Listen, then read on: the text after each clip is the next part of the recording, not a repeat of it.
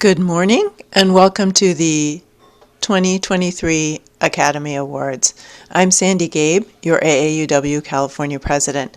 We're delighted to have you join us today. We hope you are inspired by the creativity and passion you see. Through our awards, you'll see glimpses of the way we make a difference in the lives of women and girls. As you can see, we have a very full agenda. Sprinkled throughout the day, you'll see our programs in action, from Speech Trek to Tech Trek to our new program, Gov Trek. You'll meet our leaders on the red carpet and hear how our award winners make their voices heard. We ask that you limit your use of the chat function to technical questions and issues. We will be stopping periodically for questions and answers. At the bottom of your screen, you'll find the Q&A function. Use it to pose questions. No Academy Awards ceremony would be complete without a best song. Researchers from Johns Hopkins and Harvard say that music provides a total brain workout and that listening to music can reduce anxiety, blood pressure, and pain, as well as improve sleep quality, mood, mental alertness, and memory. So we're giving you a healthy gift here as we listen to a few tunes throughout the day that fit with our theme of raising our voices. We hope you'll enjoy this opportunity to take a quick mental break. Feel free to get up, move to the music for a short minute. At the end of the day, you can cast your vote for your favorite song in our People's Choice Award. In 1979, Nile Rodgers and Bernard Edwards wrote and produced the song We Are Family for Sister Sledge, which went all the way to #1 on the charts. We Are Family went gold, becoming the #1 R&B and #2 pop song on the American charts in 1979. Red carpet interviews are synonymous with Academy Awards. They offer a glimpse into the runway stars, and today is no exception. Sit back, relax, and enjoy our first round of interviews with Kathy, Sharman, Diane, and Karen.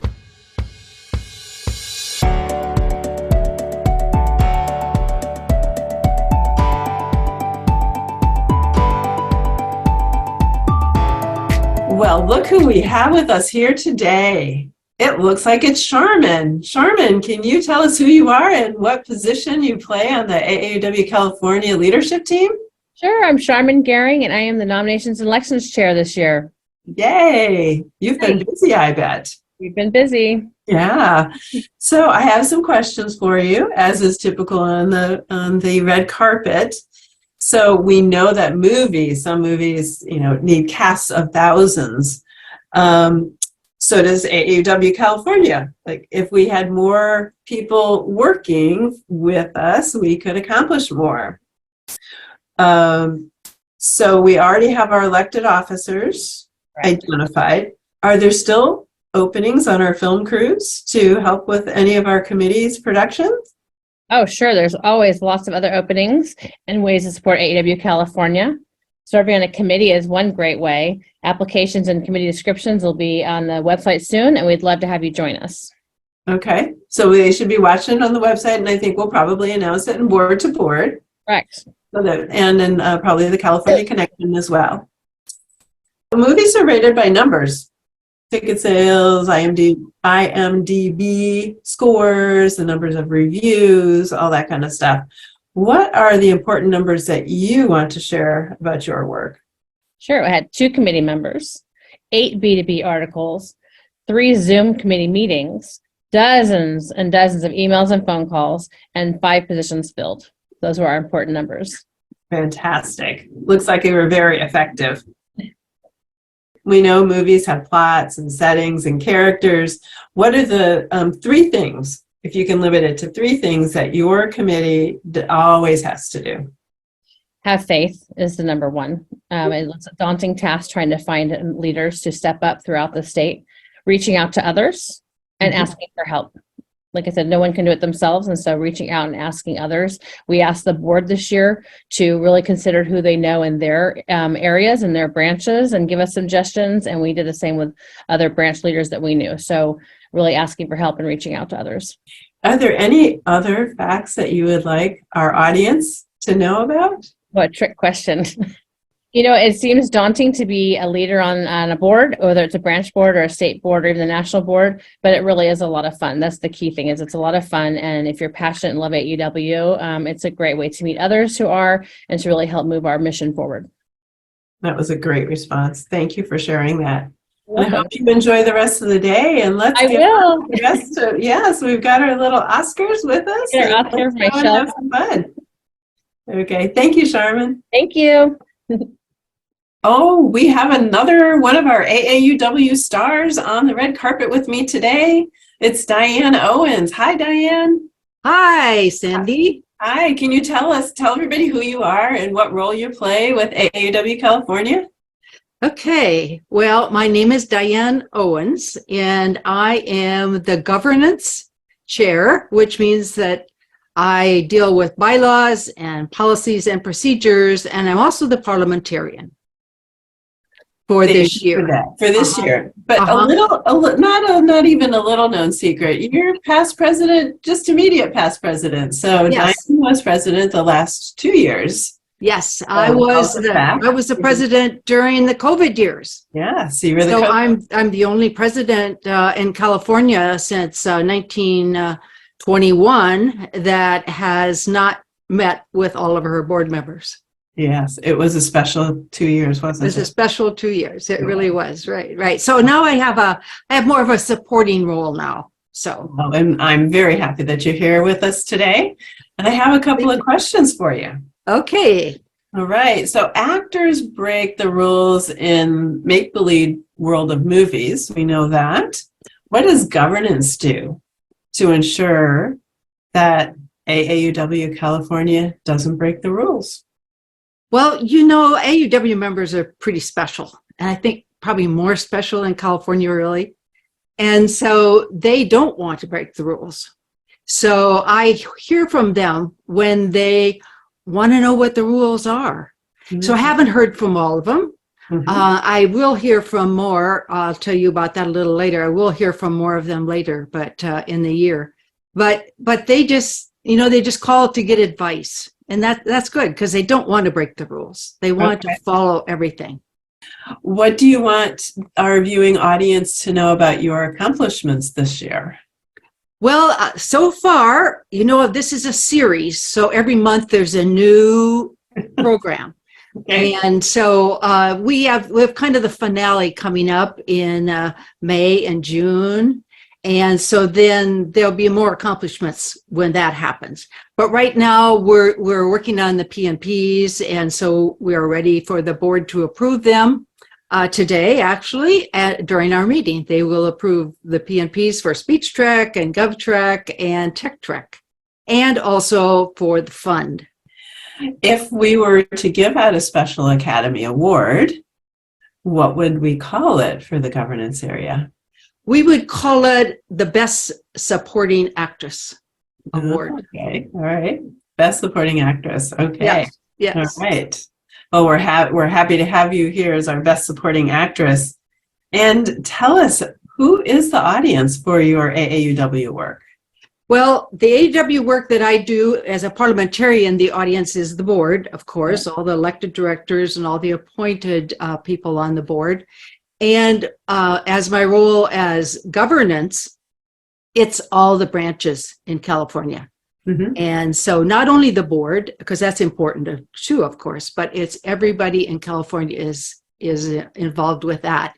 And what's going to happen, I think, after we approve bylaws for the national, then the work really begins. Then there'll be a lot of activity in governance.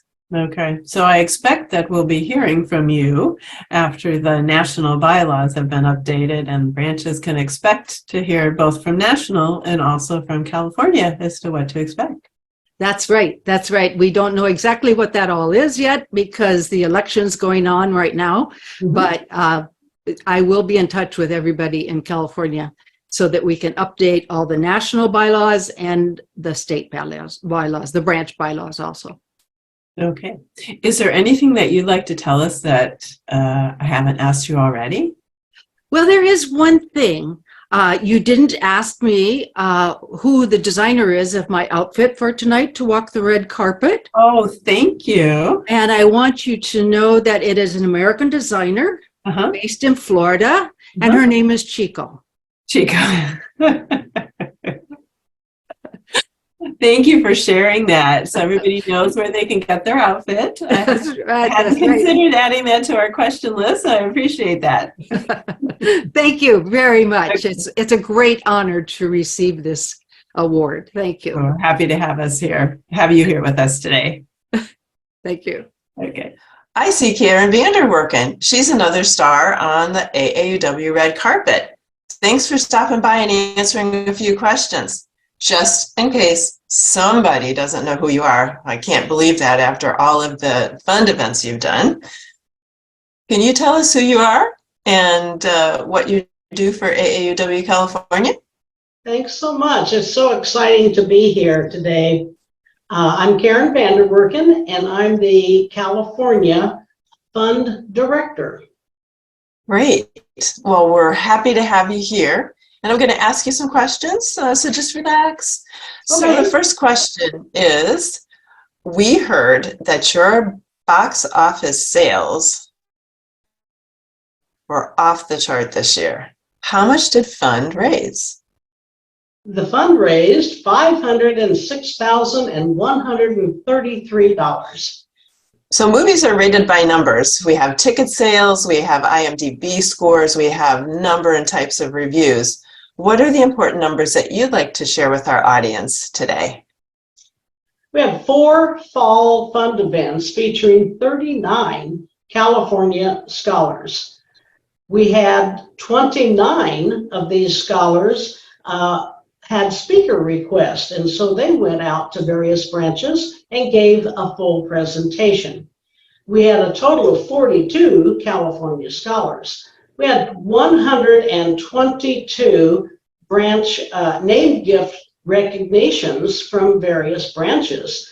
You need $750 as a minimum for the donations, and many branches nominated 2, 3, or 4 nominees.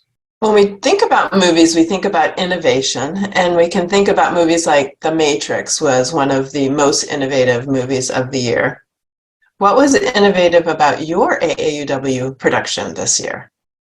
We added 3 peer-to-peer Zoom sessions for the branch fund directors. Who is the audience for your work? All of the members and branches. What I found interesting was the scholar recipients, because most of them really didn't know AAUW, even though they received funding from AAUW. They didn't know who and what we were. So that was really great. They understand AAUW better. So it sounds like you might have increased the number of supporters who understand AAUW by working with those fellows. That's our goal. Great. How do you know if your movie has been a hit? Well, let's look at the numbers. I love the show me the money part. $506,133 donated by individuals and branches. And I also found interesting the name gift awards. There are 122 of those this year. That's a lot of name gifts. So people feel that things are going well in the branches. Thank you so much for spending a few moments with me on the red carpet. Oh my gosh, there's Kathy Harper, another big star for AAUW on the red carpet. Kathy, thank you for stopping by and answering some questions for me. Just in case somebody doesn't recognize who you are, can you tell us a little bit about who you are and what your role is for AAUW? I'm just thrilled to be here, and thank you for giving me this opportunity, Sandy. I'm Kathy Harper, and I want to thank the Academy for bestowing this award on me in recognition of my achievements as Best Director of Public Policy for 2022-23. Yay! Kathy, audiences love a political thriller. What was AAUW California's most thrilling public policy initiative this year?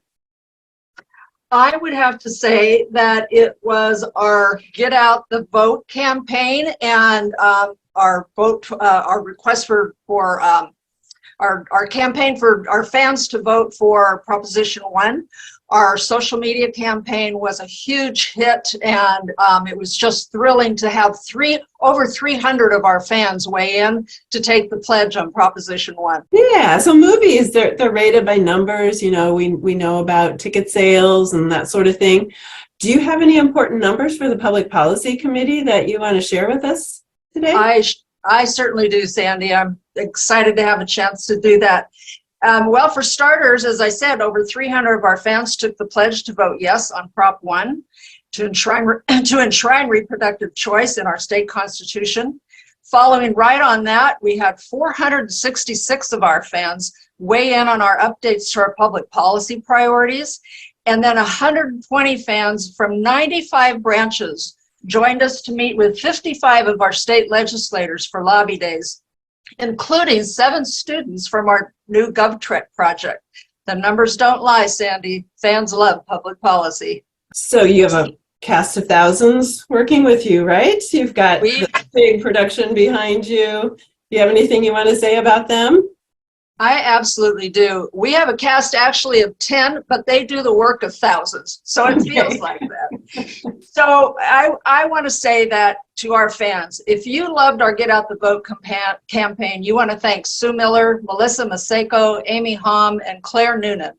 If you're wild about our new public policy priorities, give a round of applause for Ashley Dargert, Asha Bajaj, and Claire again.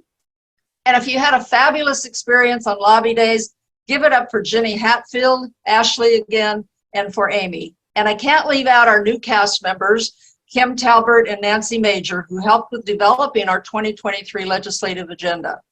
If there's an award for Best Ensemble, the public policy team wins it hands down. I didn't know if your movie's been a hit, Kathy. What kind of feedback are you getting? Well, just for an example, because this is so fresh in our mind, we just finished. I'm going to talk about our recent production, Lobby Days 2023. Mm-hmm. After 2 days of talking about AAUW California and our top 3 bills for this year, our fans reported that the majority of legislators love what we are doing here in AAUW. They particularly loved hearing about what different branches were doing in their districts and their communities. Mm-hmm. And they were all so supportive of our top priority bills. It was particularly thrilling for me personally to hear that one of the staffers' mother was an AAUW member in the 1940s, and that her membership, in his words, made me the man I am today. Oh, that's wonderful. So that kind of feedback is priceless. We also heard from the governor's staffer that we talked to. Mm-hmm. She said, after we explained the GovTrek program to her, she said, oh my gosh, he is going to love hearing about this. Oh, that is a fantastic connection. Yep. So is there anything that you want to tell us that we haven't uncovered yet today? I would love to have this opportunity to tell you about our next film release. Okay. Sandy, you know that our fans are very concerned about the wave across the country to install Board of Education members who favor book banning and censorship of historically accurate curriculum. Mm-hmm. That's why we're about to go into production on a documentary that will educate our fans about ways they can be involved in making sure this doesn't happen in California. So we'll see that on our production schedule, I'm guessing, on our website under our webinar scheduling soon. And I think it'll probably be in the California Connection and in our board-to-board publications, let people know when and where they can watch that or participate in that. Kathy, I just want to thank you for the time you spent with us today, and we'll let you get on to the festivities and have an enjoyable day today.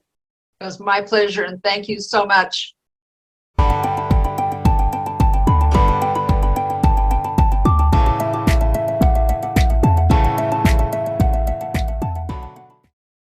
Well, I hope you enjoyed the first round of our red carpet interviews.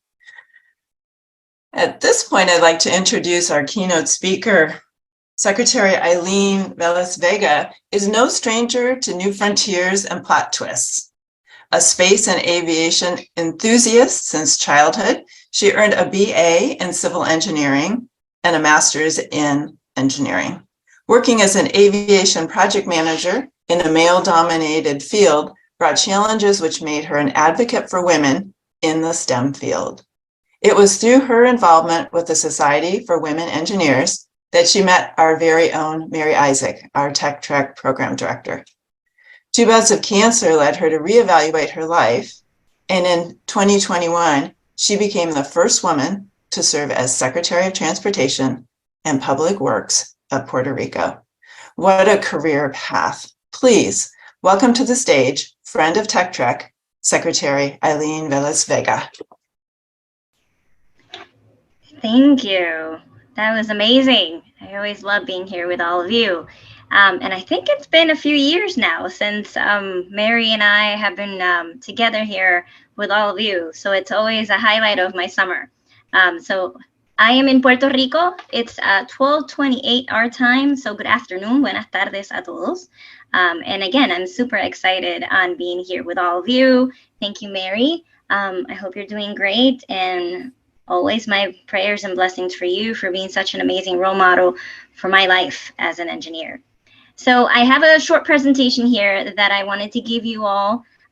Some of you, maybe I've been to my presentations before with this amazing event, but I want to give you quick what I've done in my career and a few tips here and there for all of you in the engineering world or coming into STEM. So thank you again for the invitation. And I titled this The Power of Perseverance, Managing the Unexpected, because that's life. That's how we should approach everything. We never know what's going to happen. So next slide.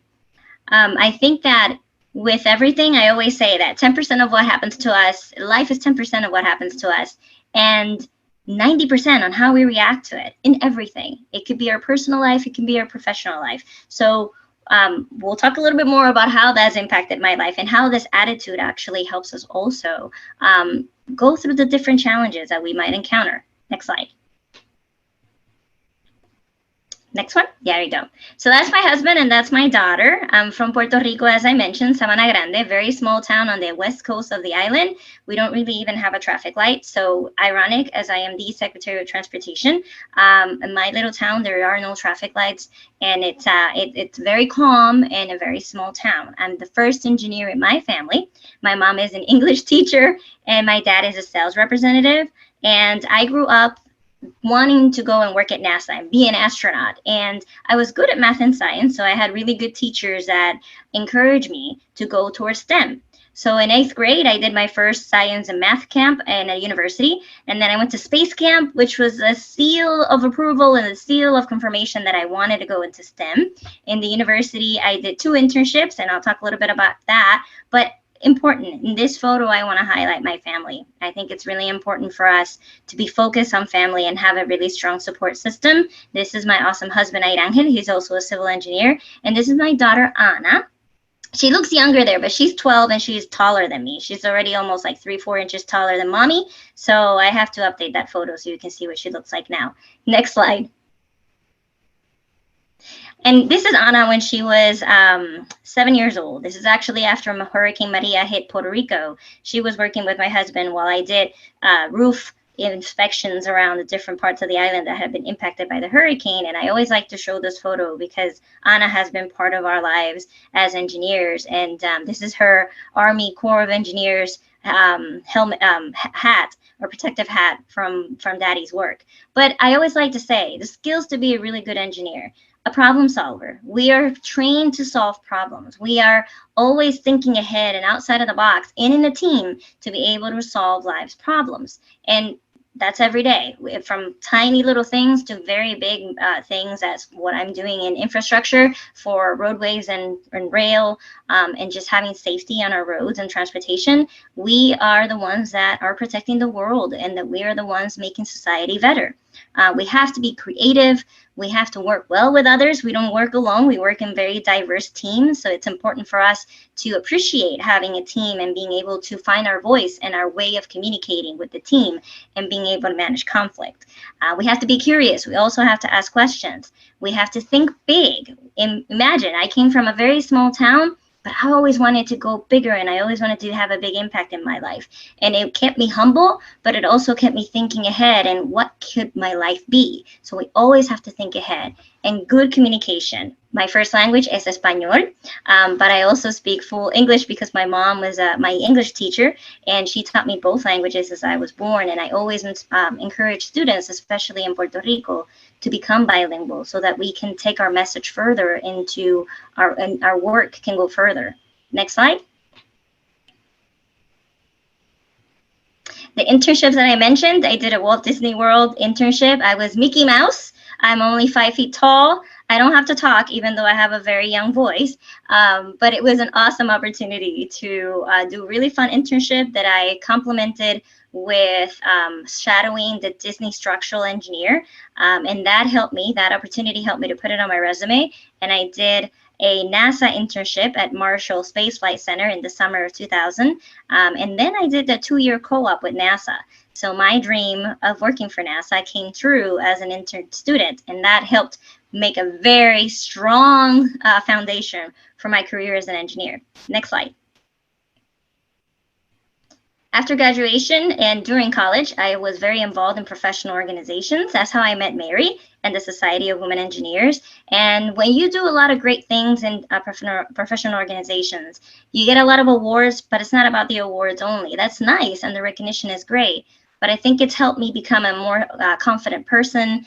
I've done a lot of public speaking, which is extremely important for my job now as secretary and as engineers. We have to be able to give the message out and talk to others about our work. We have to be good communicators. But also, I was able to work with a lot of students and do a lot of outreach events, so that that's kind of why I'm here with all of you. It's one of my purposes in life. It's not just be an engineer. I want to be an advocate for STEM, and I want to be able to help others. And so this is what the organizations have allowed me to do. Next slide.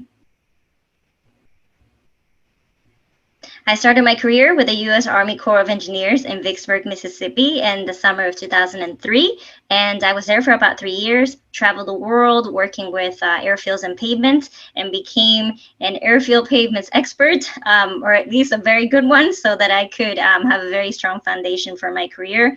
Traveled the world with the Army Corps of Engineers and worked with some amazing folks from around the world. My job was also stabilizing non-paved airfields so that the soldiers could come in and do rescue missions in austere environments. So it was a very strong foundation for my career. Next. After the Corps of Engineers in Vicksburg, Mississippi, we moved to West Palm Beach, Florida. My husband is also an engineer and worked with the Corps, but we wanted to be closer to home. It's one of those decisions that you have to make in life. It's compromise. So we went to West Palm Beach, Florida to work with Kimley Horn and Associates, which is a civil engineering consulting firm. And I went from military aircraft and airfields to commercial aircraft and commercial airports, and it was amazing. I started as an aviation analyst and continued on to being a project manager and also a practice builder. And I did some amazing work, design and construction in the South Florida airports, as well as Puerto Rico and the Virgin Islands. And I always wanted to go back home. So I told my boss when I started at Kimley Horn in 2006 that I would like to work in Puerto Rico. So next slide. In 2014, that dream came true, and I went back to Puerto Rico to manage the first office that the company opened outside of the 50 United States. And I was a project manager. I was the office manager, and I went back home, which I think one of life's best accomplishments is going back to your country of origin to give back. So I was blessed to be going back, but it did bring some challenges. I was the new kid on the block, and a lot of people thought I was a kid because I look young and I sound young. So there was a lot of challenges in getting a very strong reputation in the industry and partnering with locals so that they wouldn't think that I was just there temporarily and I would go back to the U.S. when things got rough, like when happened with Hurricane Maria. But also, who is that girl? And I always had to go through, who is this girl? Because I look young, and I never saw it as an obstacle. I thought that every time I would go into a new project, I would know that they would think that I was too young to be the engineer in charge or the project manager. but I let my work speak for me. And that's how I got a lot of respect in the industry and started to grow as a very strong engineer, not just in aviation, but managing an office in an island that had a lot of challenges in infrastructure. I became a more well-rounded engineer, working with transportation and roads, working with urban development, structural evaluations, and of course, my passion is always aviation, so I did work for all 10 airports in the island. And next, and having this experience was very good for my career, and also people to know my work and know who I was. Next slide. But Hurricane Maria changed everything in Puerto Rico. That was in September of 2017. I was here in the island. I went through the hurricane with my family, with my friends, saw the extreme devastation that we had in Puerto Rico, and we had to start rebuilding. So that's what I did. I started working with a company and helping the island get back on track. I did a lot of structural evaluations on roofs, and I'm a civil engineer in pavements. I like the ground. I did it for my island. I walked around 2.1 million square feet of roofs to make sure that it was safe for people to come in and do their grocery shopping or go into banks. Every structure had to be evaluated. But it was very scary for me walking all those roofs, but I did it and I survived it, and I learned a lot more and how to be a more well-rounded engineer. But definitely those were very dark times. So next slide. What we did was we started working, but we also started working with the community. You see a picture there on the top left. It's my husband and I. We started doing a lot of events for children. We did a lot of help and aid around the island to help others that had had so much damage into their communities, into their homes. We took a lot of supplies and help. But whenever we did these events with the community, usually we would do it at a coliseum or one of the sports arenas. My husband and I were in charge of teaching children about STEM, while their parents got their services from the doctors or the social workers, or we even had barbers helping them, just stylists and people helping people with their grooming. So it was a great opportunity for us to help as a team around the island. But my husband and I were focusing on teaching the children about STEM while the activity went on. So it was a really good opportunity for us and for my daughter to learn also to give back to community. Next. And then COVID changed everything again. We became all virtual, which is great because I'm virtual here with all of you and I can talk to you from Puerto Rico.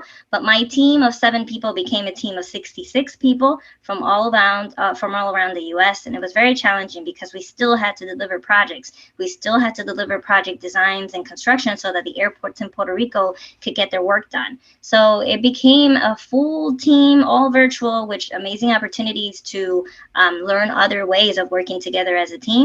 But it was a challenge. Now, next slide.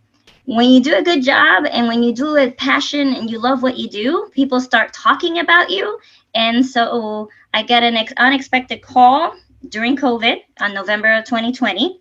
And a friend asked if I could send her my resume to be considered for the new administration of Governor Pierluisi, which was our new governor that had just been elected in November of 2020. So I said no. No, you're crazy. I am happy with my job. I'm leading this amazing company. This company and this office in Puerto Rico is my baby. It's so much work, and I've worked so hard to grow it and to stabilize this office. And I have amazing engineers working with me. And my life is private, it's quiet, it's calm, and I'm making really good money as well. So I was okay. I was making a difference. I was comfortable. I was providing for my family, and I was doing something I loved. But the person said, Puerto Rico needs you. You came back to the island to help, so we need you now. So just send me your resume. We want to consider you for Secretary of Transportation and Public Works. I thought that was a joke, but next slide. I did become, in November of 2020, the first woman to be elected, to be appointed to be the Secretary of Transportation and Public Works for Puerto Rico. The department has a 105-year history, and this is the first time that a woman had been selected to lead the Transportation and Public Works Department. And it was a lot of media coverage and who is Aileen Velez and what is her background, and everything that they started publishing overnight. And that was on Monday, December 7th. Everything was about who I was and what I had done. So a lot of it was, she has worked at NASA, she has done all this with the Society of Women Engineers. Everything was very positive. However, leading this agency has been a challenge, yes, and there's also a lot of negative press, but you have to have a very strong team and a very strong mindset and a clear understanding of who you are, because the press will say things that are not true and they will find ways to make it negative. So this is an honor and it's a privilege. It's not easy. It changed my whole life as an engineer, a very focused in design and construction engineer, into becoming a public official, leading a department that had so many challenges and had so many issues in the past 2 decades. So I took it on as another life purpose, and here I am. Next slide. The department leads or manages all the transportation in Puerto Rico. We have the DMV also. So everybody's licenses now, driver's licenses, has my signature, and it says Aileen Velez Vega, Secretary. So my cousins that have just obtained their new licenses are always sending me pictures. How cool is this? I have your name and your signature on my license. It's really weird. It's a very surreal feeling. My license has my signature as well, and my mom's and my dad's. So that was for me like, oh my God, I am signing everybody's licenses. But other than that, and other than that fun part though, we are developing a lot of technology for folks to have a better experience when they're in the DMV, and a lot of the services are now online. So in Puerto Rico, you have a virtual license that you can show your phone, and that is valid as your physical license. We also renew licenses online. You can do transfer of car vehicles online, and we're adding every day new features into our app. It's called Sesco Digital. That's our app where everybody just has it on their phone and they can get services from the department. But our main focus are the roads. We have the responsibility to maintain and operate 95.2% of the roads in Puerto Rico, all of them except of some of the highways. And we are pretty much in every corner of the island. Next. The department in Puerto Rico has about 19,000 miles of roads. It is 100 miles by 35 miles. It's a small island, but it's one of the most dense jurisdictions in the world with area and road miles. So we have a lot of work, and we have a lot of miles that we have to operate and maintain. About 2/3 are municipal roads, about 1/3 are state roads, and that's what we are responsible for. Now, if you see it looks like a body circulatory system. And I always say that transportation is how life flows through our island. So we have to take it very seriously, and we have to make sure that it is operational and that life is flowing through these roads, because that's how people get service, and that also impacts our quality of life. So my focus as secretary is maintaining these roads. Now we have historical allocation of funding, federal and state, that we never did before. It's something that I've worked on very perseverantly with the governor, is letting him know we need money to be able to maintain our roads. And so it is a lot of work, and we are focusing on making sure that our roads are safe, especially with recovery projects after Hurricane Maria and Irma. So and Fiona. Next. Other than the roads, we are also, next slide. We are also in charge of the train, the buses, and the ferries, and the Traffic Safety Commission. So there is a lot of work for me as secretary in the system. Next slide. Okay, so as you saw, and in everything that I'm doing as secretary and establishing public policy for Puerto Rico's transportation, I do want to leave you with this. This is important to me, and this is what has worked for me in my career, is strong communication, saying thank you and writing thank you, keeping in touch, building on your credibility, especially when we make mistakes, not being afraid to be the first one or the only one. That is important. And self-initiative is very important. We can't wait until somebody else comes and tells us what to do or how to do things. We have to ourselves find a way of asking maybe for opportunities, and let people know we are interested in more opportunities. And that's how they will always think about you when there are opportunities available out there. You want to be the one they talk about when there are really good opportunities available, even when you're not in the room.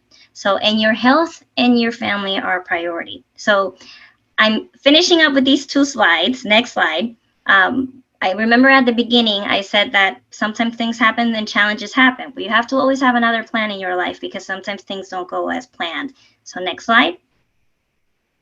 They mentioned at the beginning about my cancer journey. In 2010, I was pregnant with my daughter, with Ana Isabel, and I was diagnosed with cancer at 5 months. And I didn't know what to do. I had been a very healthy person, and I was managing projects, and I was moving to Puerto Rico to manage this office. I had to put my life on hold so that I could take care of myself and I could have my daughter. And thank God, on December 28 of 2010, my daughter Ana was born a little bit early, but she was healthy, she was beautiful, and I was able to be a mom, and she was able to be my miracle of life. In 2012, in February, I had a reoccurrence and I had cancer again. It was Hodgkin lymphoma. And I had to have a stem cell transplant in July 9th of 2012. So today I'm a 10-year cancer survivor. I'm on remission, and I have been for that long. And now I'm the Secretary of Transportation, and my hair grew back, and my daughter is 12, and life is good. We have to always have faith, obviously, and fight, because I did fight for my life, and I was fortunate that the cancer I had was a curable cancer. My husband and my mom were my caregivers, and I never gave up. But I also had really good doctors and a really good support system. So it is important for us to not give up, but it's also important to find support and to stop when we need to take care of ourselves. And that's what I had to do. After that whole experience, I went back to work and moved to Puerto Rico to manage the office. And now I'm the secretary. So there is life after cancer, a healthy life. But we have to take time to take care of ourselves. And it's a wake-up call for the future to know what our priorities are and to take care of ourselves first. Because at work, they found someone to replace me. But in my family and for my newborn daughter, there was no replacement for mommy or for who I was to my family. So that is something that I learned the hard way. But it also keeps me very grounded now as a professional and a secretary. So next. Those pictures, I always include them. This is in 2011. My daughter was 3 weeks old, and we recreated this photo in 2019 when she was 9 years old. So she is my miracle of life, and we never know how strong we are until we have no other option. So to finalize, I want to leave you all in the next slide with my email address, and those are our tags for social media, but that is my email, and you can also look me up in LinkedIn, and we can keep in touch. So thank you for the invitation, and I hope that you all have an amazing award ceremony. I am honored to be also one of your awardees.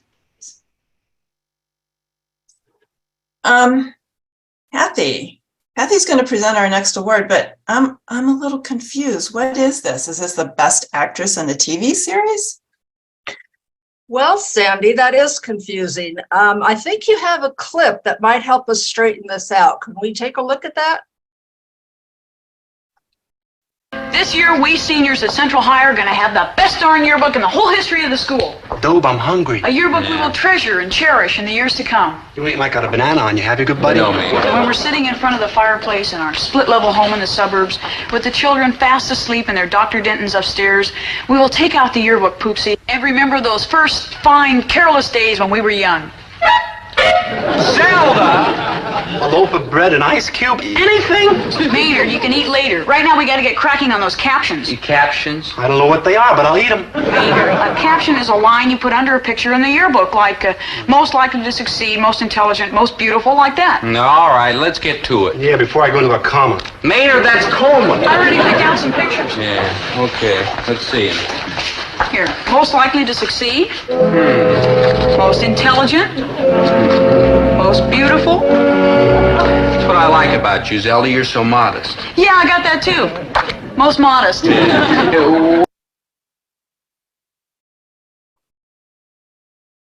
Men, this year.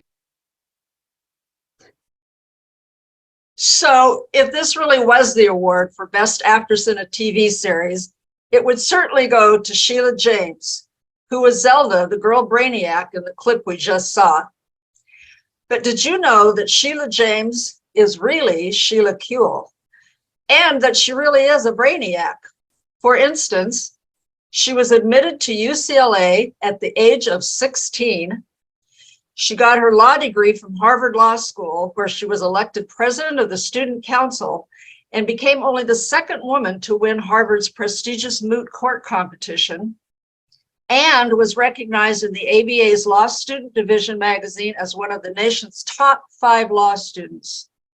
She then went on to teach law at both USC and Loyola Law School.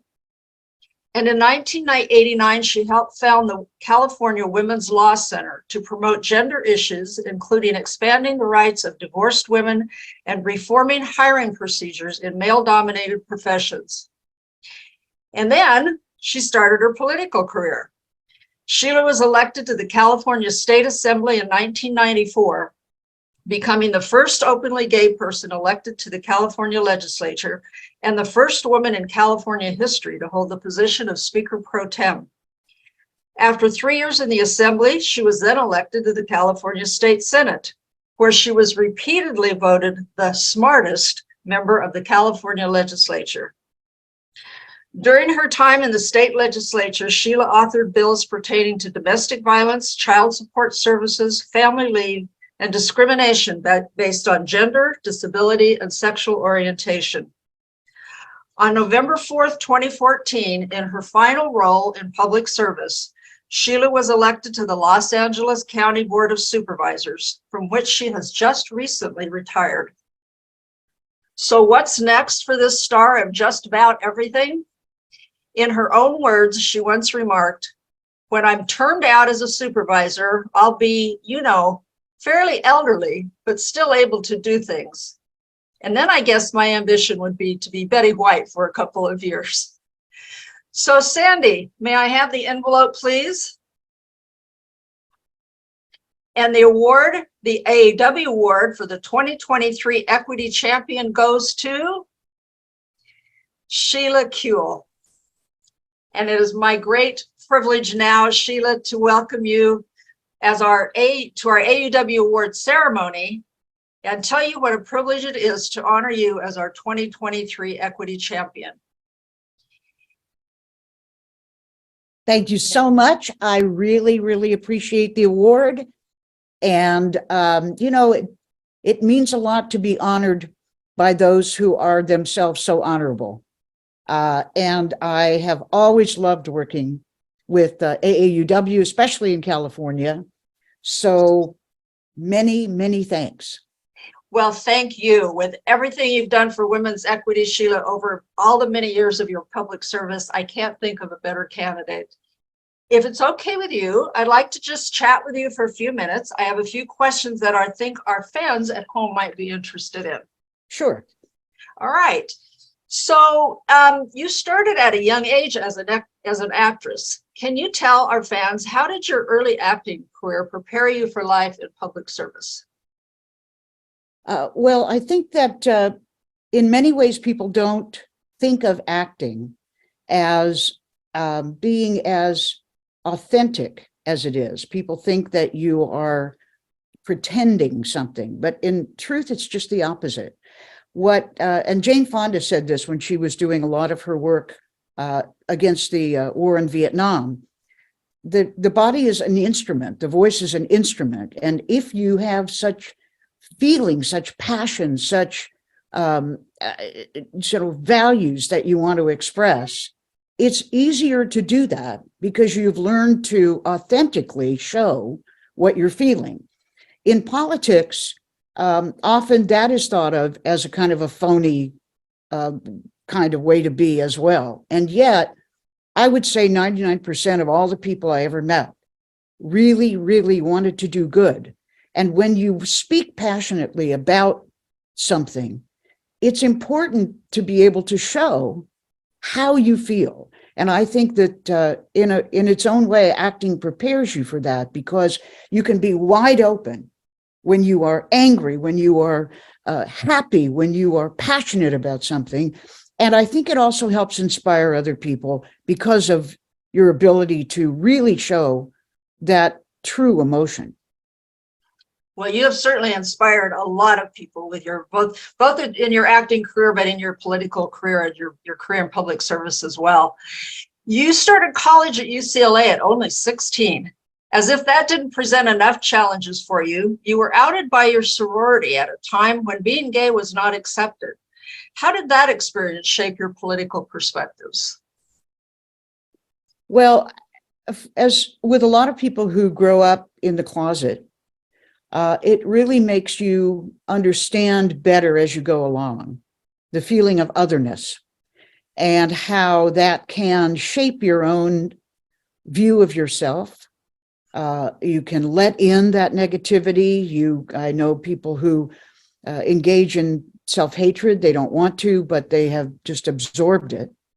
On the other hand, it helped me really make a connection with so many other kinds of people who themselves are considered the outsiders. I mean, we heard even from Secretary Velas Vega about reverse discrimination in Puerto Rico when she became secretary. It is something that you must learn to deal with. But just as, AAUW is so concentrating on social and racial equity, it helps you understand others who themselves are treated as others. And frankly, that is the big majority of us. There's a very, very small number of people who declare themselves better than so-and-so and so-and-so and all those other areas. So I could not be elected only by gay people. And indeed, I was the first one elected to the legislature. So I had to show people how I was like them and not different from them. And so it helps you see how otherness affects our society and the individuals in it. Thank you for that. In 1989, one more time. In 1989, you helped form the Women's Law Center. What are you most proud of about that experience? The California Women's Law Center was really the idea of Abby Liebman, who was the originator and founder.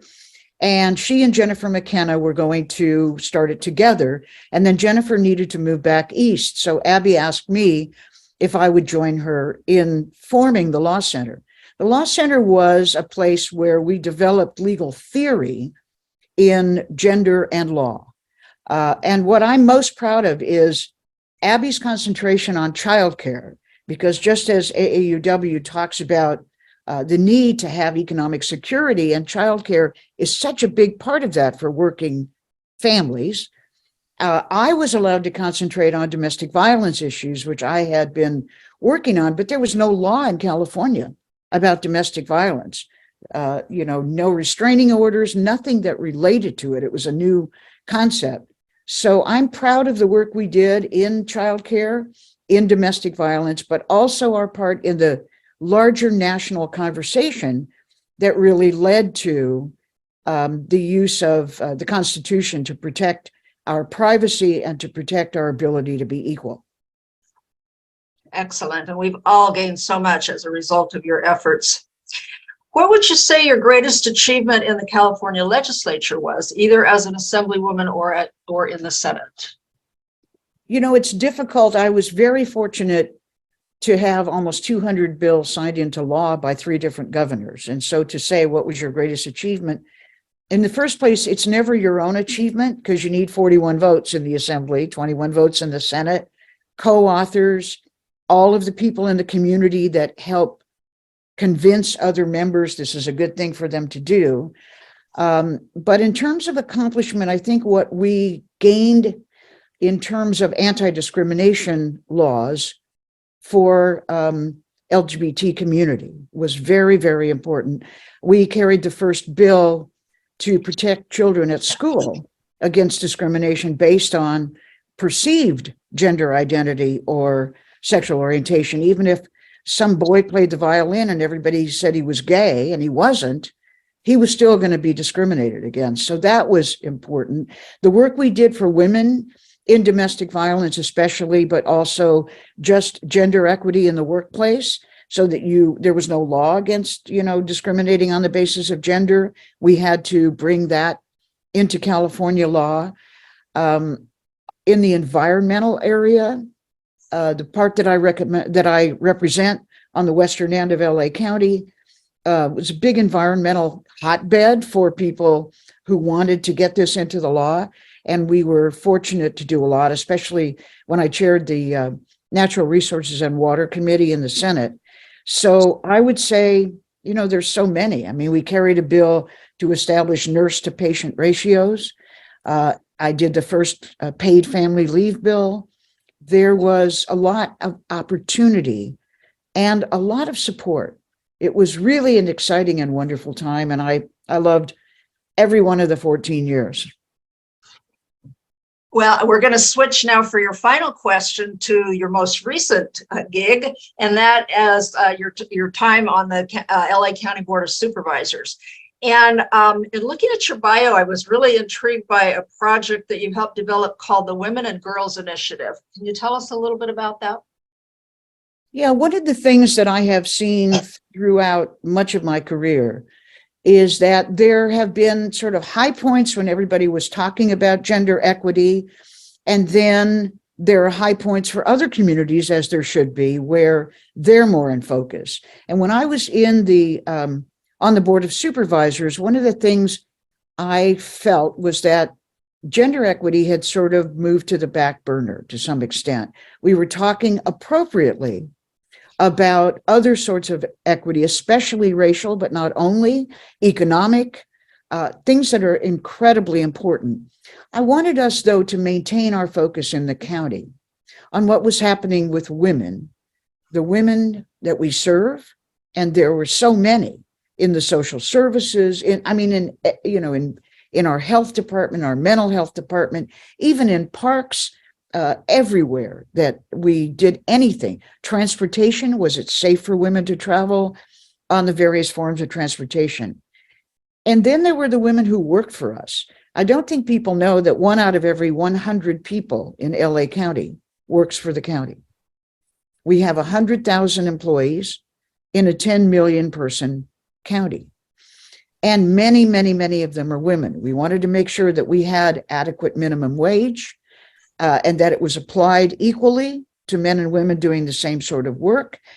So I wanted us to start a project to explore every part of what we were doing. How were we treating our employees? Were the benefits adequate? Were they equal? How were we treating our clients? Women in jail, were they getting an opportunity to learn something for when they got out? There were so many different aspects. And so we started the Women and Girls Initiative, and it's still going on. Well, Sheila, through our little talk here and your introduction, I'm sure all of our fans can see why we have chosen you as our true champion of equity for women and girls for 2022-23. We thank you so much for being here, and I'm going to give you this last opportunity to say some final words to our fans, and again, send you off with my thanks. Well, I am very, very happy and honored to receive this award, because praise from the praiseworthy is the greatest praise.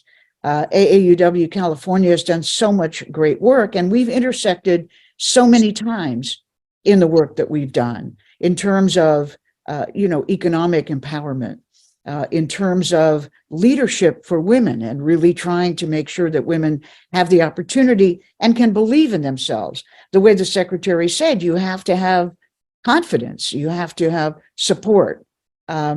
So I can't tell you how pleased I am to receive this, how pleased I have always been to be associated with AAUW, how in awe I am of the work that has been done over the years. And all I can say to everybody watching is keep it up.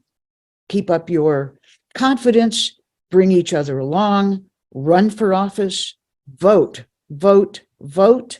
Make certain that the people who represent you really represent you. Thank you so much, Kathy. Thank you, Sheila. All right. At this time, it is my great pleasure to introduce Miss Kathleen Van Osten. Kathy, or as we affectionately call her, KVO, has worked successfully at the state level since 1985 and has provided advocacy services since 1998 before the legislature, governor's office, and administration and constitutional offices, and as a founding member of the MVM Strategy Group in Sacramento. Kathy served 13 years in the California legislative arena prior to joining the lobbying arena. She served as the director of the California State Majority Caucus staff, where she was responsible for guiding strategic planning and implementation of concepts to assist to assist legislators in the majority caucus. She also served in the California State Assembly for 10 years, primarily as a senior consultant to the former Democratic leader, where she was responsible for the Assemblyman's legislative and policy agenda, budget issues, and special projects. Kathy became part of the AAUW California Public Policy Advocacy Team in 2020, where she works tirelessly on our behalf, helping to shape our legislative agenda each year. It is my great pleasure to bring her to the podium now to let you know what we're working on for 2023 through 2024. Well, thank you for that introduction, Kathy. I really appreciate it. And I appreciate being here today. It's a little challenging to follow, as I view her, Senator Kuehl, and of course, Supervisor Kuehl. She has been an inspiration to me for many years, and I'm so grateful for her work in the policy arena. So we have slides, I believe, for the legislative. There we go. Thank you. So it has been such a thrill and a pleasure to work with AAUW California for the last few years. I've been so proud of the work of the policy areas that you've focused on, that you've supported, all the way up to the governor's office and signature. We've really done some fabulous work. This year we have, actually we're up to 35 bills now. We've got 2 that are co-sponsored and another bill that is a priority. We have our other 3 bills that are sort of our second tier of priority bills, and then 24 other bills that we are supporting through letters and as requested. We do show up to testify on those as well.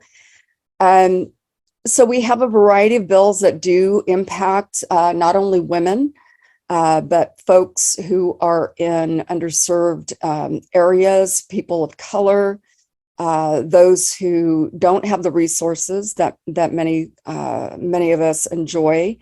And it is really a privilege to focus on these policies and really work to help people sort of raise all boats, and to help folks who may not have opportunities to get the opportunities that aren't available to them now. So as you can see, we've got a variety of bills. I don't need to read through that. But these are all bills that affect many of us, many of our daughters, many of our granddaughters, as well as other folks in our communities that we really we care about and would like to see their worlds improve as well. So if I can go to the next slide. So AB 1394 is by Assembly Member Bethy Wicks, and this is a bill that, frankly, we were asked to come on board and co-author, and as soon this one and as well as SB 287, as soon as I learned about this, I went directly to Kathy and just really felt that this was a very important issue for us to tackle. And any of us that have children, that have teenagers, that use social media, it is a daunting task to try to manage them, make sure that they are not being exposed to materials that you don't want children exposed to or teens exposed to. And these 2 bills actually tackle that. And one of the reasons that we felt very strongly about this is you've got about 38% of kids up to 12, 84% of teenagers that are very active on social media. 1 out of every 4 have reported some exposure to sexually explicit materials or interactions with somebody they believe to be an adult. And it is that is a scary fact in and of itself. I have a very good friend whose daughter just went through this a few months ago. The other thing that is really critical about social media, not just what kids are exposed to, but what it's being used for. And what we're finding is 55% of sex trafficking starts online. That is the favored recruitment tool, and it is used in various ways. But AB 1394 specifically hones in on this issue, on sex trafficking. So it is very critical. This affects not only girls, boys are often recruited as well, young women and so forth. They think they're meeting somebody that might be special to them, and only to find out that they are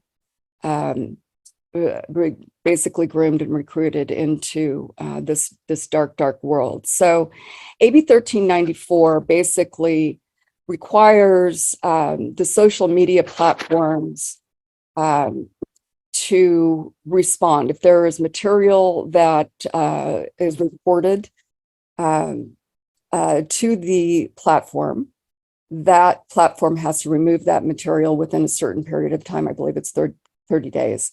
It gives timelines for interactions between users and the platform to correct what is viewed as explicit material or recruitment material. And it also gives sex trafficking survivors an opportunity to get some recompense. If there is a platform that was used where they reasonably should have known that certain material was present, in particular if it's reported. And so it does give these survivors an opportunity to get some compensation for that. It's up to $250,000 for the survivor. There's also some statutory damages that can be accrued between $1 and $5 million. So it does create the harsher penalties. Those may seem high, but just recently, I think it was Facebook, there was a court decision that did find Facebook culpable in a sex trafficking operation, and there was a significant fine, tens of millions of dollars. The next day, Facebook stock went up because frankly, I think investors were expecting a much harsher penalty, and because of the economic standing of many of these companies, a $250,000, a $500,000 fine is just not that much. It's a cost of doing business, and so this bill really strives to make sure that it is that there are harsh penalties involved, and really calls on these companies to be responsive. It would be hard. It's hard to believe that they would engage in this, but oftentimes it's just a matter of not responding to issues that are raised to them, where they reasonably should have known, and removed material from their website. The other bill that we're focused on that deals with sex trafficking with social media is SB 287, and that is authored by Senator Nancy Skinner. Ironically, both of these authors are from the Bay Area, the East Bay Area. And SB 287 focuses on companies that are creating algorithms or features that direct, whether it's advertising content or specific types of content, to specific types of users. And obviously we're focused here on children. And literally, I believe it was Instagram, within 30 seconds of a 13-year-old girl, somebody who creates an account suggesting it is a 13-year-old girl, within 30 seconds, that account receives information on on severe dieting, breast enhancements, body image.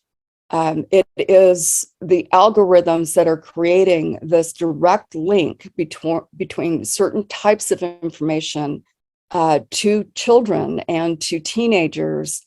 It really is appalling. And in some cases, we have seen suicidal ideation directed to children, fentanyl opportunities where you can find, specific types of drugs, specific information on how you can harm yourself, information on how you can specifically learn how to purge or become bulimic to get that very skinny look that is idealized in society. And it's refreshing to see a lot of content nowadays that sort of counters that, where women actually do look like women, but we've got a long way to go. So SB 287 creates, again, penalties for companies that reasonably should have known, they either know or should have known, or that are directly creating algorithms or features that is facilitating this kind of content directly to users of specific ages. And it does also create penalties for that. Another bill that we are very strongly supporting is a bill that deals with equity, and it starts at the state. The state government, there are millions of state employees, and what this bill does, AB 549, is it directs the agencies, transportation agency, the health and human services agencies, all of these different agencies to take an examination of their practices, of their hiring practices, of their promotion practices, of their pay practices, to help them identify where they are having inequities. And this is something that is an important step because the state can lead by example. We do know that women have historically been paid less than men. For Caucasian women, those figures are starting to come up a little bit, but we're still not paid equally. For Latinas, I believe they are paid at about 47 cents on the dollar compared to men. African Americans are paid 55 cents on the dollar. African American women are paid 55 cents on the dollar compared to Caucasian men. So the inequities remain. It is very important to tackle. And so the state, by examining their practices and reporting every 2 years on what they're doing, what the promotion rates are of women, of people of color, and so forth, the state can identify where it is lacking and it's falling behind and where it can lead. So this bill, we feel, is very, very important bill for pay equity really across the board. It's often, we often see the state require companies to do certain things and the state doesn't do so itself, or the legislature. So, I'm very excited about this bill. You'll recall, I see Kathy coming back on. Am I out of time?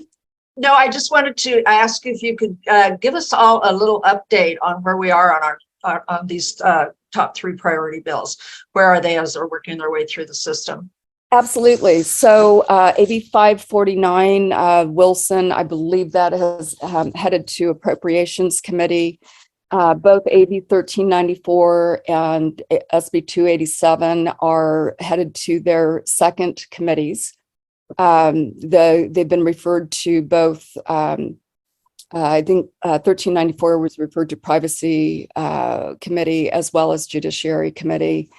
So they're finishing up in their policy committees, and then they will all go to, all bills that have state costs will go to the Appropriations Committee, which will make their final determinations by the end of May.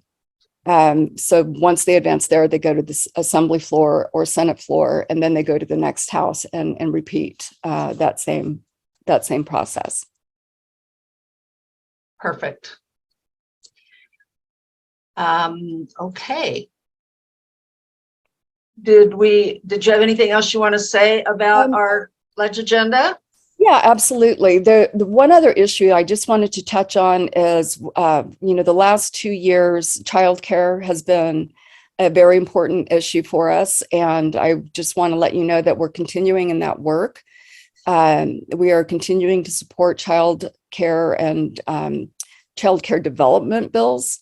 We are supporting a bill, AB 596, by Assemblymember Reyes. We were a co-sponsor of her bill for the last couple of years, and we're able to get some hundreds of millions of dollars, basically close to $600 million in family fees waived over a 2-year period. I'm sorry, a 3-year period. We are also supporting legislation that would create a tax credit for a business that is a new business starting to provide childcare. We've lost so much of the childcare industry through COVID. It is having a very difficult time recovering. So AB 596 focuses on rates to make sure they're equitable. It will set a reasonable family fee schedule so that it is affordable for families. We've got a tax credit. As I mentioned before, we've got AB 1245, which is a bill that provides free college courses for those who provide childcare so that they can get their degrees, move on, and grow their experience. So we've got a whole bunch of other bills, as you saw earlier, dealing with a number of different issues. Again, I'm very proud to represent AAUW California in the legislature. Your voice is being heard, and we've really noticed over the past year individuals and authors coming to us to ask us to be involved in their fights, in their bills. So it's to the good work of the association, Kathy's leadership, Sue's leadership, that we are that we're recognized. So I'll leave it at that, and happy to answer any questions if there are any. Thank you so much, Kathy. And I just want to say that so much of that recognition is really due to your efforts on our behalf. You are our voice and our face in Sacramento, and we appreciate it so much. We've really enjoyed this relationship that we've been able to have with you over the last couple of years, and looking forward to it continuing. We are happy to take questions at this time. I just want to say I saw in the either the chat or the Q&A, a couple of you had asked some questions about what we're doing about gun control. I just want to let you know, I'm not going to address that at this point. Right now, we're just taking questions about our legislative agenda or anything else that I've mentioned up to this point. But I will be addressing the gun control issue later in the program when we talk about our new public policy priorities for the next 2 years, because we have addressed that in that work. And so I'm just going to ask you to hold off on those questions until later. So any other questions for myself or for Kathy? Just want to remind people, if you go to the bottom of the screen and hover, or maybe on the side, depending on which environment you're in, you'll see the Q&A box. If you click on that, you can pose a question. I don't see any open questions in there right now. Dawn, do we have any? Well, let me just mention, we did have several on gun control, so I appreciate, Kathy, you mentioning that. We'll address those in the next segment of your presentation. But I did have one that's a little bit, that is not on that topic that Kathy might want to address. The question was, how likely is AB 1394 to be amended or diminished in its restrictions? I'll put that to you, KVO. Okay. That's a really, really good question. Many times you'll have a very strong bill that will start out, and through the committee process, through the work of opposition, bills do get watered down. Assemblymember Wicks, I think, is a very good author, and I don't see her moving forward a bill that doesn't accomplish what she would like it to accomplish. So I think with AB 1394, there were amendments taken in the recent Assembly Privacy and Consumer Protection Committee. There was confusion about the communications between the user and the platforms. There was concern about how you can make a company technically responsible if they say that they cannot block material. And that is a truth and a non-truth, because you can block material. Technically, it is, you can do it, but once something is on the internet, if it is forwarded to other platforms, then that company can't control that. But there were clarifying amendments taken that I don't think weaken the bill. We will go through judiciary and then again face policy committees over in the Senate. I think everybody, most legislators feel very strongly, especially legislators that have children. They really understand the dangers that are present. There are a lot of benefits to the internet, and I'm grateful for it every single day as I'm doing my work and my research. But there is a strong recognition that this is a real problem, and I don't see a bill moving forward unless it really does tackle the challenges that are presented by those who are misusing this important tool. Well, we got a lot of, if I could just comment real quickly, Don, we got a lot of feedback on that very issue during our lobby days experience. We had a lot of our members report back to us that, especially the male legislators that they met with, I'll report to them, I have a daughter, either a teenage daughter or one who will soon be a teenage daughter. And this really means, really struck a chord with them. So we feel, we feel that we have a lot of support for this bill as it stands now. Okay, back to you, Dr. Well, thank you. I'm sure our audience member really appreciates that full explanation. One more has popped in, and Kathy, I'm not sure if you want Kathy to address this. Oh, Kathy Harper, I'm not sure if you want KVO to address this or if you want to handle this in the PPP discussion, but the question is, how involved is AAUW in addressing older adult age discrimination issues? Well, we don't have anything that addresses age discrimination per se. In our first pillar on economic security, we do address issues concerning women at the retirement stage and bills that have to do with enhancing better retirement opportunities for older women. But we don't have age discrimination per se built into our PPPs.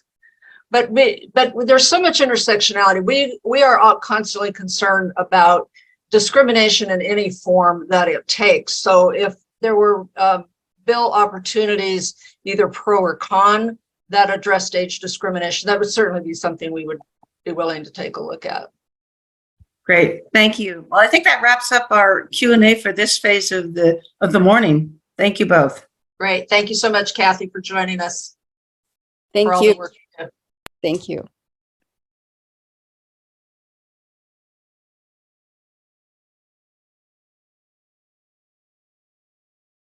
Respect is a song written and originally recorded by American singer Otis Redding.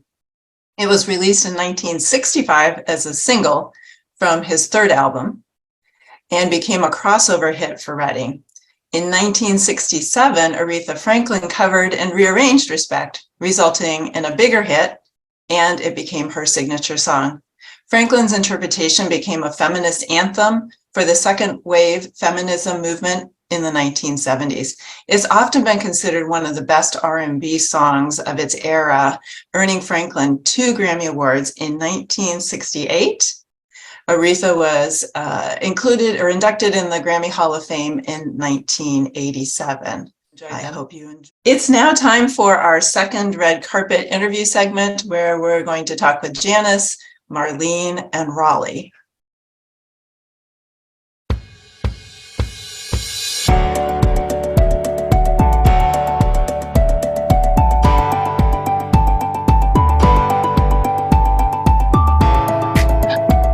I see we have another big star on the red carpet. Let me introduce you to Janice Lee, and Janice is going to receive an award for, share with us, Janice, what are you receiving your award for? I am I'm a director and the chair of the newly formed program committee, which has two basic responsibilities, one of which is to create the program calendar for AAUW. And then the other one, which is the fun one, is to give out the, identify and give out the Branch Activity of the Year award. Movies are rated by their numbers. You know, we have IMDb scores and reviews and numbers of reviews and that sort of thing. Are there any important numbers that you'd like to share with us today? A+. That's how I'd rate it. No. All right. A number, that's a letter. One of the things we did establish was a post-analysis of our webinars. A questionnaire for the people that were viewing the webinars to get their feedback, which would help us produce future programs. And so I think, I believe that the numbers so far to date have been really very good, almost 100% excellent. So I'm very proud of that. We had the highest number of applicants for our Branch Activity of the Year award in history. So tell us, who's the audience for your work? All our wonderful members in the state of California. And they're diverse. And we try to understand who our many segments were and try to tap into it, but all meeting our mission, our state mission, right? So so that's how we identify. We wanted to make sure we reached a lot of different subsegments, but always keeping, always remembering to meet our mission. How do you know if your movie has been a hit? Okay, well, as I mentioned, we did that post-analysis questionnaire for sure. But before that, I think the subject matters were of interest by the number of people that signed up to view the webinars. So we had well over 100 on several of our webinars, 100 and some odd attendees. So that's how we review the success of that and the post-analysis. Janice, moviegoers want to see a blockbuster, and our branches want to see them too. What blockbuster ideas did programs screen for them this year? I think we had a great year of learning through our programs, and we drew in a lot of different audiences. So we introduced a range of presentation webinars, from the very inspirational, quiet story of a Japanese and Hispanic family from Orange County that worked together and eventually impacted the California school segregation law, as well as the federal School Segregation Act. Very quiet story, but it was called The Kindness of Color, and we drew in well over 100, 130, I think, participants.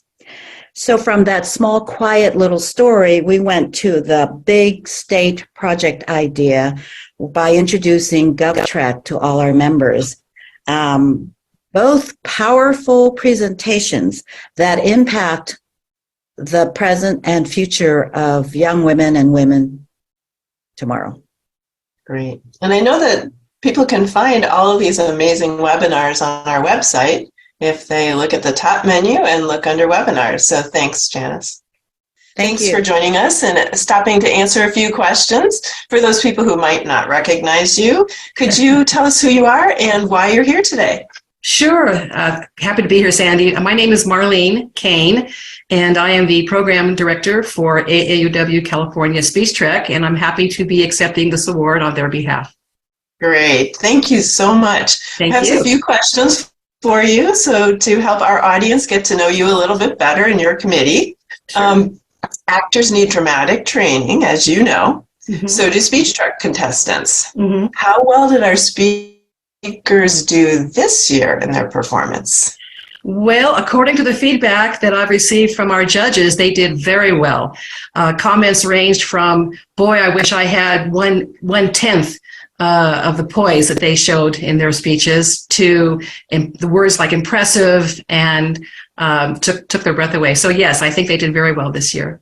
Fantastic. And I know we're going to see some of them later today at our event. Oh, right, correct. You'll see the top 3 speakers, and the big reveal will be at the end of today, which you'll hear first, second, and third place. What would you like the TV viewing audience to know about your accomplishments this year? Well, first of all, it's our 17th year of hosting Speech Trek. This program started back in 2007, so we're very proud of that fact.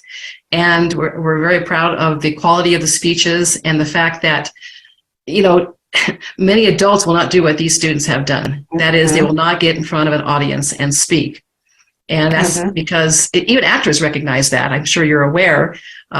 George Jessel said that the human brain starts working the moment we're born, and it doesn't stop until we stand to speak in public. So yes, I really give my hat off to these contestants. It is an amazing opportunity for them to share their poise with us. Movies are rated by numbers like ticket sales, IMDb scores. Are there any important numbers that you'd like to share with us today?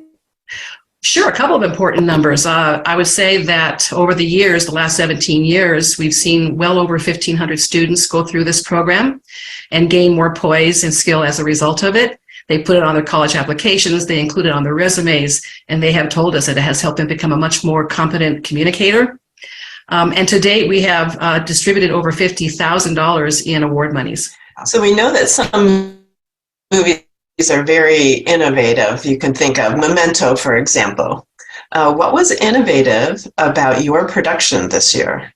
You know, the feedback we get most often on the most innovative part of the Speech Trek program is our topic selection. The topics, for those of you who don't know, the topics change every year. And a lot of thought and research goes into those topics because you want to make sure that they're mission-based and that they're timely and current with what's happening in the world or in the country, and that they appeal to high school students. So it does have to check a lot of boxes, but that is the comment and feedback that we get most of the time, is how innovative and relevant our topics are. Okay.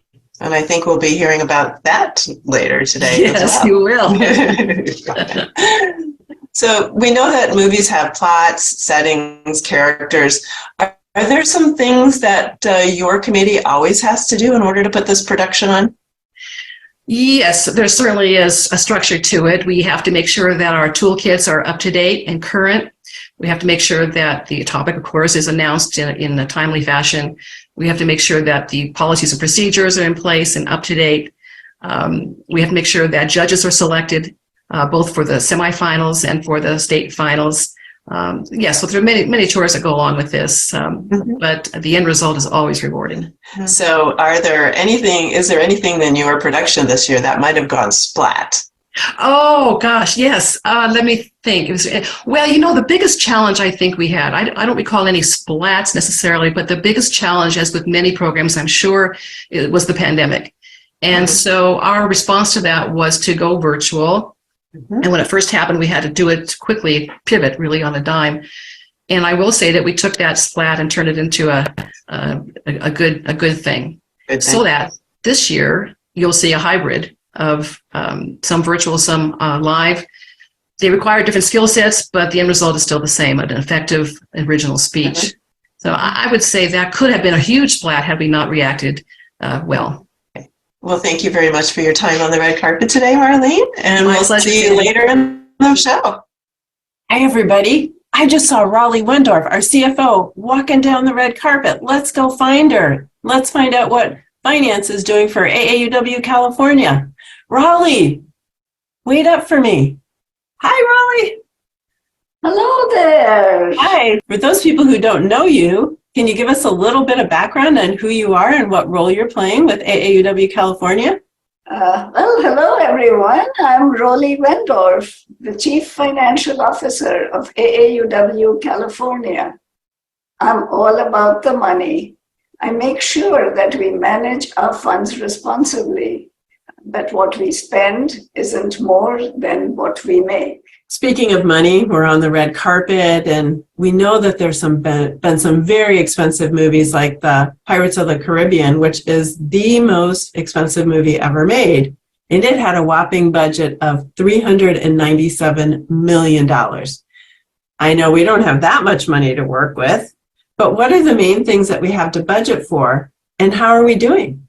Well, with advocacy a major pillar of the AAUW mission, over 1/2 of the state budget goes to support the public policy program, the bulk of it being the legislative advocate's fee. Another significant expense is salary for a part-time office manager and other expenses related to maintaining our very productive AAUW California office. The third chunk is travel expenses, primarily for in-person leadership team meetings, which we are doing twice this year. The other 3 meetings we are holding on Zoom to save expenses. Another expense area is website support and the license fees for a variety of software tools like Zoom, MailChimp, and QuickBooks. We also pay a CPA to file our tax-related paperwork and do our annual financial review. Our state finances are in great shape. We expect to end this year in the black. That's fantastic.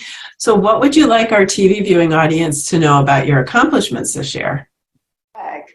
Our investments are doing as well as can be expected given the volatile market conditions.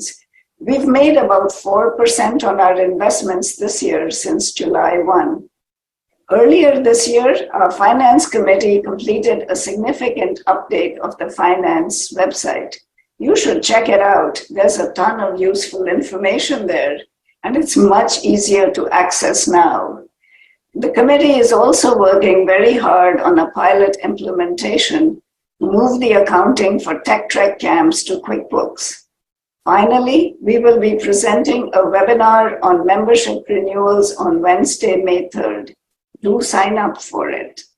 So there are some really innovative movies out there, and we'd like to know what is innovative about your AAUW finance production this year. Well, let's see. We don't want to be too creative with our state accounting. Good point.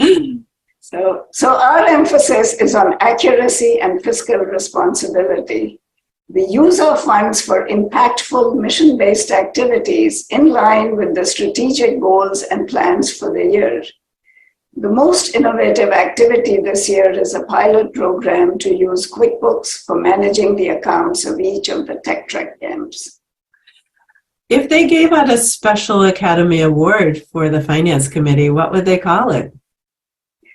Well, how about calling it the Greatest Bang for the Buck Award? Okay. We are trying to do the most we can with the funds we have to promote our mission-based programs. And I think nobody wants to have a rotten tomato, but have you had any green splats this year? We were concerned about cash flow problems early on in July. Due to the new hub, membership renewals income was much slower to come in than usual. We were worried we may not have adequate funds upfront, for example, to pay out insurance expenses, which are high and need to be paid out early. However, between the membership dues income that did come in and carry over from the previous year, we were able to manage without a major cash crunch. So without a big green splat. Okay. So my last question for you is, how do you know if your movie's been a hit? Do your fans tell you? Well, when is finance ever a hit? That's almost a funny question. But I would say finance is a hit with the state board members when they're able to ignore it completely and focus their attention on other weighty matters instead. On the other hand, branch finance officers are happy when their issues have been resolved. They send us nice thank you notes when they're pleased, which we appreciate very much. Well, thank you for joining me on the red carpet today, Raleigh, and I hope that you enjoy the rest of the event.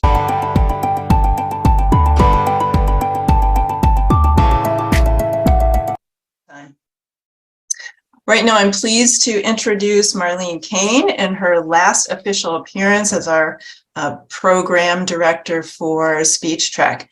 Marlene has served for 5 years. I cannot believe it's been that long. It seems like just yesterday when she joined us, but it has been 5 years, and so she'll be turning the reins over to somebody else next year. So Marlene, welcome to the red carpet. Welcome to the stage.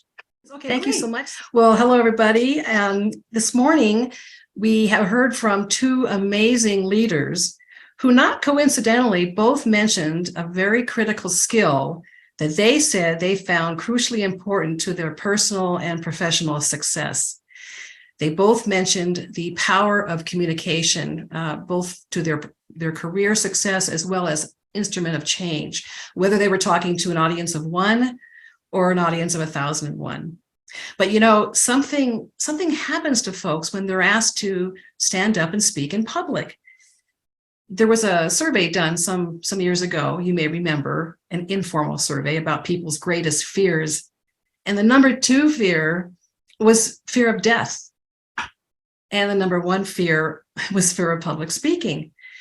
So Jerry Seinfeld, the comedian, put it in great perspective. He said, well, then this means that at a funeral, you would rather be in the casket than delivering the eulogy. So Speech Trek aims to change that, starting at the high school level. To date, as you may have heard, this program has already awarded over $55,000 in award monies, and that's shown a light on branches throughout the state, giving student contestants, boys and girls at the high school level, giving them a voice on topics that are important to them and relevant to our mission. This year, close to 100 contestants competed throughout the state. 16 contestants advanced to the semifinals, where a panel of judges picked the top 5. The top 3 then moved on to the finals, where a new panel of judges judged them, which you will see today. And then the 4th and 5th place at the state level, they received honorable mention. And I would like to mention them right now to congratulate for 4th place in the state, Adrian Beck from Redlands branch. Congratulations, Redlands. Job well done. And 5th place, an honorable mention goes to Kyra Sharma from La Mesa El Cajon branch. So our congratulations to those students on a fine presentation. So the question is, how do we choose topics? Topics are often selected and influenced or inspired by public policy, as this year's topic was. What you see here is straight out of our public policy from the 2021-2023 public policy priorities. And we were also influenced for this topic because really for the first couple of 100 years, we made advancements and expanded voting rights in the form of many amendments, such as granting the amendment to grant African-American men to vote, and amendments prohibiting poll taxes, and the amendment giving women the right to vote, lowering the vote age from 21 to 18, and so forth. But something started to happen several years back where things began to take a shift. And so we felt this was timely, relevant, and of course of interest to our high school students. Before we get to our first video, though, I do want to take a moment to thank our judges because they do a thankless job, really, but they do it with a whole heart and they're very dedicated. And as you can see, they're different. The semifinals and the finals judges are totally different people. And what they're viewing are these videos that were submitted from each branch. Their first place video is uploaded. The semifinals judges view those videos from all the first place videos, and then they select, as I said, the top 5. Then the top 3 advance to the finals, where the new panel of judges, as you see, take a look at those and determine first, second, and third. So just a quick shout out to our judges. As you can see, they're drawn from various fields. They're drawn from education, business, government, training, law, and broadcasting this year. So my heartfelt thanks to them. They did a wonderful job, and they all commented how difficult the semifinals and finals especially were. So thank you again, judges. Well, okay, let's get to our first Speech Trek video. Please welcome from Alhambra, San Gabriel branch, Elizabeth Ma.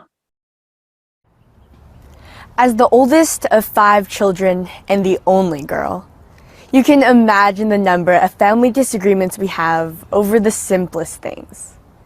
everyone, and I mean everyone, has an opinion on where to eat, where to vacation, and of course, what to watch on Netflix. The way my family resolves these conflicts is by voting. Every member of my family is given a vote with the same amount of weight, and the option with the most votes wins. Now, this democracy hasn't always gotten me what I wanted.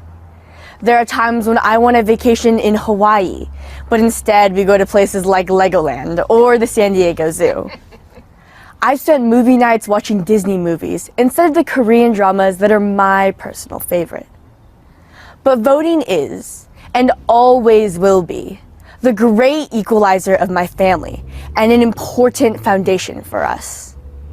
Even though I may be smarter, wiser, more educated, and certainly more talented than my younger brothers, every vote matters equally, and every person's voice is significant. But what if I were to implement rules that favor me, the older sister? What if I required my younger brothers to jump a certain height or to solve a difficult math equation before being able to vote? These rules can be likened to literacy tests and putting polling places in hard-to-reach areas.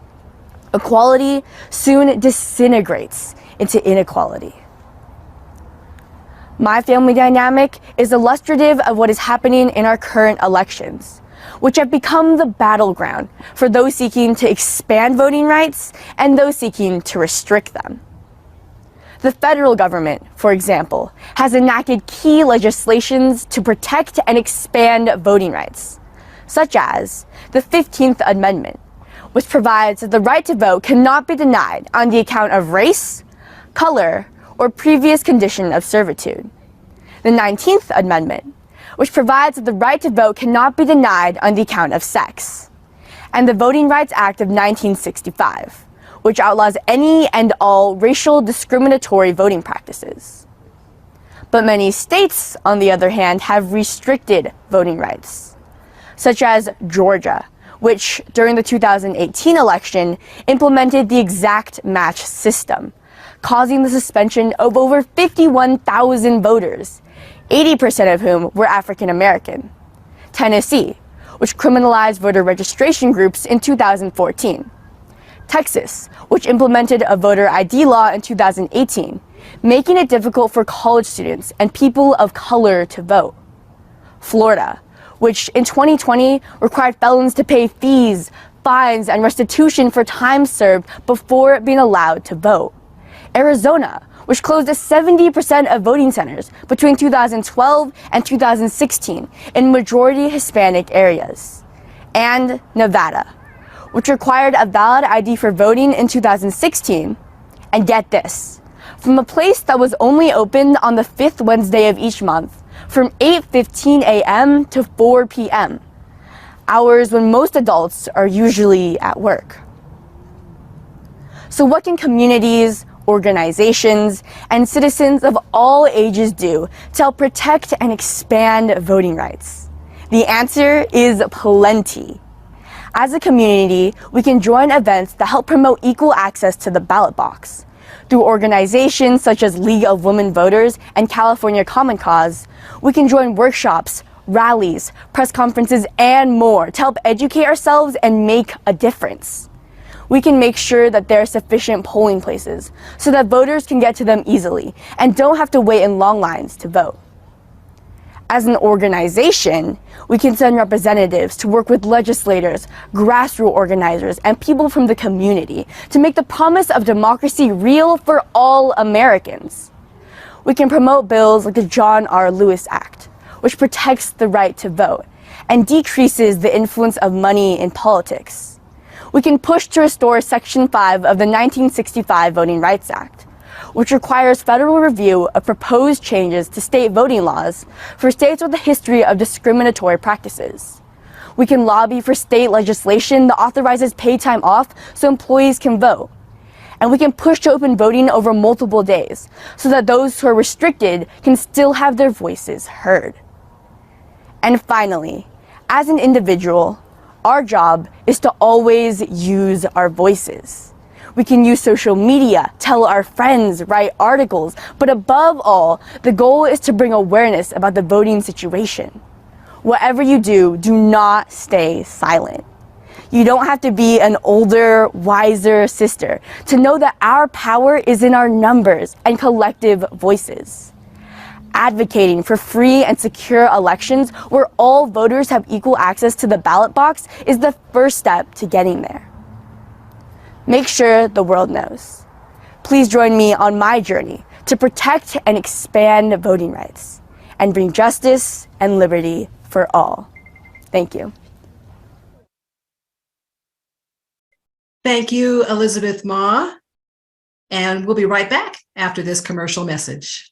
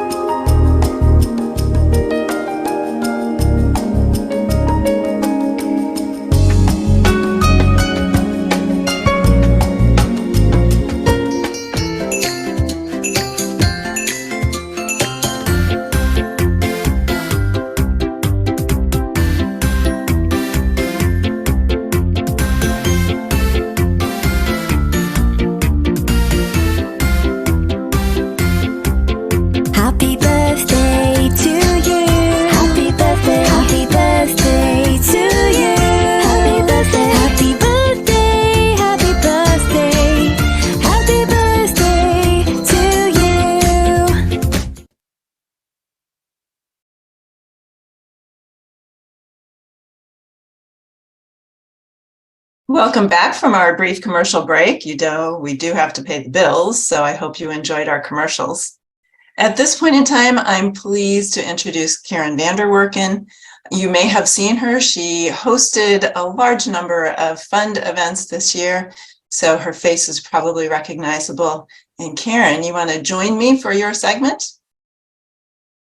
Okay. We often get questions. What does AAUW Fund do? Why donate to AAUW Fund? Since 1888, over 135 years ago, we've had more than 13,000 scholars that have received graduate level funding. AAUW is the largest source of funding for graduate level women. AAUW scholars are pioneers who have changed the world and trailblazers advancing gender equality. The first 350 Fund Award was to Ida Street. An early STEM award was to Marie Curie, $100,000 for 1 gram of radium for her research. Current scholars receive between $15,000 to $150,000 for their research. A sampling of AAUW leaders past and present. Many have been AAUW Fund recipients. Let's see if you know any of these names, if you've heard them before. Ruth Bader Ginsburg, Sandra Day O'Connor, Janet Reno, Eleanor Roosevelt, Lou Henry Hoover, Lady Bird Johnson, Margaret Mead, Rachel Carson, Lilly Ledbetter, Nancy Pelosi, and Sonia Sotomayor. In 23-24, there will be $6.3 million available for 285 scholars.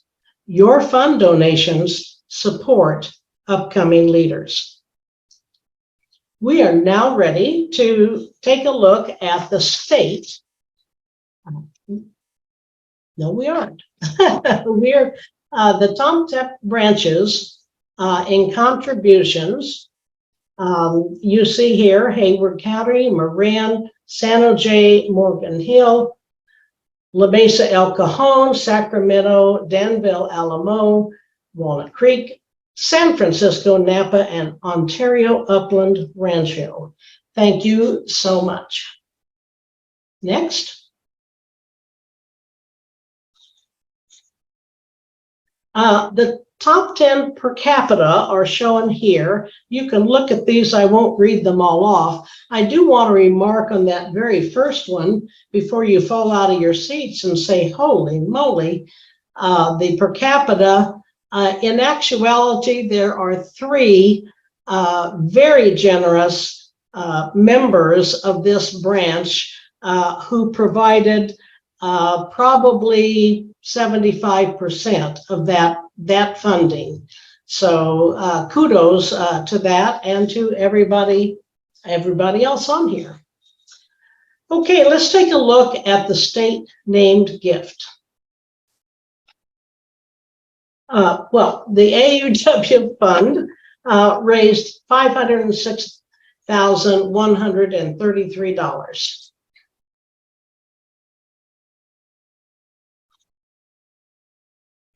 Now, the state name gift. Our 2023 state name gift nominee has served as president of 2 branches, totaling over 9 years. In the branch, she also served as treasurer, program director, membership VP, fund director, secretary, nominating and tech track committees. She spent 6 years on the AAUW National Development Committee, and she's an active leader in her inter-branch council. She's a friend of the library in multiple locations. Sandy, let's show who this is. I have some more remarks, but let's put her up there. Sharon Westopher is our award winner this year.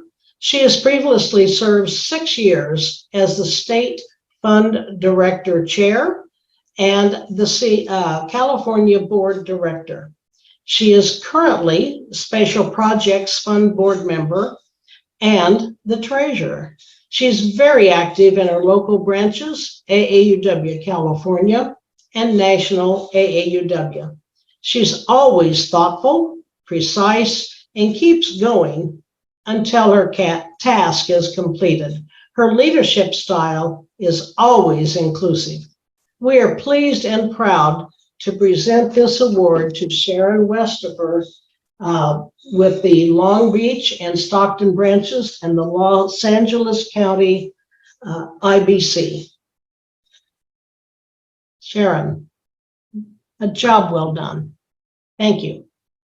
Thank you, Karen, and congratulations to Sharon. It's an honor, well deserved, and she's in the audience someplace, we hope, but you can't see her, so we hope that she's here listening today. And if not, we have a gift for you, Sharon. You'll get something in the mail shortly.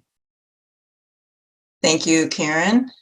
With that, it's time to turn our attention over to our new state program, GovTrek. And I'm going to introduce Shauna Rule, who agreed to take on this adventure this year and to help us create a new opportunity to engage our youth, engage our branches, and encourage young women to join the political process. So Shauna, take it away. Thank you, Sandy. I'm Shauna Rule, GovTrek Program Director.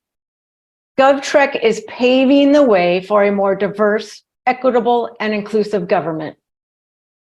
It is such an honor to share with you today a high-level summary of our first inaugural virtual GovTrek program, finale, and campaign competition.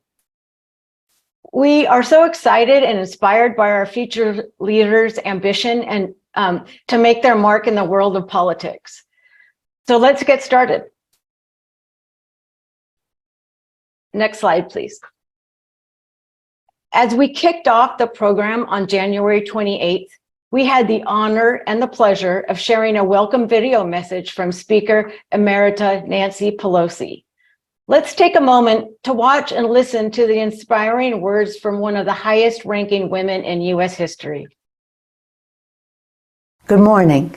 It is my privilege to send warm greetings to future leaders from the Golden State participating in the new GovTrek initiative. Thank you to the entire AAUW California team for your work to lift up women and girls across our state and for carrying on AAUW's more than a century-old legacy of leadership in the fight for gender equity.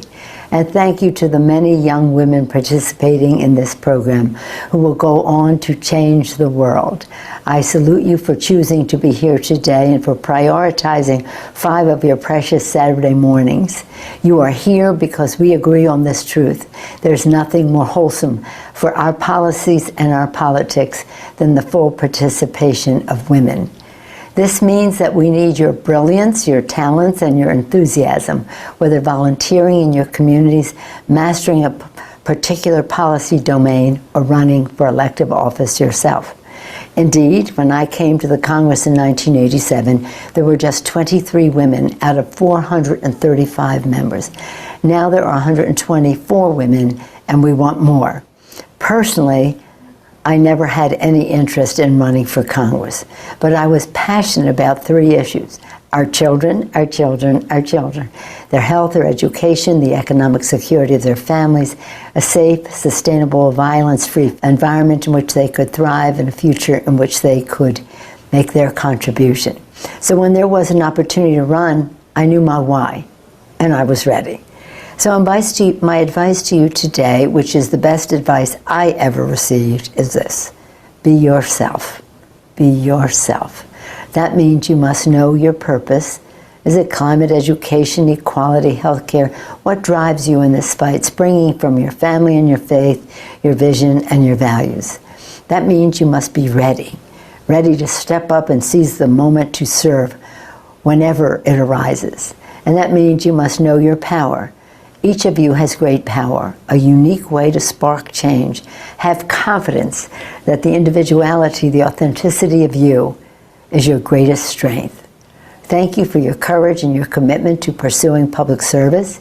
You are the next generation of leaders preparing to step forward and receive the torch as we carry on our mission of building a more perfect union. Please know that your communities and your country need you, because when women succeed, America succeeds. Best wishes for a successful program. Thank you.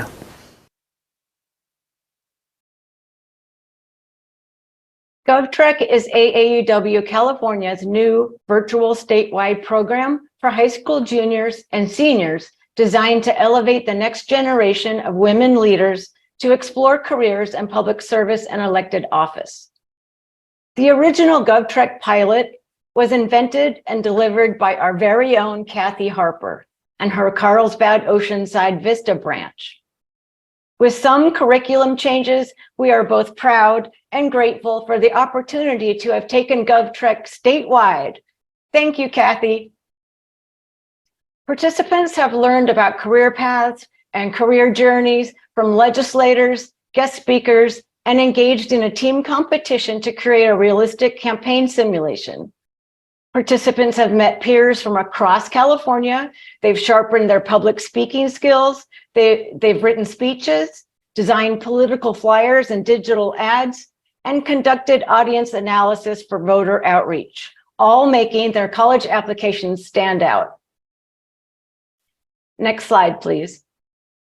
We had a phenomenal initial interest by featured leaders from across California. Students who registered represented 92 high schools and over 40 AAUW California branches. We had 16 legislators and leaders join the girls on Zoom to discuss various topics, share their career stories, and conduct Q&A with our future leaders. Over 20 volunteers from across California joined the campaign teams as a facilitator to provide coaching and mentoring, or they served as a GovTrek committee member. I'd like to give a huge thank you to our valued volunteers. We could not have done this without you. 45 dedicated girls actually completed the 5-week rigorous program, with 8 final campaign teams engaging in a realistic campaign simulation for a chance to win internships and fun prizes. Our grand prize winning team consists of 5 students who will be awarded internships. From all, next slide, please. From all of us at AAUW California, we are thrilled to introduce the winners of the first inaugural 2023 GovTrek program and campaign competition. After an incredible journey of learning and career exploration, these talented and driven young women are ready to showcase their skills and make their mark on the world of politics. Quickly, the category winners included Best Campaign Speech, Best Campaign Management, Best Voter Outreach Plan, Best Campaign Ad and Flyer, and the grand prize team was named for Best Overall Campaign. On that note, let's take a look at the grand prize team's campaign video. You will be so inspired. We were. Welcome, Team Elena. Imagine attending a school where the classrooms are overcrowded, the resources are limited, and the teachers are stretched thin.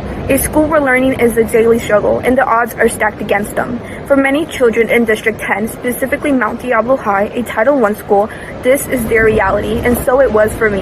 I know firsthand the challenges that our students and teachers face, and I am passionate about finding solutions that work. I believe that every child deserves access to quality education regardless of their circumstances, and I know that with the right support and resources, we can make a difference for the lives of our students. My name is Elena Noguera, and I am running under the Democratic Party for the District 10 seats in the House of Representatives.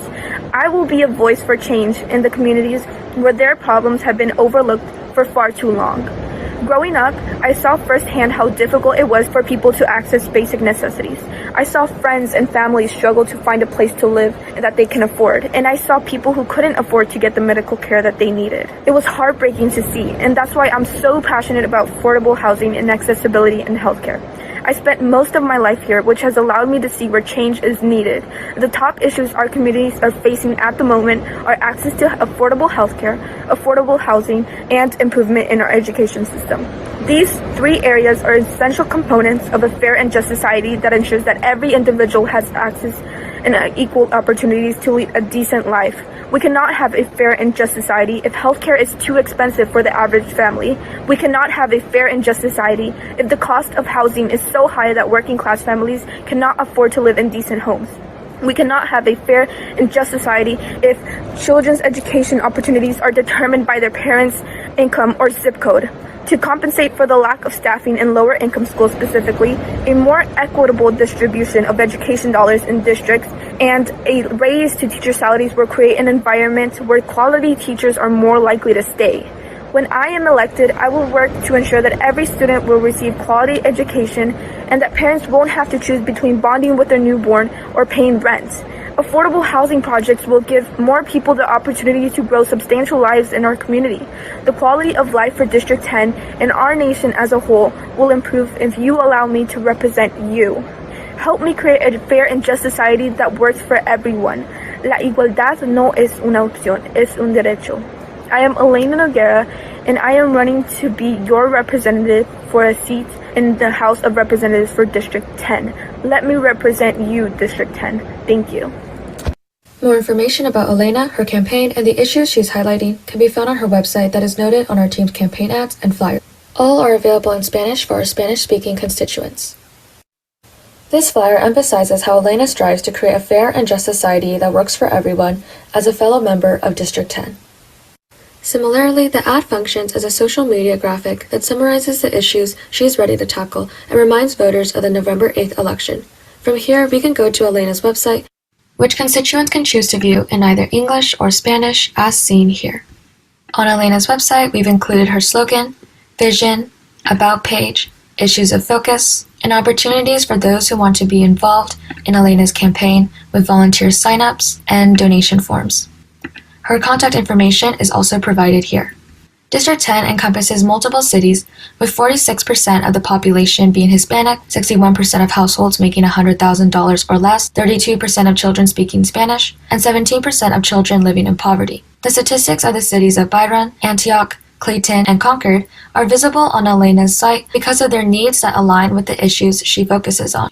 In comparison, wealthier neighborhoods in the district contain stark differences in demographics, which Elena plans to address by placing emphasis on improving the education system in neighborhoods such as Lafayette and San Ramon, which can increase votes for Elena in these areas. Our canvassing map covers the area of District 10 and also educates viewers on redistricting so that they can be informed voters. This is our voter outreach plan, which will not be visible to the public when published. As of February 10 of 2023, the voter demographics of District 10 include a high percentage of voters being Democrats over Republicans and more youths being pre-registered as being Democrats. As mentioned previously, these are our target voters who are inclined to vote for Elena because her stance on issues align with their needs and because they might identify with her and her story. However, this doesn't mean that they are certain to vote for Elena, so efforts to secure their votes will be implemented as seen in the following. Our swing voters who are undecided and may not be attached to any political party may be willing to vote for Elena if her stances on issues are in their favor. As swing voters can be vital to winning a close election, our outreach plans include focusing on securing their votes. We have outlined a 3-part volunteer recruitment plan that involves in-person, virtual, and hybrid methods.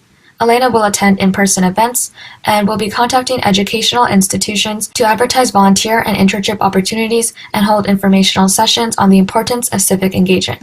Virtually, we'll be posting on social media, sending out newsletters, and staying in contact with all volunteers and donors to keep them engaged and informed as our campaign progresses. Training sessions will also be held, and throughout the campaign, feedback forms will be sent out to volunteers for data management. Similarly, our 3-part voter outreach strategy includes Elena attending in-person community events for publicity and visibility, and volunteers going door to door in the neighborhoods of cities that are significantly affected by the issues Elena focuses on. Informational sessions will also be held on voter registration, especially for young voters and English language learners who are less inclined to do so or may need more assistance, as only 62% of the people in District 10 are registered voters. Additionally, we will obtain a list of registered voters in District 10 in order to contact them through texting and call campaigns. Volunteers will consistently post on social media once a day, and newsletters will be emailed bi-weekly. Our 9-month timeline starts on the 14th of February after announcing Elena's candidacy and includes preparation for the primary and general election. Lastly, our budget of $1 million,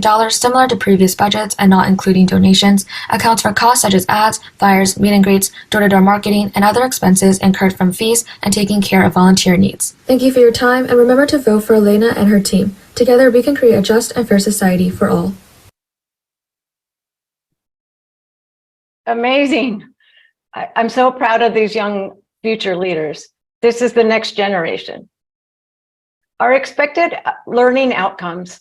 Upon completion of this program, participants have completed a pre and post assessment to evaluate their current knowledge and understanding of careers in politics. The results speak for themselves. When asked, how would you rate your understanding of possible careers in public service or elected office? 29% of students rated themselves a 4 or 5 out of 5 pre-program, and 86% rated a 4 or 5 out of 5 post-program. Amazing results. When asked, how would you rate your interest in pursuing a career in public service? Pre-program, we had 81% rate themselves 4 or 5 out of 5, and post-program, 90%. Finally, our gracious students provided some inspiring testimonials and quotes to AAUW California. I'm just going to read these quickly. There were many more that we will love to share with you on social media. I thought it was a great opportunity to learn hands-on how to run a campaign and draw up plans for one. I also thought that having the facilitators was very helpful because they helped us get started and even pitched ideas. The second one, this experience has bolstered my interest in pursuing a career in public policy government, and I'm so thankful for this opportunity. The program could not have concluded on a better note. And as I close the GovTrek session today, thank you everyone for being part of AAUW California's community, and for elevating the next generation of women in political leadership. We welcome you to participate in GovTrek 2024. Back to you, Sandy. Thank you, Shauna. I'm sure that there are some people out in the audience who are just waiting to be able to vote for Team Elena at the right point in time. When we started this program, we weren't exactly sure how this was going to work and whether we were at the right cadence for our students, and clearly we were. So I thank you for doing that, and I am amazed at the poise and the contribution that they've been able to make to the program. It was really borne out in the video, and I'm happy that we had an opportunity to share it. Thank you, Sandy. Okay, it's time to talk money. So Raleigh's here. Raleigh's going to give us an update on our financial position and some other information. And I just also wanted to acknowledge that this is Raleigh's last appearance on the red carpet, as she will also be leaving us this year. And we have a new CFO who's coming in July 1st. So Raleigh, thank you for all of the time, all of your expertise, and your calm demeanor in working with us on our financials. Thank you, Sandy.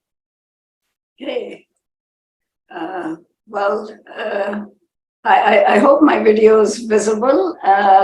Good morning, everyone. I'll be taking a few minutes to give you a quick overview of state finances. Sandy, can I have the next slide, please? So, first of all, our financial position, the status of our accounts, and we'll get into the numbers immediately. So in our checking account, we have a healthy $136,000. And this is pretty comparable to what we had at this time last year, which was around 130,000. So we're doing well. Our investments as of 31st March of this year were $416,000.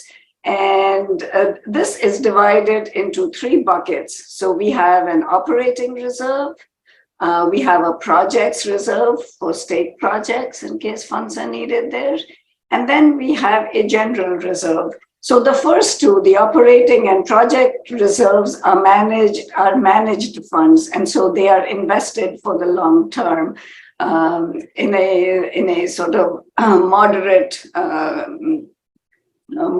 portfolio. Our general, excuse me, I need a drink of water. Our general reserve is a cash and cash equivalents, and that's just in case we need some amount of funds if our membership dues are falling slightly short. So how have our investments been doing? When we started the year on July 1, we had $395,000. So over the course of the year, at least fortunately, the investments have increased 5.4% since July 1. However, if we compare our investments to what they were at this time last year, that is 31st March 2022, then we have declined $20,000. At that time, we had over $436,000. So basically last year, the market tanked so much that even though we are doing well this year, we really haven't made up for all of the loss that happened then. Next slide, please. Now to give you the status of our income and expenses.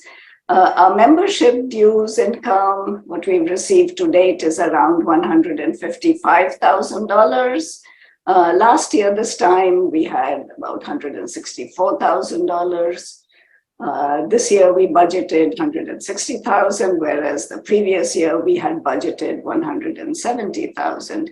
So our shortfall this year is a little over 3%, and that's comparable to last year. However, if you notice the trend, last year the budget was 170, and then because we got 160 something, we said, okay, since there's a declining trend, we'll budget less, 160, and now we haven't met that. So basically every year, our expectations in terms of membership dues get lowered and we don't meet that. And so it is definitely an area of concern. Our expenses to date are 116,000. So 26% of these expenses is related to the office that AAUW California maintains, which is, office manager, the internet, storage facilities, supplies, everything it takes to maintain that office that helps us function. It's a very important part of what we do. The public policy program accounts for 42%. So again, as you have heard this morning, there is a lot of excellent work done, and our legislative advocate is an important part of that program.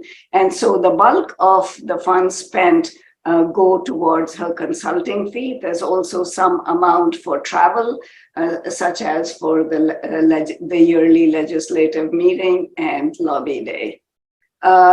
Then there is this year now, we finally, as we're coming out of COVID, we're doing some board meetings in person. And so travel for those has accounted for about 10% of our budget. Then there's another 7% on software and website, 6% on finances, which primarily goes to pay our CPA, who does our annual financial review and also files our taxes for us. This year, we have a one-time expense related to the software upgrade of our branch officer report system. And so that was getting antiquated. And so we will be spending $15,000 on that. So far, we've spent, that has accounted for 8% of our budget. And if we feel we don't have adequate funds for it, depending on how the rest of the year goes, we will take those funds out of our reserves. And then there's finally a 1% on various miscellaneous expenses. So as if you can see, like from the dues income we have to date and the expenses, we have nearly $40,000 remaining to complete this year. And in addition to that, we have a carryover, healthy carryover from last year of about $24,000. So we are pretty confident that we have enough funds to complete the rest of this year. Next slide, please. So some comments then. Our state finances are in good shape, and that's why we've not needed to increase state dues for the last many years. We expect to end this year in the black.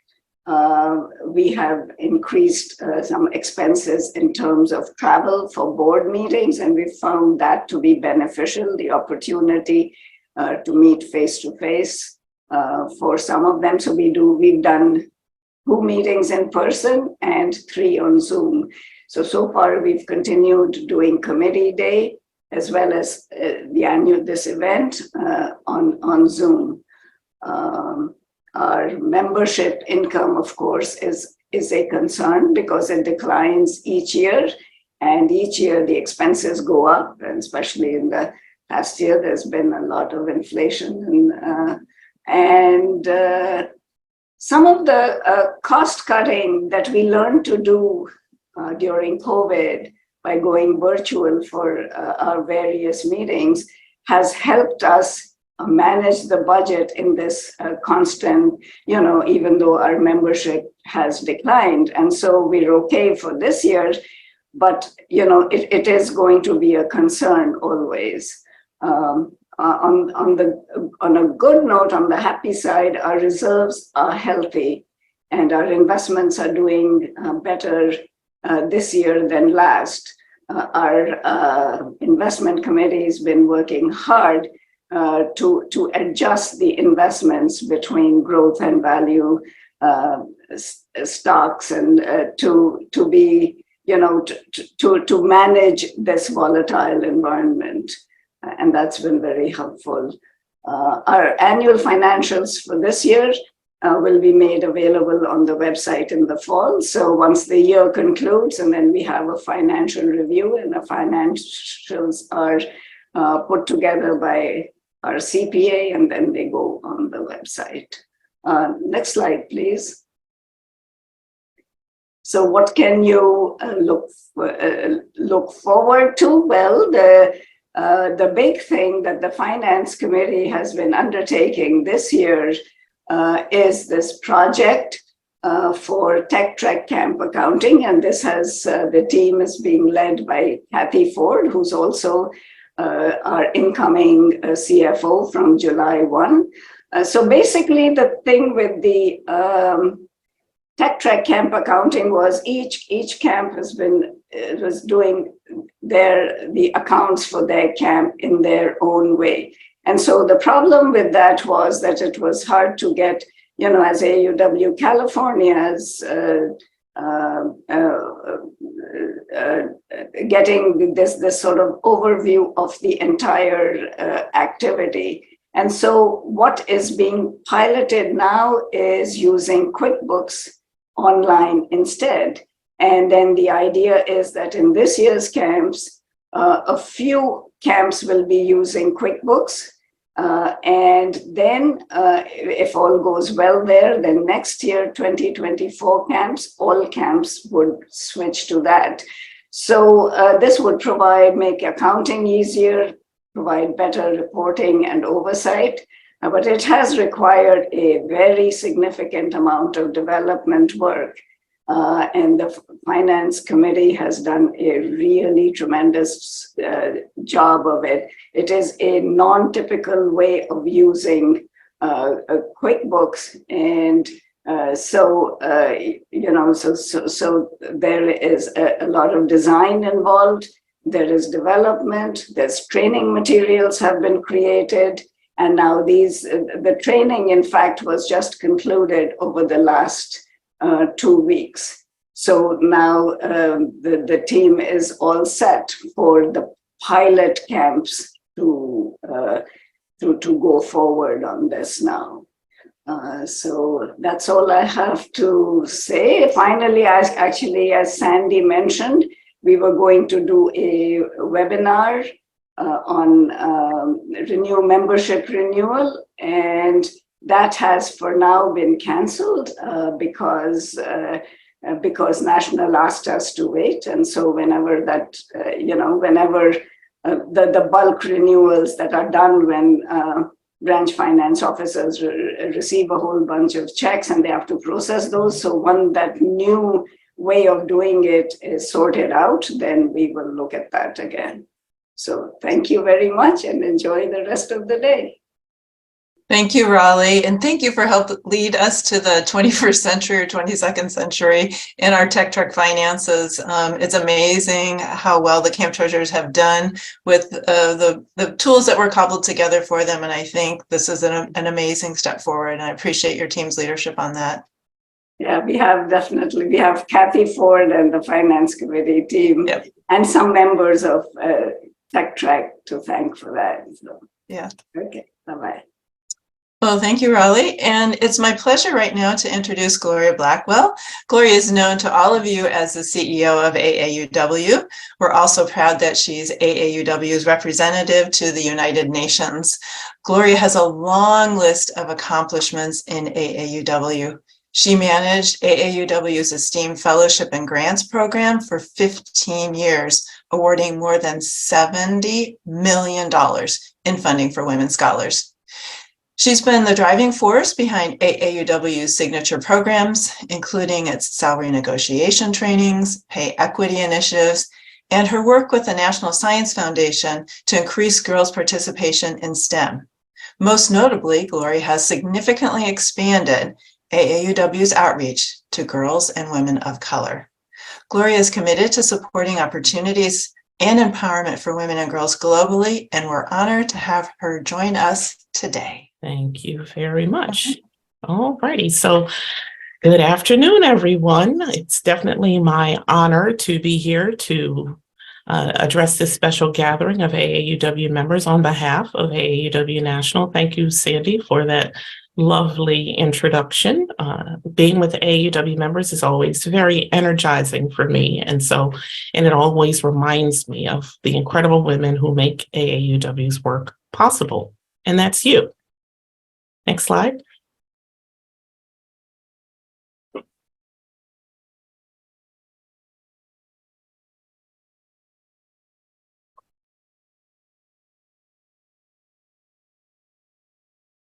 Can you advance the slide, please? Yes, I'm trying. Hang on. Okay. We did practice this morning, and we don't usually use PowerPoint, so I apologize for the delay here. There we go. All right. So without members like you, our mission of advancing gender equity through research, advocacy, and education is sometimes thought of as just a bunch of words on a strategic plan. You help fund the efforts making a difference to women and girls, and you bring our work to your communities through your own fundraising, advocacy, and outreach. And you spread the word far and wide about the importance of AAUW's mission. Next. In short, you breathe life into our mission, and I couldn't be more grateful for your commitment. Like many of you, I've never been content to settle for the status quo, not in my own career, and not when it comes to AAUW's mission of advancing equity. And I know from my many years of working with our amazing fellows and grantees that they really won't settle. Not only do they achieve the ambitious goals they set for themselves, but they're the ones who set the bar a little bit higher for the rest of us. My point is, the ability to step up and embrace changing times is something we all have in common. And I think it's one of the reasons that AAUW has been moving social progress forward for more than 140 years. Next slide. And it's something that we need to continue to embrace even more to prepare AAUW to the future, because the future is now.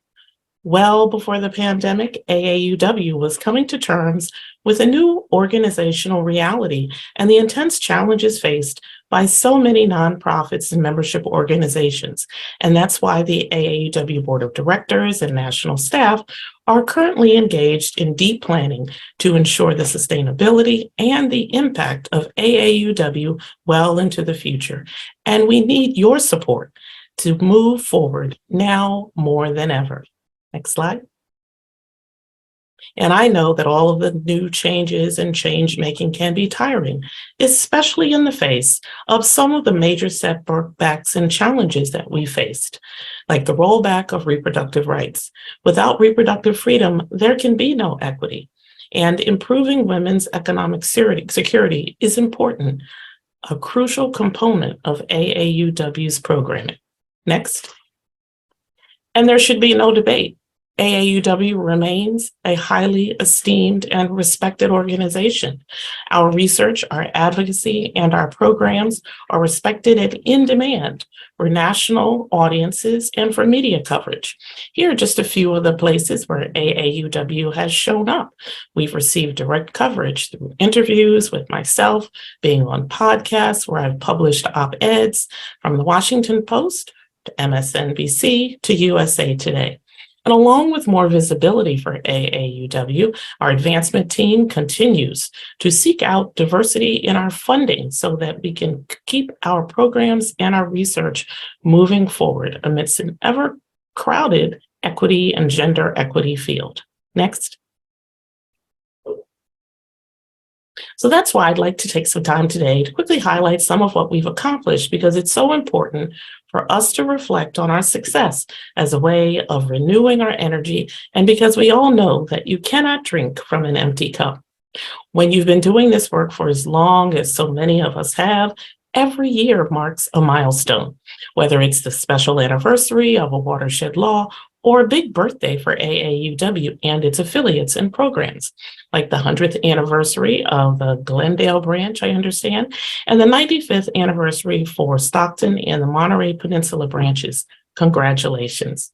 These milestones remind us of how far we've come and how important it is for us to stay in it to win it during changing, good, and not so good times. Next slide. For example, can you believe that it's already been 14 years since the passage of the Lilly Ledbetter Fair Pay Act? Seems like just yesterday that AAUW members across the country were rallying to ensure this important legislation crossed the finish line, so that future generations of women would not have to repeat Lilly's struggle. The last part is very much a work in progress, especially since the economic fallout of the pandemic has set women back in so many ways. Nevertheless, we are pressing forward. This year, salary transparency laws went into effect. Congratulations, California, and in Washington State. These wins come on the heels of similar laws in New York City, Colorado, and a handful of other states, because we know keeping people's pay a secret only benefits companies who want to conceal unfair practices. And because of our work together, we hope these days will be behind us once and for all. The reintroduction of the Paycheck Fairness Act last month was also a great step in the right direction. Next slide.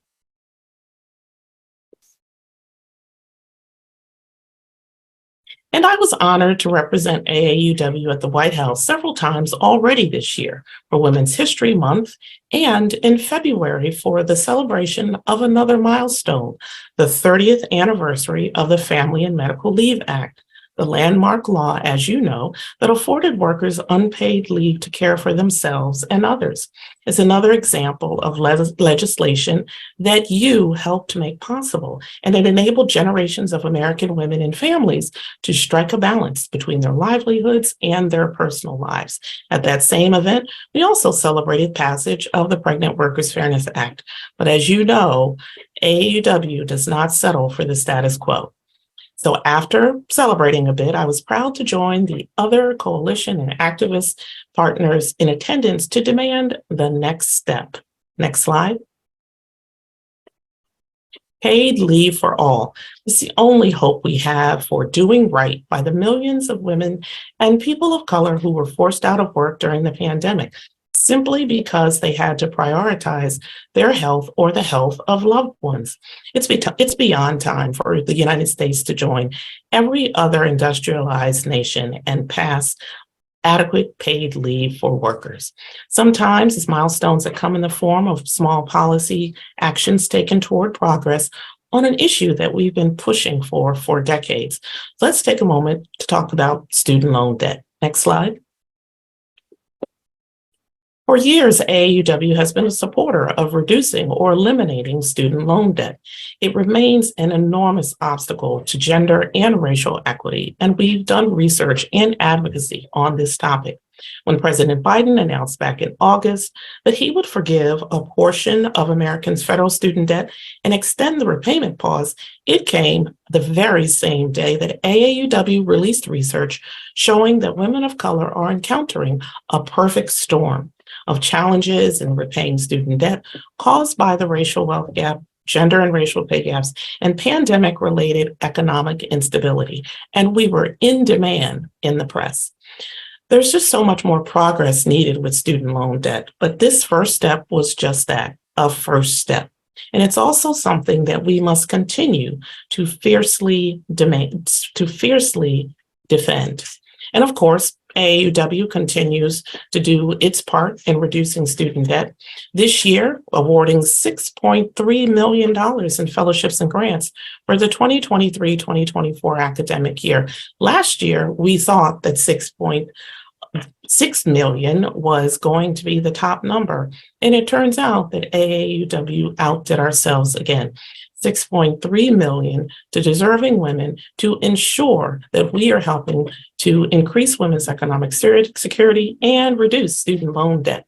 This is all thanks to your generous support since 1888, when the first AAUW American Fellowship was awarded. You all deserve a round of applause. Next slide. And speaking of applause, it's certainly been a year of progress for women in leadership. On the leadership front, did you know that the current Congress is the most diverse group of leaders to ever take office? As you can see, in women and racial and ethnic diversity. And we just celebrated another milestone, the 1-year confirmation of the first Black woman to serve on the highest court of the land, Justice Ketanji Brown Jackson. Next slide. And here's one more accomplishment. Amazingly, this summer, AAUW Fellowship alumna Dr. Claudine Gay will become the first Black woman to lead Harvard University. In fact, the majority of America's top-ranked colleges will be led by a woman or person of color this fall, and it's long overdue. Women have been earning more degrees and elevating their credentials, but still not making it to the top, as our research with the EOS Foundation illuminated last year. I sent President-elect Gay a congratulatory letter on behalf of AAUW, and this was part of her response. I quote, "I will always be grateful for the AAUW Fellowship and the work it enabled me to pursue. The work AAUW does to advocate for gender equity and equal educational opportunity is so critical, and I hope you will consider me a partner in that work." End quote. There is no shortage of qualified women in the leadership pipeline at America's top institutions. You and I already knew this, and now at last, the rest of the country is catching on. Next slide. And our national programs continue to bring value to participants across the country and across the globe, including our economic security work with historically Black colleges and universities and minority-serving institutions. We've started year 3 of AAUW STEM Ed for Girls, our high school program for girls of color, and our ongoing partnership with Rochester Institute of Technology around institutional compensation. And of course, our National Conference for College Women Student Leaders, NCWSL, is coming back in person this year. Our keynote, Minda Harris, is a best-selling author and inspirational voice that our attendees will long remember as they move on to the next generation of college presidents and corporate leaders and political leaders as well. NCWSL this year will hold a half-day convening to support students' ability to navigate a successful STEM educational pathway and STEM careers. Next slide. And a STEM career is the message that AAUW reinforced on a global stage as we participated in the NGO CSW Forum and the 67th UN Commission on the Status of Women. Our expert AAUW panelists, who just happened to be Fellowship and Grants alumni, offered strategies and inspiration for developing a diverse new generation of talented girls and women in STEM in order to bridge the technological divide. And so these are just a few ways that we are showing that we won't settle for less than giving women full access to every economic and educational opportunity. Next slide. So I want to close my remarks where I began them, with you, because I do mean it when I say that you breathe life into AAUW's mission, and that you are the inspiration behind every AAUW national program, research report, and advocacy push. You do breathe life into our mission, and we all from AAUW National want to thank you for your support. And we thank you for the work that you are doing at the state and branch level. And I'd like to underscore those efforts by sharing some of the results from our branch survey from last fall. We were excited to receive submissions representing 259 branches, 39% of branches with over 10 members. Despite the many challenges of the past few years, you rose to the occasion again and again. Next slide. For example, of those who submitted the survey, 89% of branches held mission-based programs in fiscal year 2022. 67% of them engaged in fundraising activities, and 61% of branches held the same number of mission-based programs or more during the pandemic than they did before COVID. That's more than half. Talk about not settling for less. We applaud your resilience and your dedication. Hopefully, we will continue this survey on an annual basis and combine it with our 5-star program so that we can give you the credit and recognition that you deserve. I was also heartened to see that nearly two-thirds of branches are doing their own grassroots advocacy work and almost 45% doing STEM work. Next slide. And the survey highlighted one area in particular where we could use more of your help. Less than a third of branches who responded indicated that they provide support for NICWSL. So I hope you consider bolstering NICWSL this year as we prepare for an exciting and inspirational conference in person, as I mentioned, for the first time since 2019. I must say there are few things more hopeful and inspiring than a conference full of hundreds of college women student leaders from all over the country. It is also my hope that during these state conventions that AAUW branch members are encouraged to share your successes and best practices to support one another in all of your efforts. Share your DEI, policy, and fundraising efforts. Remember to cast your vote in the national election and make use of tools and webinars on the national website. Reach out to one another. Show up for AAUW national office hours. The community of support and engagement you build is instrumental in manifesting AAUW's mission. Overall, the survey is a wonderful reinforcement of what we at National already knew. Every single one of you is critical to our shared success. Next slide. And in the words of 1978 AAUW Achievement Awardee Margaret Mead, never doubt that a small group of thoughtful citizens can change the world. Indeed, it is the only thing that ever has. Next slide. We at AAUW National are so grateful, and I thank you from the bottom of my heart for your support, for your commitment, for your dedication, which are all critical ensuring AAUW's vitality and impact for years to come. Women can't go back, and we won't go back. We can all do it together. Thank you.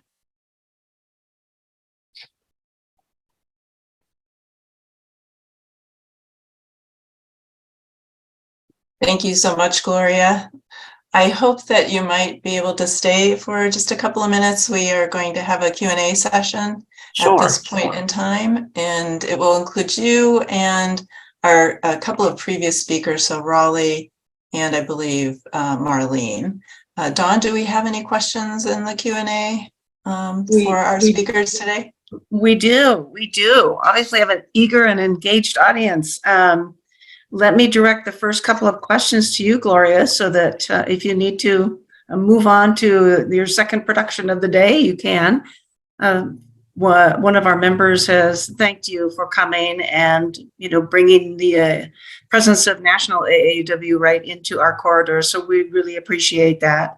This member is asking particularly what AAUW at the national level what kinds of steps you are taking to advocate specifically for increased gun safety and the reduction of gun violence. This is something our state will be addressing later on today with our public policy chairperson as to our particular approach here at the state. But this person wants to know, what are your thoughts in terms of the national's direction toward advocacy for gun safety and gun control? Well, thank you for the question. My little statue is in my way. Thank you for the question. We actually just hired a new Senior Director of Public Policy and Grassroots Advocacy, Megan Kissel, who actually worked for AAUW over a decade ago. And we just had a conversation around the issue of gun control, which is obviously something that is a part of AAUW's public policy priorities. So at this point, at the national level, one of the ways that we participate is through our participation and membership on the Leadership Conference for Civil and Human Rights. which covers many issues in areas that AAUW does not have, the bandwidth as a national organization to cover, or is not a part of our top tier priorities. And so Megan is working obviously with the board level policy committee and obviously with our state public policy chairs in having these conversations. So at the moment, through LCCHR, AAUW is signing on to a variety of gun control activities, but from the national level, we have not deemed it in terms of where we're moving forward with policy, but we'll definitely keep everyone up to date on what that will look like. Thank you. Thank you very much. I'm sure that addresses the question. The second question that was directed to you was regarding a national AAUW lobby day. Okay. Yeah. Actually, Megan just met with Lobby Corps last week to talk about what are the next steps for Lobby Corps. They have not made any final decisions. She's been with AAUW for just about 5 or 6 weeks now, and people have been just going back up on Capitol Hill since February. I believe I was on the Hill just a few weeks ago for a lobby day for another organization, and we're really looking at understanding what our capacity is for making sure that we're having an impact, that we have staff who can support the Lobby Corps. But it was a very good meeting, and I think that what they're working on now is what the timing is going to look like and what is occurring in terms of when AAUW might be releasing some research, when some decisions may come down, for example, around student loan debt. When can we have the deepest impact by having members on Capitol Hill, not just going on Capitol Hill just because we haven't been up there, since 2019. So Lobby Corps is definitely being reinvigorated, and Megan's very excited about that, as are the rest of the policy team. Great. Thank you so much for these on-point answers. I'm sure that we really appreciate it. Mm-hmm. Another question has come in. What might you be planning for the future in terms of looking at membership classes and possibly opening up membership to men and women who want to help and support the organization but don't meet the degree requirement? So one of the things that the national board will actually be making a decision about over the next few months is moving forward with whether or not the elimination of the degree requirement will be up for a vote in 2023-24, right? So that is definitely something that has been on the docket a couple of times, certainly have come close to getting it passed. And we will be updating everyone, in June about the status of that. It clearly is something that needs a great deal of support and advocacy and education from all states and branches, across the states to really push it across the finish line. And so that will give AAUW the opportunity to broaden its audience and to really bring in those who certainly support our mission, but don't have a degree. Perfect. Thank you so much. We just have one more. I'm sure that you're aware that we've had some challenges with the Community Hub rollout and the renewal process. We're just a member is asking how is that project going, and what can we expect in terms of some improvement in the process itself, or the changes in the process itself? Well, first of all, I'd like to say that the AAUW national team has really done an incredible job moving through all of the challenges during this past year with getting the Community Hub up and running. And they have been as responsive as they possibly could. They've been putting many measurements in place in order to be responsive, whether it was the office hours or making sure that giving, direct attention to AAUW California and working with you and your leaders and your members, because obviously we would have wanted it to have rolled out in a different way. Right. And I certainly, as CEO, coming into a process that had been in play for at least 4 years, it's not exactly the way that I wanted to start my tenure as AAUW CEO. But I will say that given all of the hard work with them and our IT team and our contractors, we definitely reached a point where, the money is being processed correctly. Not to say that it's perfect, because guess what? Nothing's perfect. But they have moved mountains, and they've literally climbed over mountains. And we continue to listen, to get your feedback. We implemented that ticketing system a few months ago. And so we're really also trying to make sure that we have the right data to move forward and what other changes need to be made.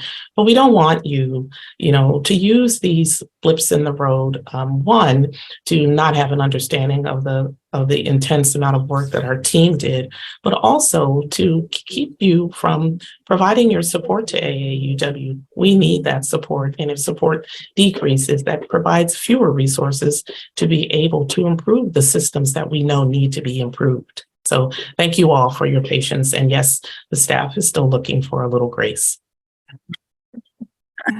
Thank you. Thank you so much for that complete answer. We really appreciate it. And I just want to comment that we did get a comment from a reader, from an audience member saying, thanking you for seeing AAUW partnerships growing with other national women's groups. And very happy to hear our progress on that front. So with that, I think I have a question for one of our previous speakers, if we'd like to release Gloria for the afternoon. I think we've addressed everything, and I appreciate your time on that. Well, thank you very much, and thank you for my lovely award. I shall cherish it, and you've had a wonderful agenda set up for today. AAUW California, you certainly set the standard for so many states that belong to AAUW, and we want to continue our partnership with you. And hopefully I will get out to California and see you all in person one day soon. It's been a very, very long time. So thank you for a great convening, and I hope you have a wonderful rest of your afternoon. Take care. Thank you, Gloria. We look forward to seeing you in person someday. Thank you. So we do have one more question that was pending for Marlene Kane, our speech track coordinator. I see director. I see she is here and ready.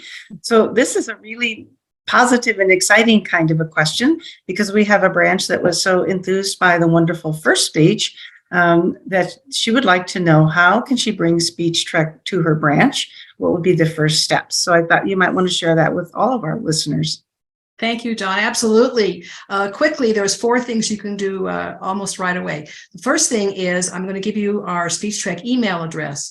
That is speechtrek@aauw-ca.org.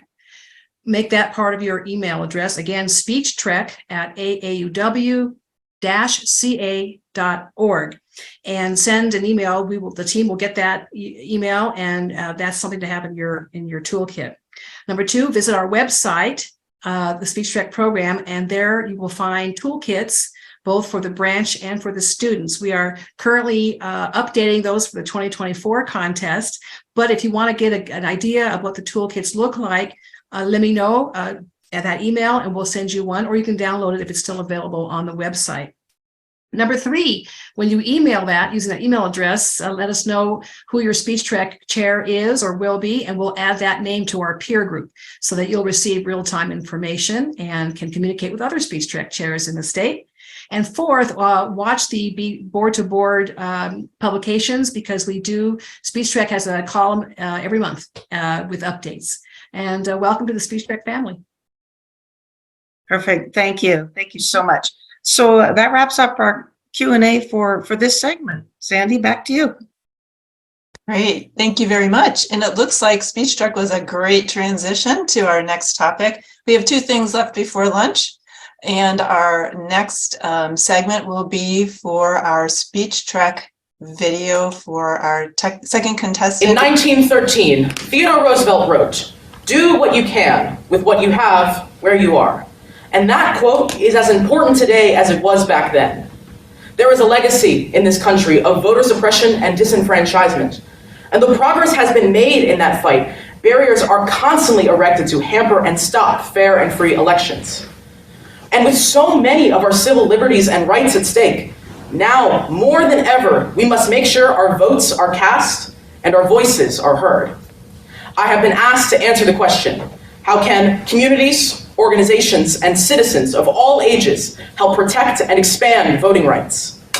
The thing is, I don't know most of you. I don't know what you're capable of, or the communities you come from, or the organizations you influence.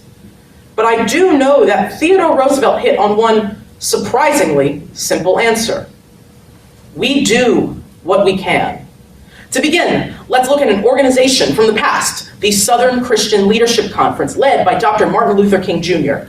While their initial goals were to desegregate the public buses of just one town, their success enabled them to grow, and as their influence grew, they did not hold back, instead becoming the spine of the civil rights movement, spearheading protests, marches, and voter registration, eventually leading to the Voting Rights Act of 1965.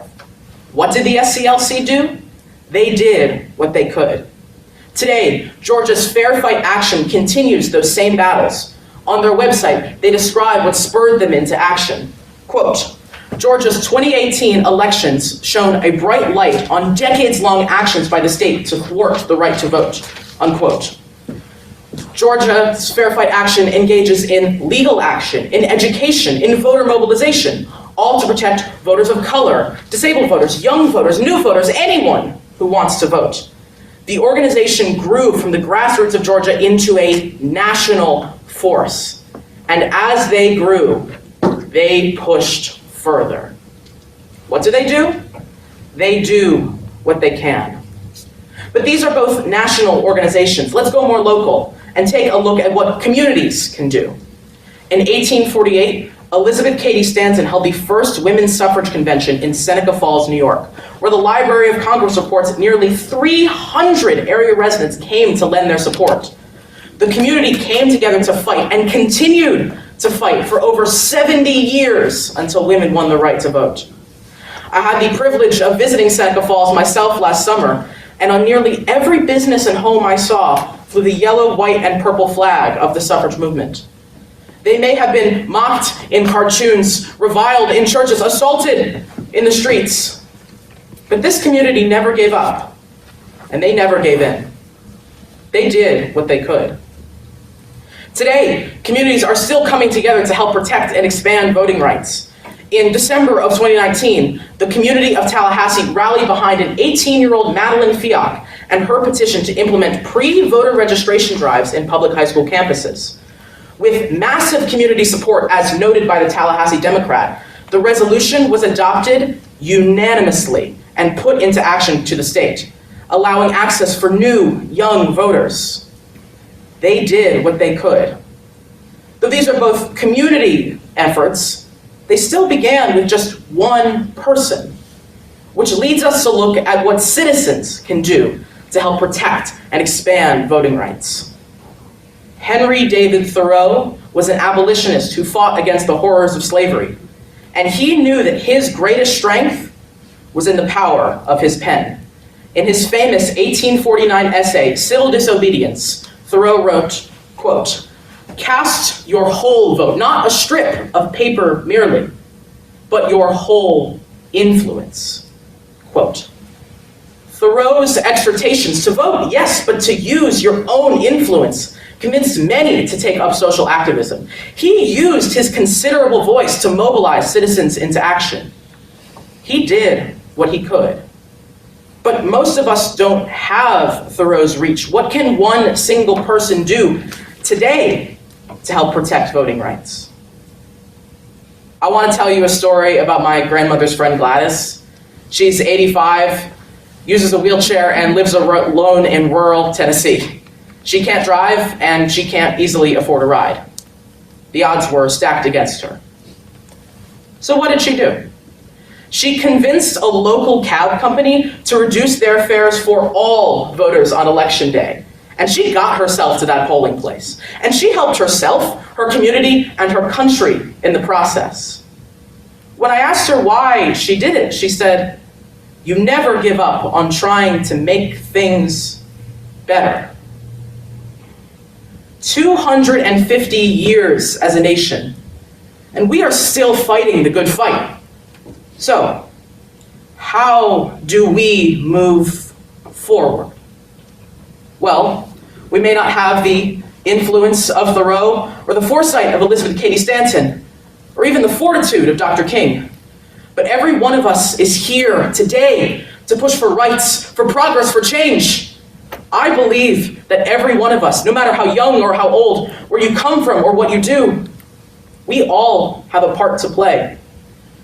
We use our voices to speak for those who cannot. We dedicate ourselves to the world we want to see. This is how we protect and expand voting rights. We do what we can. So let's get started. I Am Woman is a song written by Australian musicians Helen Reddy and Ray Burton. It was released in 1971 and became a hit in 1972. In the year that Gloria Steinem's Ms. magazine was launched in the US, the song quickly captured the imagination of the burgeoning women's movement. National Organization for Women founder Betty Friedan was later to write that in 1973, a gala entertainment in Washington, D.C. at the now annual convention closed with the playing of I Am Woman. Suddenly, she said, women got out of their seats and started dancing around the hotel ballroom and joining hands in a circle that got larger and larger until maybe 1,000 of us were dancing and singing. I am strong. I am invincible. I am woman.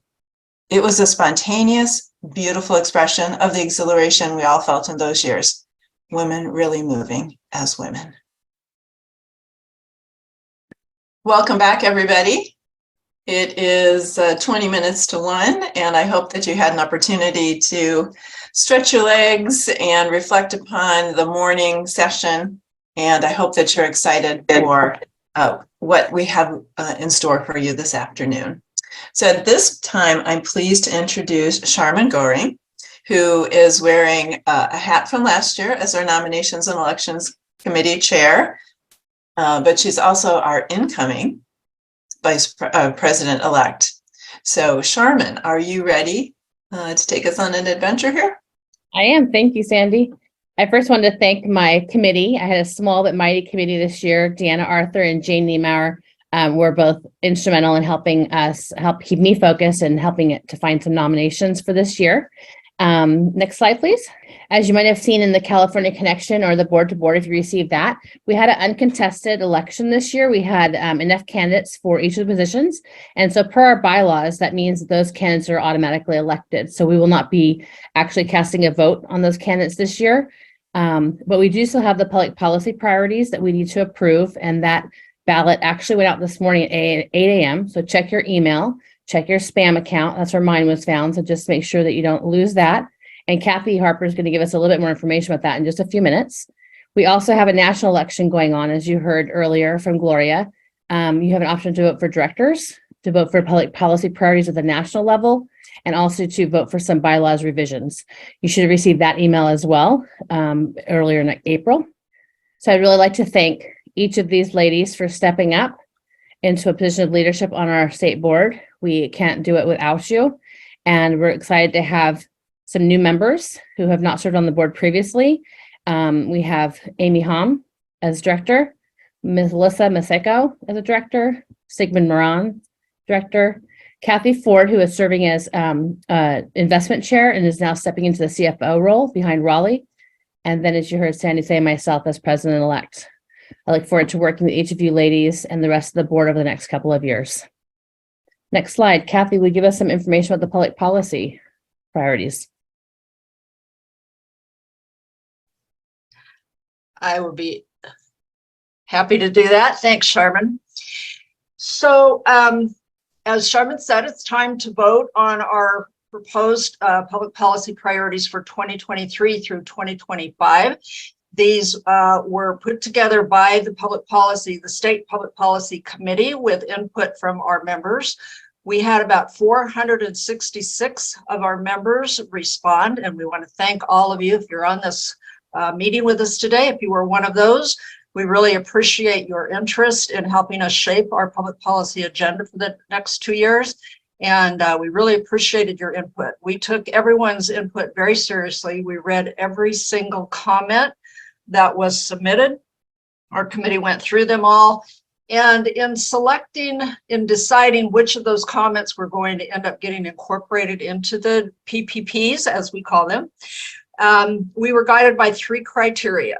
So first, is it within our mission? Second, does it address a new issue that's germane to our current societal circumstances?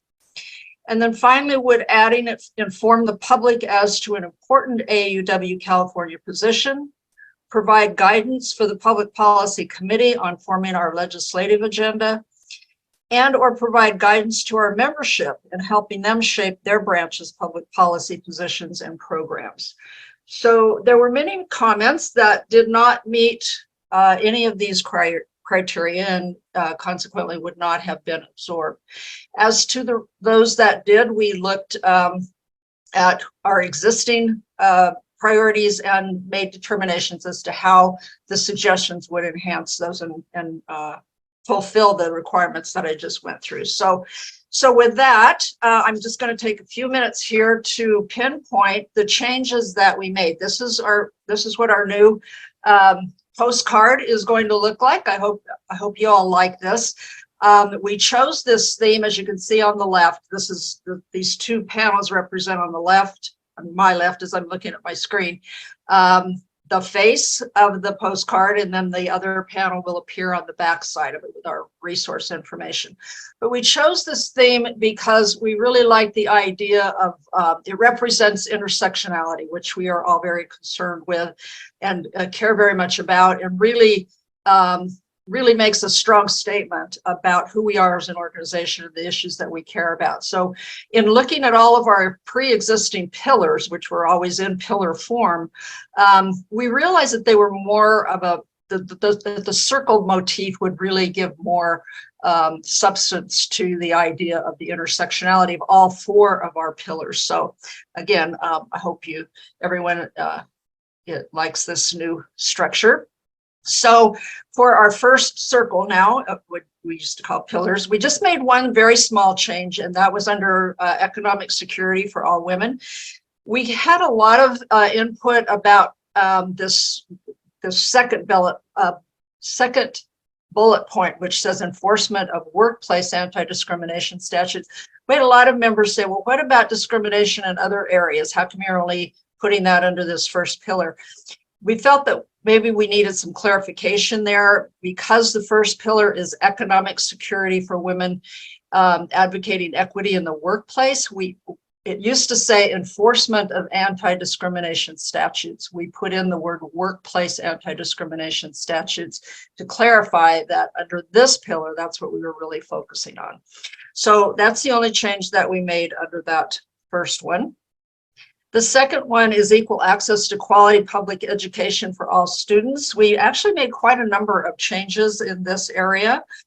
The first one was under the 3rd bullet point, removal of barriers for girls to access instruction in STEM fields. Before the change, that just said access to instruction in STEM fields. We had a lot of our members who were not happy with the fact that we had 2 years ago removed the word girls and really felt that we should focus on the fact that this applied to giving girls better access to STEM field instruction. So we just put that back in. The next 3 are all new. So, and this is all in response to members' input. A lot of comments about the lack of civics instruction in California schools and how that's playing out in society at large. And so we added a bullet point advocating civics instruction in all California high schools. A lot of discussion about what's going on around new laws, not necessarily in our state, thankfully so far, but we want to be ahead of the game. In a lot of other states, we're seeing laws that are trying to be passed or being passed that affect the lack of diverse staff and curriculum and access to historically accurate information. So we felt that it was important to address that, and we put in this Next bullet point, access to diverse staff and curriculum that represents historically accurate information. And then the next one is also new. We had quite a bit of input about problems in our schools with infrastructure, and really a lot of input about lack of access of some children to technology, to the internet. And so we sort of combined those in this next bullet point that we added. And that's now says funding adequate, access to funding adequate to support a strong infrastructure and equitable access to resources, including technology. So those are our changes in under public education. And then our third one is under social and racial justice for all members of society. If you go down to the third bullet point where it addresses freedom from violence, a couple of things that happened here. So number one was we had a lot of members, this used to say freedom from violence in all its forms wherever it occurs, including racially motivated violence. And that was the whole statement on that bullet point. And a lot of our members said, why are we just focusing on racially motivated violence? There's all kinds of violence in all kinds of settings, and suggestions coming from all of our members all over the place as to you should add this, you should add these 5 things, and others would say you should add these 5 things. So we took all of those, we took out racially motivated violence and combined the concept that everyone was advocating for and turned it into just violence against historically marginalized groups. And we felt that that was succinct enough and yet general enough to include everyone's concerns. Okay, the next part of this, then we also added and support for policies that reduce or prevent gun violence. So there have been quite a few questions today about what we're going to do about gun violence. And I do want to give a shout out to the Thousand Oaks branch for those members who are on here. You really precipitated this. The Thousand Oaks branch members submitted a resolution, a proposed resolution to our board to issue a resolution taking a stand against or in favor of gun control. And we formed a task force and we gave it tremendous consideration, and we did a lot of research. And I had a lot of conversations with National around this as a result of that proposed resolution. I had always been told that we do not engage in gun control legislation, that's not a space that we want to be in.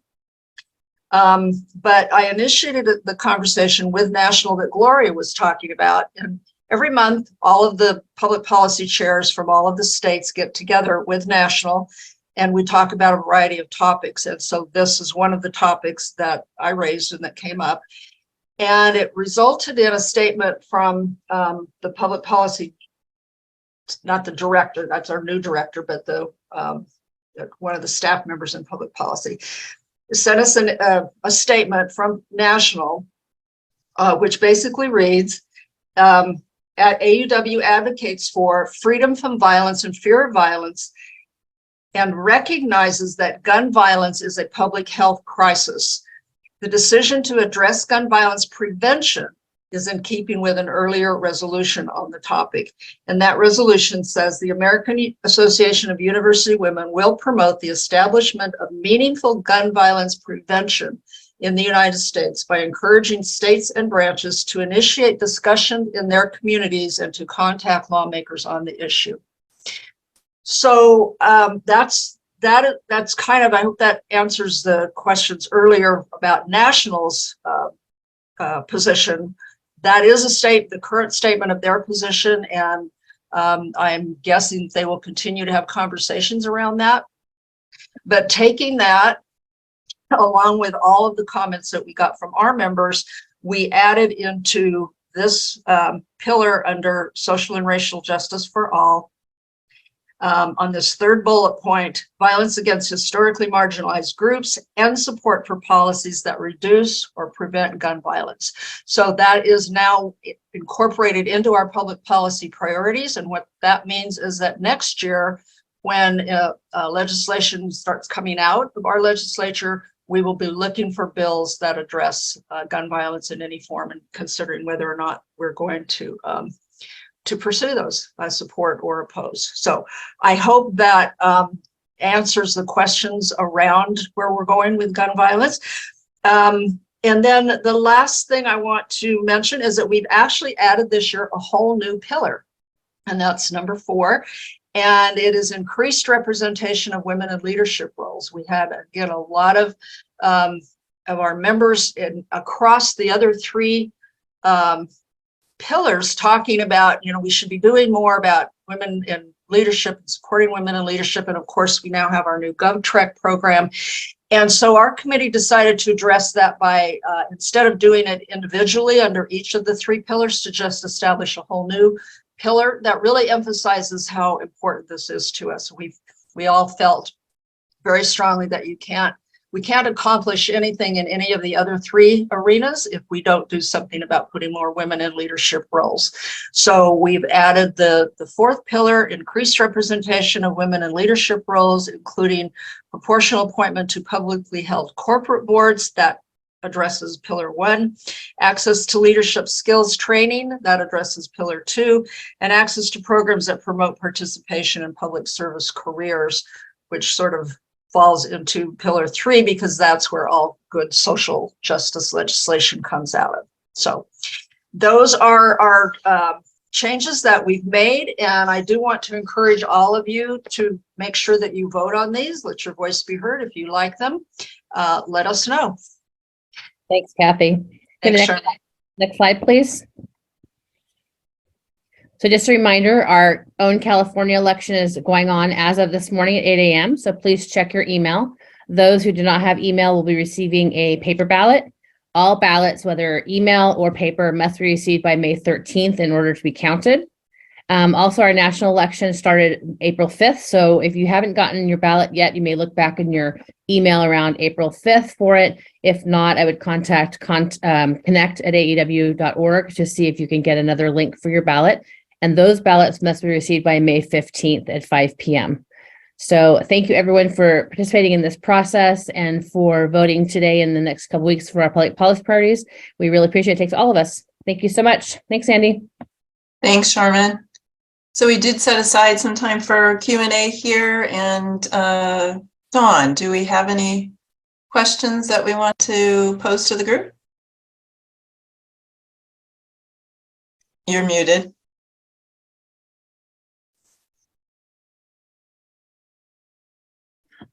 My apologies.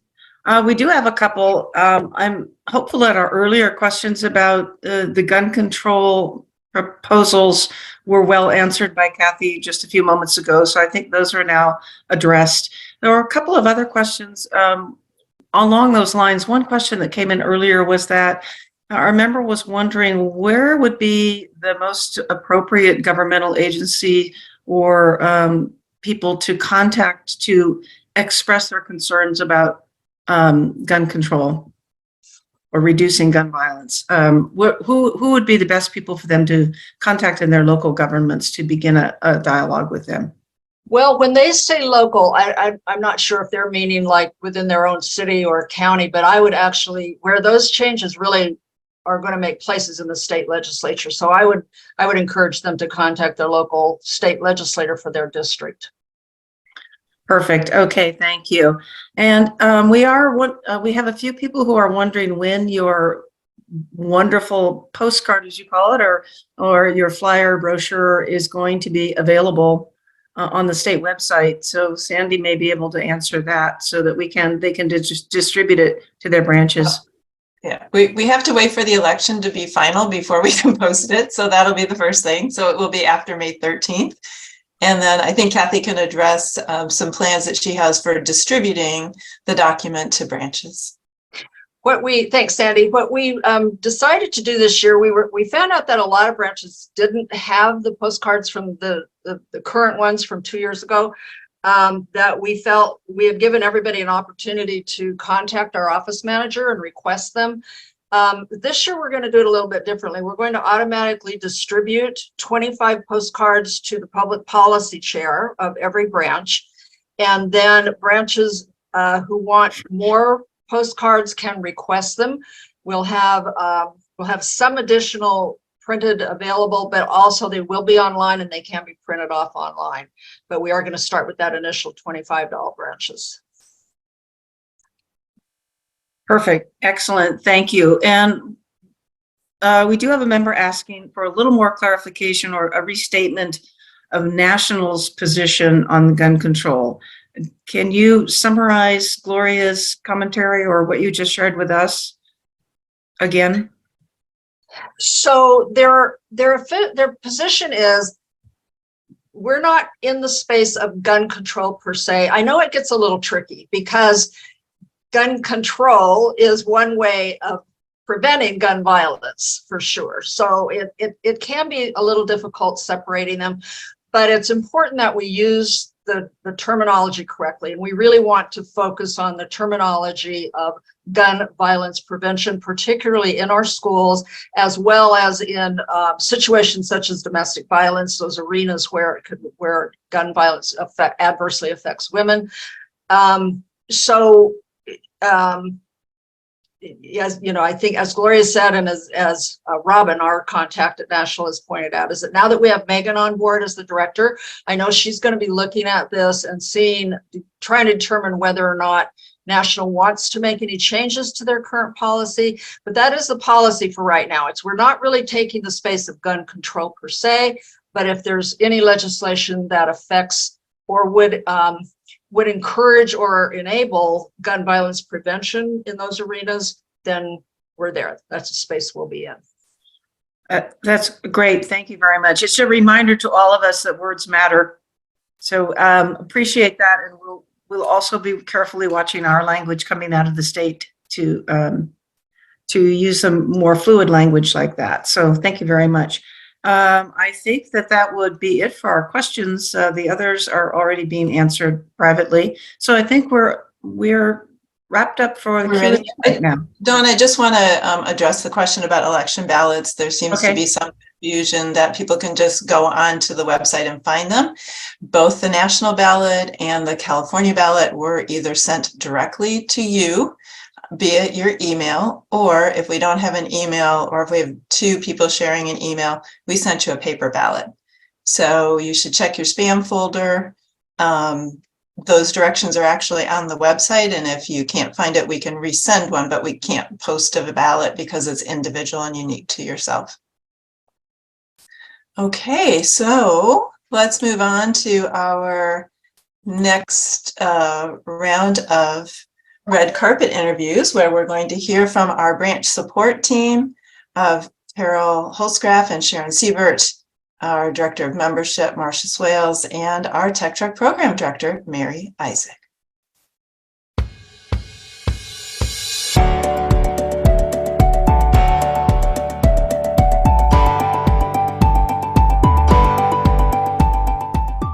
And Sharon with me. And in case people don't recognize you, which I find will be hard to believe, but why don't you introduce yourselves and tell us why you're here? I'm Carol Holzgraf, a co-member of the leader of the branch support team. And I'm Sharon Siebert, and I'm the co-chair of the branch support team with Carol. Yes. I see you brought I brought my award. Thank you so much to the Academy for this. Okay. It was really... Well, I do have a few questions for you today to help our audience get to know you a little bit better. Okay. The movie Saving Private Ryan was a big hit. How did your team make a big hit saving branches this year? Well, of the 12 to 15 branches that reached out to us with struggling leadership issues, we have been able to help them to revive. And there were 3 branches in danger of disbanding that have actually, with our significant help, along with their tremendous efforts, have new leadership teams in place for the coming fiscal year. What would you like our TV viewing audience to know about your accomplishments this year? Sharon and I are the Ask Us First team.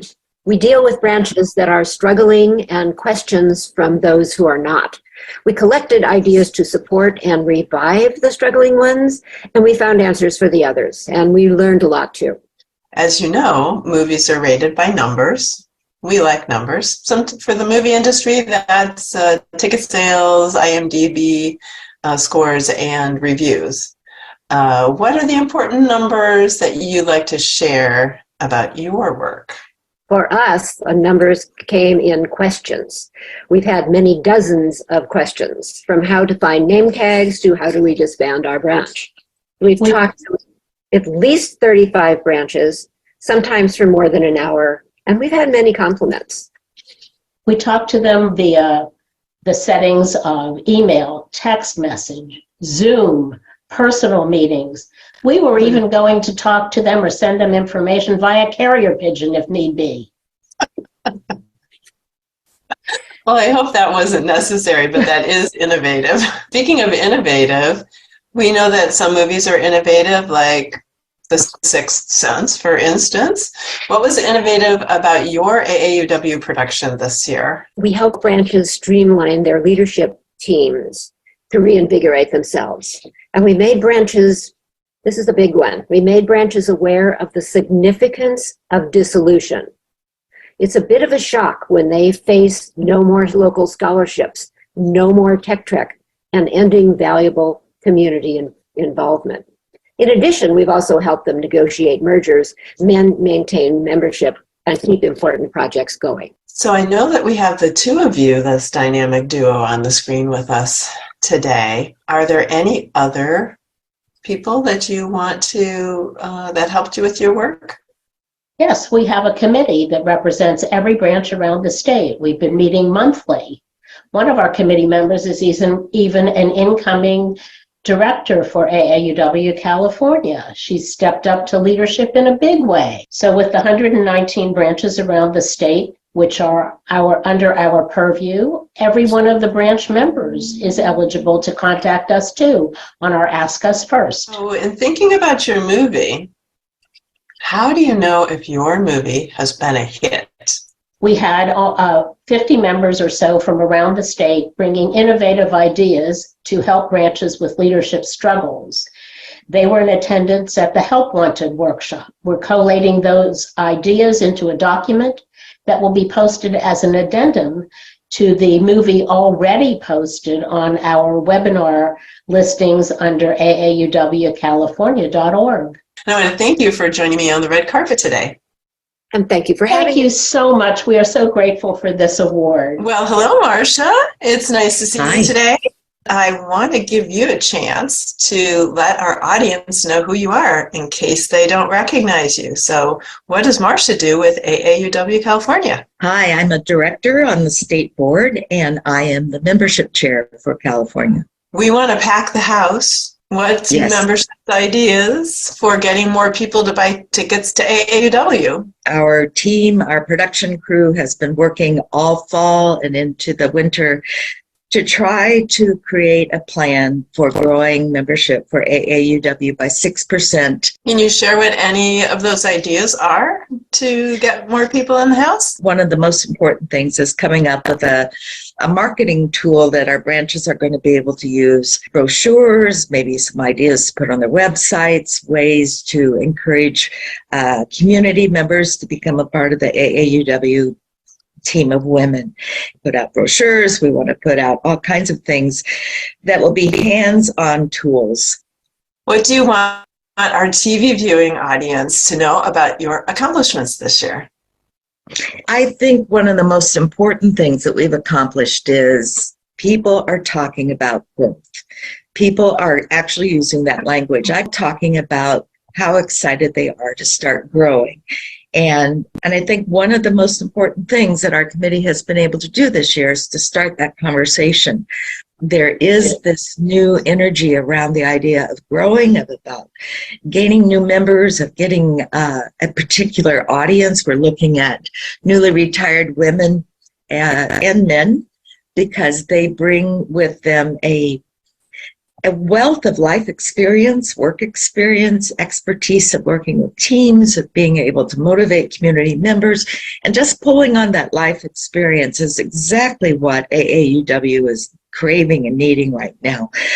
There are people who are looking for a community to be a part of in order to use their talents and their life experience. So I think this is a win-win for the new members and for our organization as well. Do you have anything that you'd like to say about the cast of thousands you must have behind the scenes making this happen?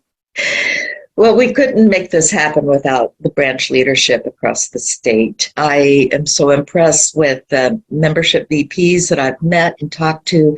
There are just so many wonderful people who are part of this cast. And the reality is that with every one of these people that are providing leadership in their branches, they're the ones that where AAUW happens. I think we're moving towards becoming a culture of recognition and hopefully rewards. I have my little Oscar right here. I am so proud to have received an Oscar from AAUW, and I don't think it's necessarily mine. It belongs to every person that's trying to increase the membership of our organization. We've tried to come up with some innovative ideas for recognition of branch officers or people who are new members, not only shout outs in our newsletters, but actually maybe funny rewards or maybe more serious sentimental rewards, but everybody deserves to be recognized. And it's delightful that here we are recognizing the work of people who are contributing to AAUW California. But sometimes we forget about the people who are just doing the day in and day out work in the branches, whether it's the branch treasurer trying to take care of all of the finances or the membership VP who is trying to make all the contacts. But every one of these people is a vibrant part of the AAUW community. And every person that's making a contribution in terms of leadership, I think, should be recognized. And that's a real motivator.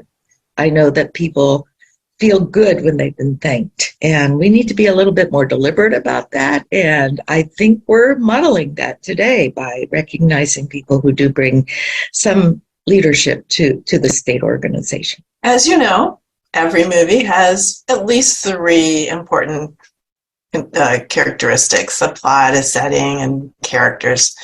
What 3 things does your committee have to do? Our committee, first of all, needs to be the plot. The ongoing plot is to continue to have conversations about how do we grow. And there is not one size fits all. There has to be a lot of tools in the toolbox. And so what we're trying to do, our committee is putting together a toolbox that we hope to introduce next fall that will provide hands-on ideas, rewards ideas, certificates that can be used, maybe some little PSAs could be put in a newspaper about the work of TechTrek, the work of SpeechTrek, the work of GovTrek. Our being able to give branches those tools, I think, will make the plot continue to develop, grow. In terms of character, one of the things that we need to continue to do is to identify people that not only can provide leadership within our branches, but also people that we'd like to invite to be a part of it. If a branch has a vibrant discussion group that focuses on a particular demographic of members, whether they be newly retired or younger members who are really interested in social justice issues, that we need to make sure that those opportunities are there that meet the interests and the needs of the people that comprise the branch. In terms of setting, we live in the coolest state in the nation. It has so many opportunities for us to talk about our uniqueness and how we fit into the mosaic of California. I live in a beach community. You live in a mountain community, and that's part of the beauty of the state. It's not one size fits all. Each area, each branch, each IBC has its own personality, its own characteristics, and we need to celebrate that and make that a part of our identity, our branch identity, who we are, and how do we relate to the people who live near us. Well, I want to thank you for joining me on the red carpet. Well, hello, Mary Isaac. It's so nice to see you today. Just in case people don't recognize you, can you tell us who you are and what you do for AAUW and why are you here today? What award are you receiving? I'm here. I'm Mary Isaac, and I am the Tech Trek Program Director for the state. One of the projects that California, AAUW California, and their members sponsor. Do you have an alias by any chance? I do have an alias, and my alias is Dr. Mimi. The girls all call me Dr. Mimi, and it just makes it a little bit friendlier. Tech Trek has been nominated for a Special Achievement Award for 25 years of life-changing STEM camps. Are there any celebrations planned this year? Yes, but it's pretty much a secret. I'm not going to tell anybody about them until they happen. So you'll get surprised as anybody else will be. Okay, we'll have to be watching for that then. Mary, what would you like our TV viewing audience to know about your accomplishments this year? This year being getting ready for camp in the summer. Yeah, like every year, the big accomplishment is getting so many people moving in the right direction to get all of the campers and the applicants set up and to identify all the campers that we have. And I think this year especially was more challenging because it was the third system that we rolled out to them in the last 3 years. And this being the second year back after COVID and after the pandemic. So it's been a really interesting experience to try and get through that. So let's talk a little bit about innovation. We know that there are innovative movies out there like Star Wars and Toy Story.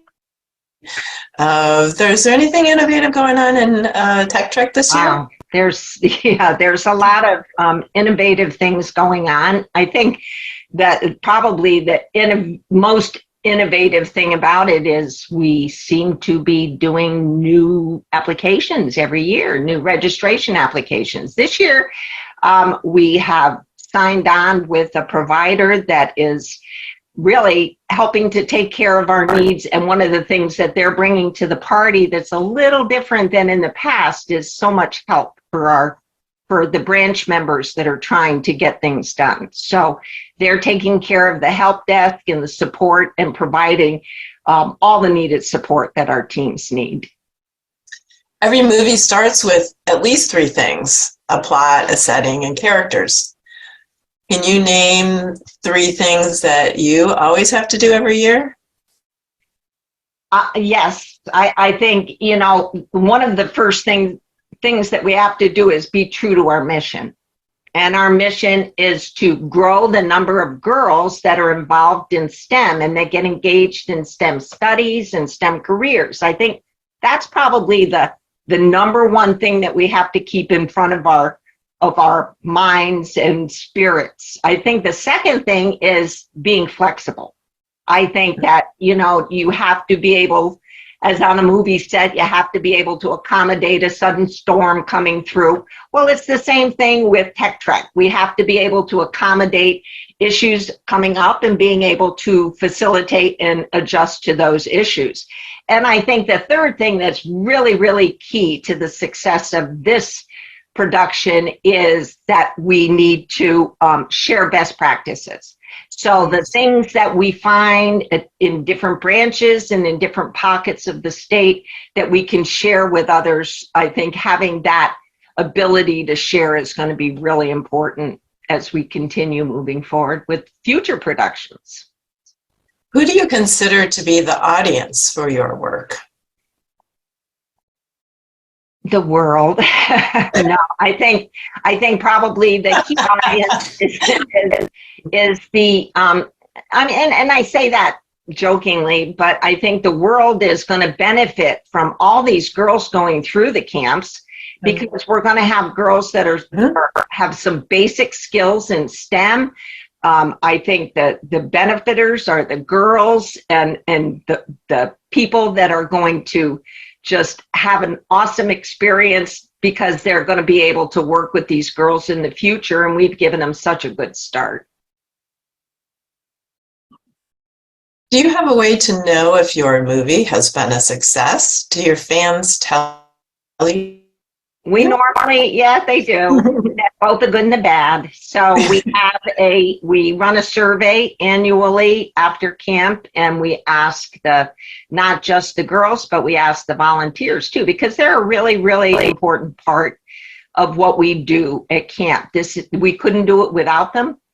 And so having the ability to get their feedback and then to wrap that feedback into next year's production and the productions after that is really important. So I would say it's the world. It really benefits from this. I know that you're always thinking ahead. So do you have anything that you can share about your next film release? Yes. Yes. What would that be? Our next film release will be engaging more of the girls that have gone through camp to help us put together our next production. They're all so eager to stay involved. And that's one of the exciting things that happens is the girls go through camp and they come back again. And they come back and volunteer because they were so moved by the experience that they feel that they need to share that with others and to be able to guide the girls, the younger girls, even further in their endeavors in both middle school and into high school and college. That's really inspiring to me to see them all wanting to come back. Yeah. Well, I want to thank you for joining me on the red carpet today, and I hope that you enjoy the rest of the festivities today. Thank you, Mary. Thank you so much.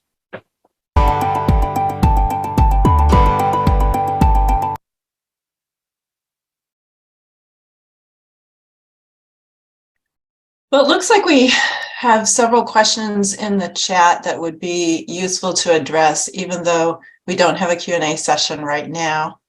So Dawn, do you want to pose some of those questions and we can see if we can give some answers to people? Sure. First of all, obviously, I had to be forcefully had my video stopped. So the first one of the day to be slapped on the hand for having my video on accidentally. My apologies. We have a few questions that I think we'll just pop in here, even though we didn't plan them. First of all, we did have a question about how we're using social media to attract new members. And I want to mention that I'll just go ahead and take that answer a little bit myself, and I'm sure Sandy will fill in since the two of us handle communications. Fundamentally, we have built a very robust social media program this year, and that's a result of some advice we got when we engaged a marketing consulting company last year. One of their primary recommendations was to increase our social media coverage, and most particularly to make that more pertinent to AAUW California and its branches. So we do have a very good program for posting information from other organizations that are pertinent to our mission, but we weren't posting very much about ourselves and our branches and our activities. So we boosted that up quite a bit. We staffed up a little bit more, increased the size of the team to do that. So you should be seeing a number of social media actions around promoting our upcoming events, promoting our upcoming webinars and so on, as well as just highlighting AAUW California branch accomplishments or AAUW California branch fellow recipients and what they're doing these days, or branch anniversaries, all sorts of things that are very pertinent to us. And also, we always end our social media posts with a call to action to join. That's primary. So we're really expanding that. And Sandy, is there anything you want to add to that? Just that we have also launched some campaigns, which are sort of fun.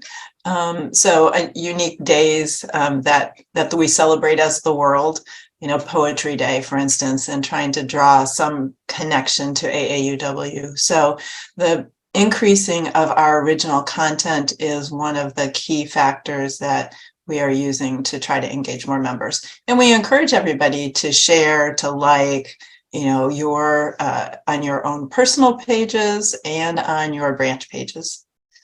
Right. Thank you. Second question that we wanted to address with everyone is that we've had several requests to have a copy of that beautiful flyer brochure that's highlighting the public policy priorities for the coming year. People would like to have that available now so they can share the information with their branches so their branches can have a very informed vote. However, we have some issues with doing that, so I'm going to let Kathy answer that for you. Thanks, Don. We actually have two issues. One is the one that Sandy pointed out earlier, is that we can't really publish these until they have been approved by membership. So the brochure, the postcard images that I showed you is what they will look like if the membership votes on them. So it is a little bit of a cart before the horse situation. The other issue, and this one comes from me, is that really membership is only voting on the content. And I think it might be confusing if we give the impression that you're voting on the postcard itself, because then that would involve voting on if you like or don't like the design. And that's really not before membership. We're only putting the content. So I think it would be less confusing if we keep it just to the content for any kind of publication prior to the vote being finalized. And I think that was put in the chat, the link to the public policy page. So the content is posted there. So if you want to include it in your branch newsletters or whatever, the content is certainly there, just not the glitzy design. I would also encourage you to mention, depending on when you're publicizing this, that these are right now the proposed public policy priorities, and they will be finalized after May 13th. And we'll certainly let you know as soon as possible when that vote has been counted. But we want to make sure that members are honored in terms of their commitment to vote. Great. I guess we should probably also mention that we've had a couple of questions come in related to membership and the membership requirements. And I know that Gloria addressed a bit of that as well. Specifically, our branches are looking for a way to include members as friends of their branch. They may be non-degreed members who could not officially meet the requirements to enter, but to join, but want to support the branch. So we do have some response. We looked into that. We do have some response on that, which is that the bylaws currently do not allow for having that kind of an arrangement. And our incoming president-elect has suggested that the most equitable and inclusive way to have members in AAUW is to vote for eliminating the membership requirement. And as Gloria indicated, it appears that that may be coming up again. So I think we'll leave that answer at that. And I think that's all that we have, Sandy. Okay. Thank you very much, and let's get on with the show. So our next fun thing is our next song. And Man, I Feel Like a Woman was written by Shania Twain and Robert John Mutt Lang, and it debuted in the U.S. Billboard Hot Country Singles and Tracks chart on March 6th of 1999. Twain explained the lyrical meaning of the song in an interview with Billboard magazine. She said that the song started with the title and then it kind of wrote itself. The whole expression is a celebration of being a woman these days. I think we're kind of spoiled in a lot of ways with the advantages we have. Feminists may not feel that way, but I do. It's pretty darn fun to be a woman. So let's. Branch Activity of the Year Awards is an opportunity for us to recognize branches and the great work that they are doing in getting the word of AAUW out, supporting our mission, and engaging new members. I'd like to introduce Janice Lee, Program Director, at this point in time. Thanks, Andy. Hello, everyone. I want to acknowledge the record-breaking 28 applications we received this year for the Branch Activity of the Year Award. The 28 activities exemplify the ingenuity, dedication, creative energy of our AAUW members in meeting our mission. So thank you for providing inspiring ideas for our other branches to embrace, to execute, And also, we've shared many wonderful social media and advertising ideas to our membership and communications committees as well.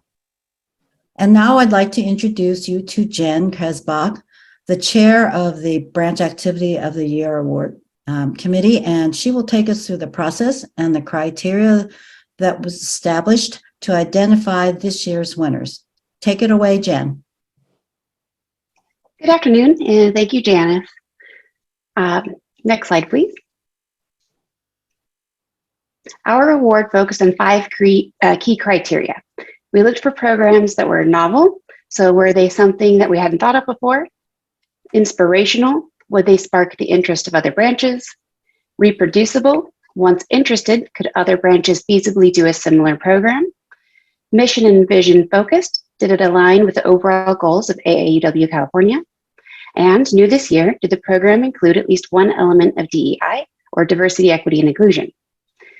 Then we individually reviewed and ranked the programs that met all 5 criteria in order of who we thought met those criteria the most successfully. We then voted and met as a group to discuss in detail which programs we wanted to award. Next slide, please.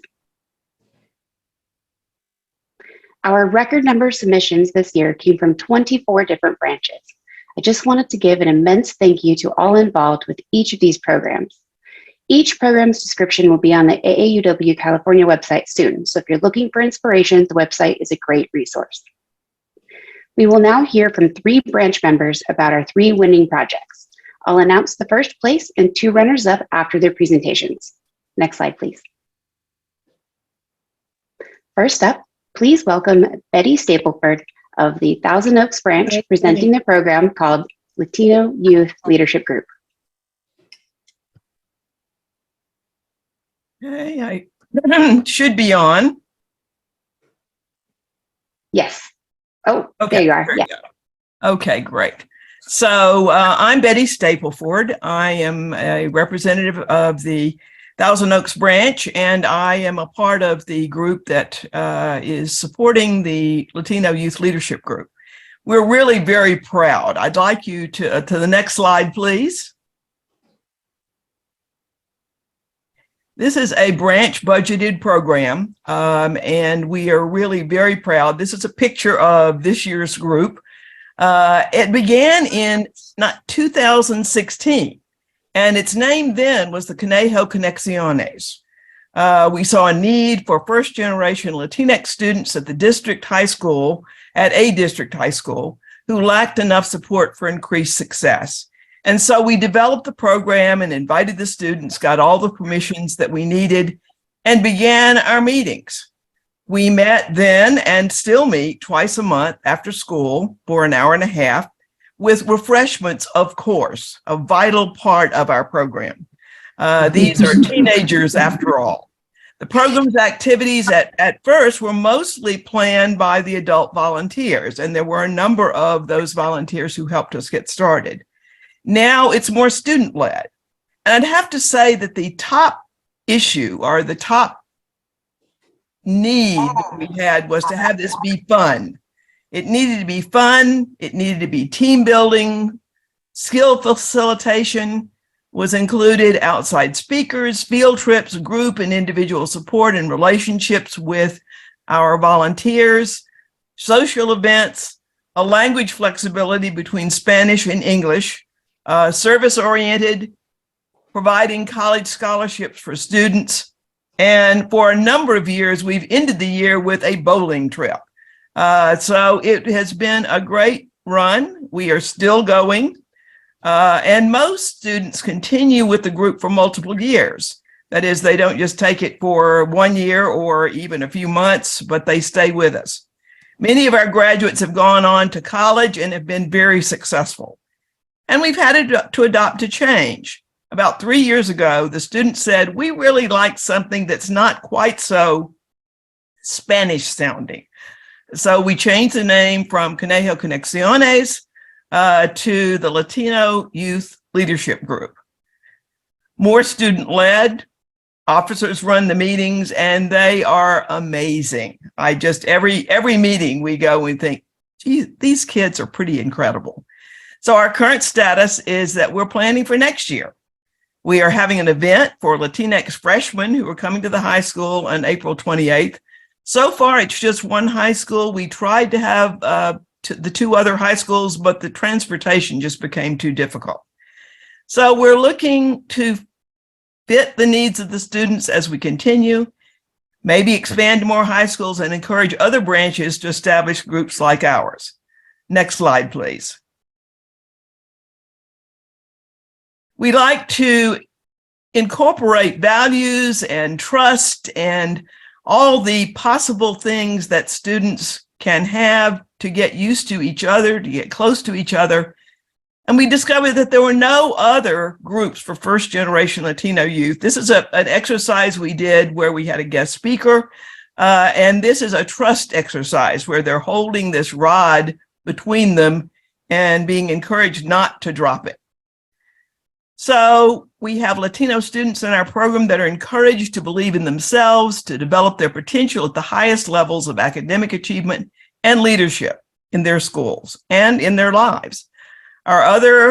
We encourage other AAU branches to use our model and reproduce it in their own high schools for another group of students that they want to support for success. So what group of students do you want to encourage as a member of AAUW? You'll enjoy it, and it will change your life. Thank you so much. Thank you, Betty. Next slide, please. Next, we will hear from Kathleen Doty of the Alhambra San Gabriel branch, presenting their program called Colorful Stories. Good afternoon. I'm not sure. Anyway, good afternoon. Thank you for this prestigious recognition. In the summer of 2020, Jim Doty, inspired by the article 75 Things White People Can Do for Racial Justice, and marginally assisted by me, conceived of a project for the Alhambra San Gabriel branch AAUW that would promote social justice, diversity, equity, inclusion, and education, all while elevating the visibility of our branch in the community. The project would provide books that feature protagonists of color to elementary schools. He called it Colorful Stories. Sounds simple, and really it is. We started small with just $250 of seed money. Jim contacted the Alhambra Unified School District. We had an in. One of our branch members was on the school board, and told them what we wanted to do. We proposed that first, the district create a wish list of books using their vendor of choice so they could get any educational discounts and they were an established customer. Then the district would provide the list for review. We would compare books on the list to several lists sourced in the article. Third, the district orders the books and sends the invoice to us for payment. Fourth, the district places book plates indicating the books were donated by Alhambra San Gabriel branch into each book. Finally, the district sets a date for us to present the books to the schools or classrooms of the district's choice. The district was eager to participate, and they did most of the work. The initial $250 provided 41 books. Sadly, Jim Doty passed away just 3 days before the scheduled presentations. I was able to keep the set times, made the presentations, and pictures of the presentations along with a short article made it into our local monthly newspaper, Around Alhambra. Encouraged by the first year's success and buoyed by the enthusiasm of the branch whose donations increased, we reached out to 3 school districts in the 21-22 school year, offering $500 to each one for the same program. The districts were interested, but were too distracted by the return to in-person learning and the adjustments that required. Our offer was not assigned a high priority, but we persisted. At the start of the 22-23 school year, we returned to each district offering 2 years of funding, $1,000 for each district, since none had taken us up on the $500 offer in 21-22. This time, 2 of the 3 districts, Alhambra Unified and San Gabriel Unified, leapt at the opportunity.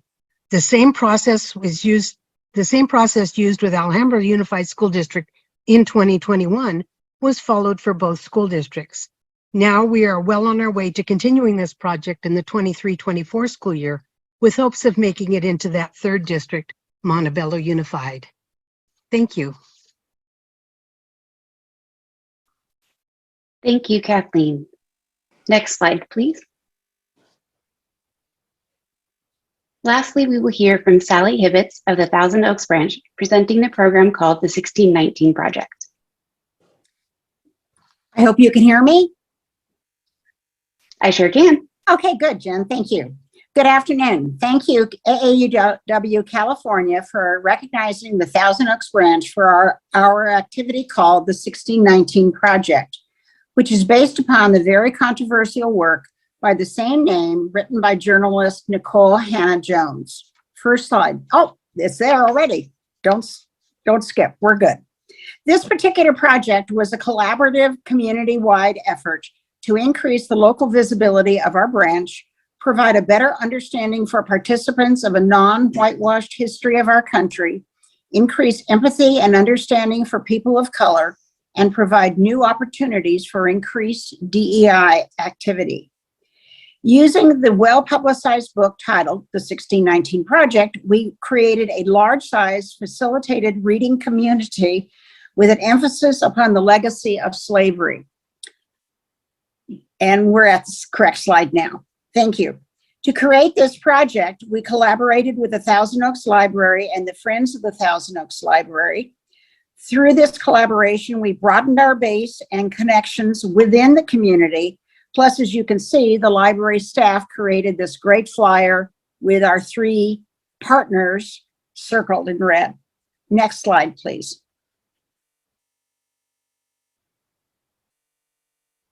We enlisted the assistance of a friend, political science professor, Dr. Greg Freeland from nearby California Lutheran University, to provide an enlightened and entertaining presentation to a large library audience to jumpstart our book study at the beginning of Black History Month. This timing allowed us the necessary 6 months for a well-paced and appropriate analysis of this very lengthy work. We primarily used social media to market the presentation, which was very well received with several elected officials in attendance. At the end of Dr. Freeland's presentation, we distributed signups, excuse me, for our facilitated reading groups. 4 members from our branch and 1 from the Camarillo branch stepped up to be the facilitators for the book groups. A key component was to create reading groups which meet at a wide variety of times, both live and virtually. Therefore, we now have 5 groups with about 10 people in each one. The groups are diverse considering the population of Thousand Oaks and with both members and community folks in each one. We are also planning to have a casual and fun culminating activity to debrief our 1819 communal experience and to determine what our next steps will be to advocate on a local level for more DEI. Next slide, please. This photograph shows on the left Jennifer Patterson, who is the Director of Library Services, and myself. The takeaways from our project were many. It created higher visibility for our branch. It gained several new members and also helped support what I call wavering members. We had great interbranch support. It was inexpensive with only a small honorarium for Dr. Friedland. We used about 4 or 5 branch leaders, especially our DEI chair, Cindy Speakman, plus our facilitators. Great collaboration with the library, which created a foundation for our future plans. It provided community respect for our branch advocacy for DEI. And the most important thing is that we are already making plans to do it again next year, perhaps with another controversial DEI-focused book. Thank you, Jen. Thank you, Sally. Next slide, please. I am sure you can all see how significantly each of these programs met our 5 criteria and beyond. We had a really hard time determining who to choose, but after extensive review, we'd like to award our 2 runners-up. Go ahead. They are the Latino Youth Leadership Group and the 1619 Project, both from the Thousand Oaks branch. and our first place honor to the Alhambra San Gabriel branch for their program called Colorful Stories. Thank you to all 3 winners for all your hard work, and please send our thanks and congratulations to your branch members on our behalf. I look forward to seeing everyone's submissions next year.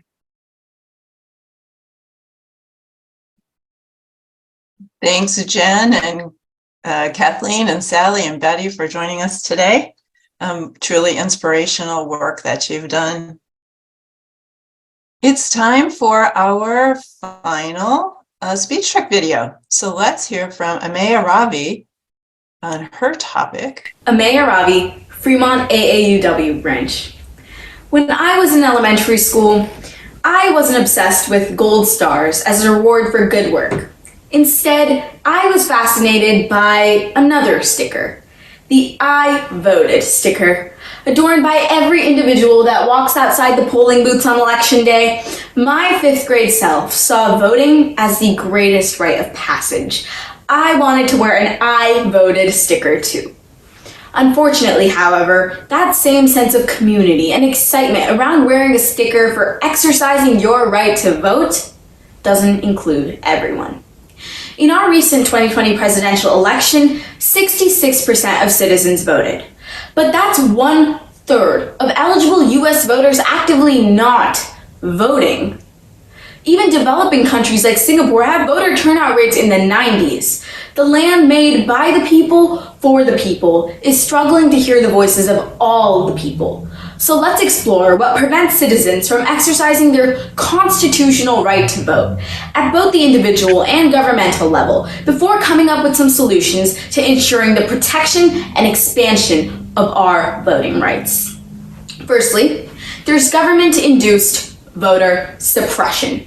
States like Florida impose severe voter restriction measures like requiring a voter ID during the 2020 presidential election. According to the Government Accountability Office, this resulted in around 70,000 people not voting in Florida alone. And 35 states require a voter ID. The problem here is that obtaining a voter ID or the necessary documents can be expensive, time-intensive, and a burden of resources.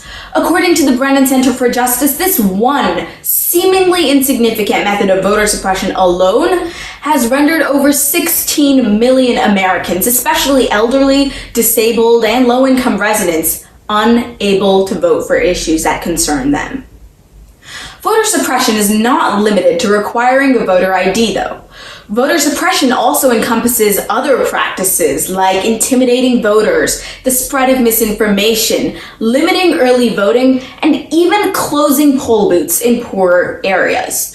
Georgia recently prohibited handing out food and water to people standing in line to vote when lines are hundreds of people long. We also play a personal role in exercising our voting rights. According to the New York Times, 57% of Americans agree that politics and elections are controlled by people with money and by big corporations, bleakly believing that their vote won't matter, won't make a difference. So how do we solve these issues? First, we can mobilize communities and organizations to lobby elected officials to sign legislation combating existing voter suppression laws, as well as secure early voting, mail-in voting, same-day registration, and extended polling hours. For example, the League of Women Voters helped promote the passing of the John Lewis Voting Rights Advancement Act, which protects against voter discrimination. Not to mention, they also defended 25 million marginalized voters through lawsuits. We can take these actions forward with our organizations and continue advocating for protective policies like ensuring reliable, accessible, and secure voting methods. Beyond this, though, we can write letters to our legislators both near and far, organize local events, and participate in voting marches. We can even push for voting education in schools to fix the fact that 5.7 million Americans didn't vote in the midterms because they simply didn't know how to. Second, we need to keep hammering the message that voting is a collective issue and that all voices are important. we need to stand up together, because if everyone carried that sentiment of, whatever, my vote doesn't matter, I just shouldn't vote, then we would end up with even lower voter turnout. We need to understand that we can all make a big difference together. Finally, we must do our part to educate ourselves and others on our role as voters and the importance of voting. And surprisingly enough, we can turn to Gen Zers for help with this. Now I know what you're thinking. Oh no, Gen Zers. My generation is known to be made of TikTokers, Snapchatters, Instagrammers. But my generation has also perfected the art of creating bite-sized, informative content about voting and elections. According to Forbes, in the 2020 presidential election, Talk the Vote was a TikTok campaign launched to promote national voter registration. As Gen Zers, we must do our part to educate on voting rights and voting rights impositions, to stand up against them, united. Because Gen Z sets the precedent for the future through our actions and attitude of standing up for our rights. When I grow up, I want to be part of a society in which all citizens can vote, unhindered, and where we all understand that voting is the cornerstone of our democracy. This would be a society in which elected officials would work towards policies for the greater good, and everyone could wear an I voted sticker. Thank you.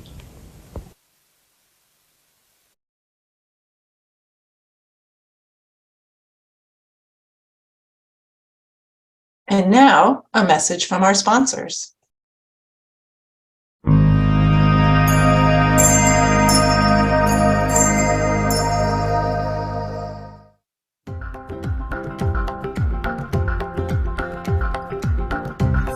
Including AAUW in your estate plans is a lovely way to leave an enduring legacy that will support women and girls long into the future. For more information about the Legacy Circle, contact Charmin Goring or Judy Horan. Once you join the circle, you'll receive this lovely pin that you can wear proudly, demonstrating your support of AAUW and the Legacy Circle.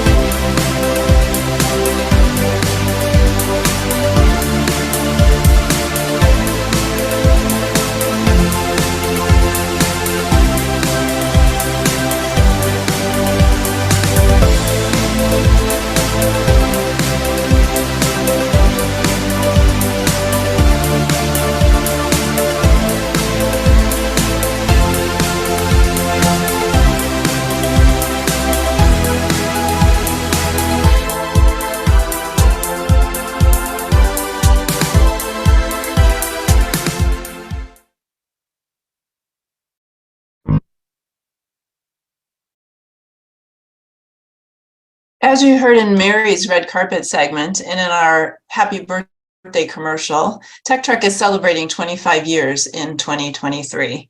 It's impossible to present images of all 14,000 Tech Truck girls or the hundreds of staff and volunteers in just 5 minutes, but we hope you'll be inspired by this compilation. This year, another 750 or so girls will join the ranks of Tech Truck alumni. What an incredible accomplishment. Song about growing up, which we are all still in the process of doing.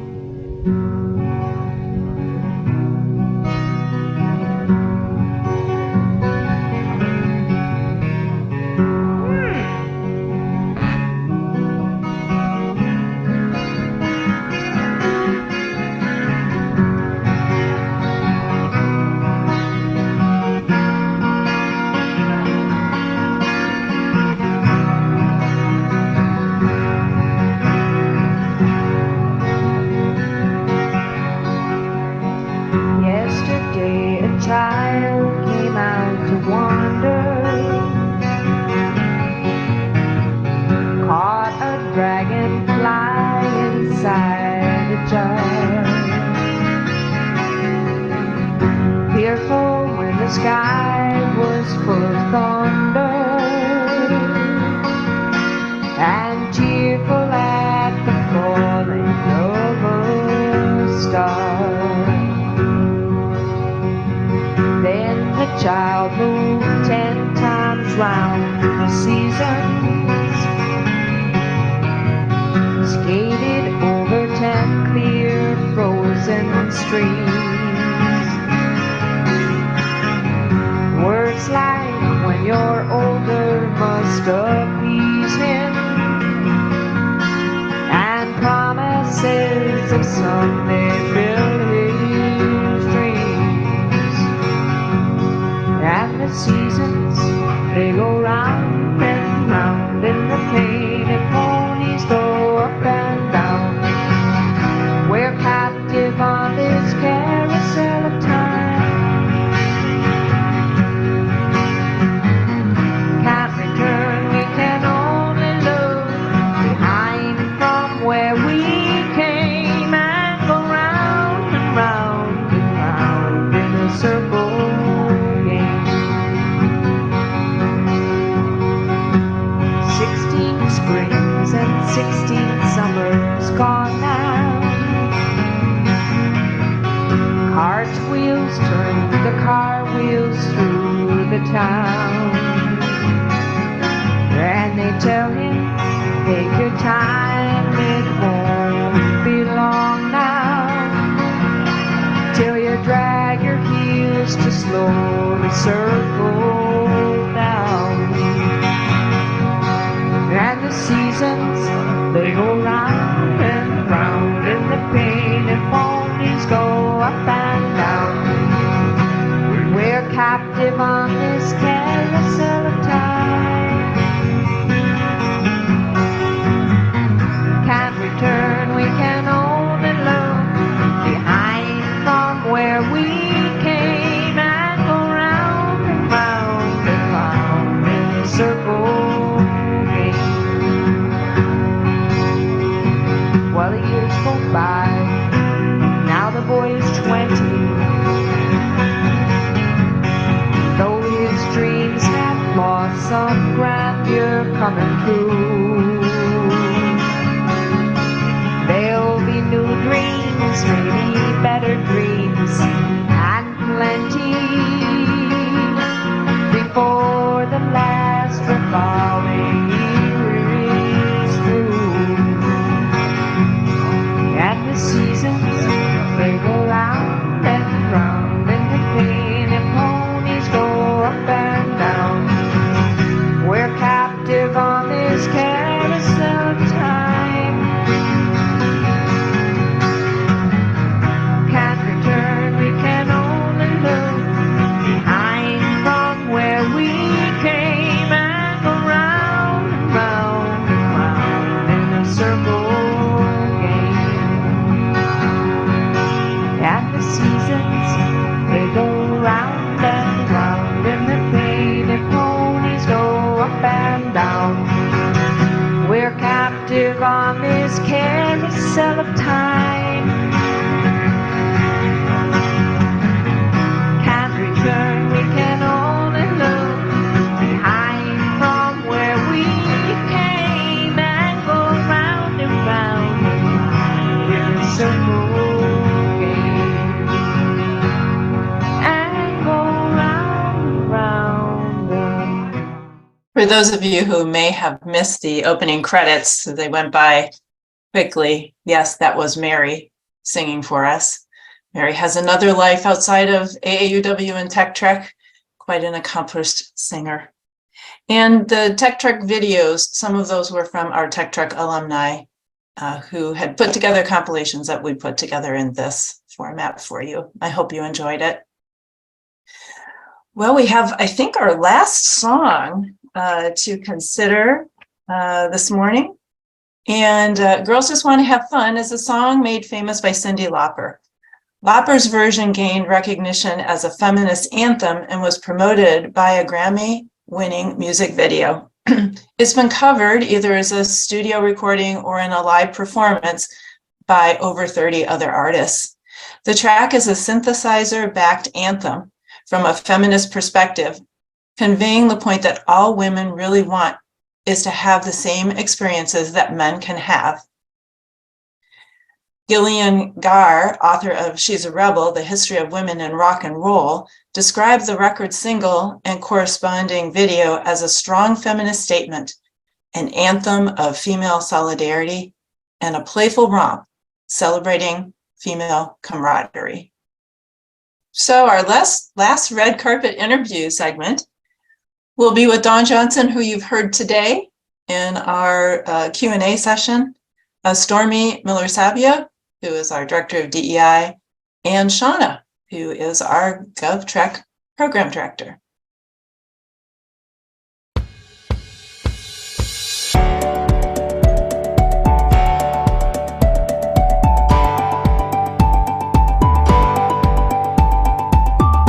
Well, here's another big star on the AAUW red carpet.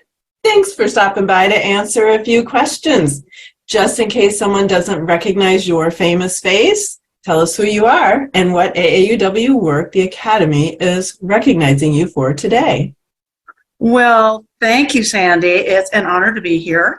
I am Dawn Johnson, and I am heading up the production studio known as the Communications Committee.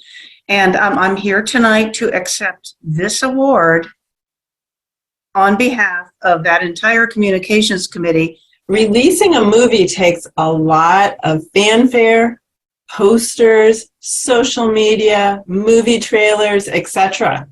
What kind of promotions has the communications department done this year? You should be asking me, what promotional things did we not do? Because the only things that we didn't do are like smoke signals or secret decoder rings.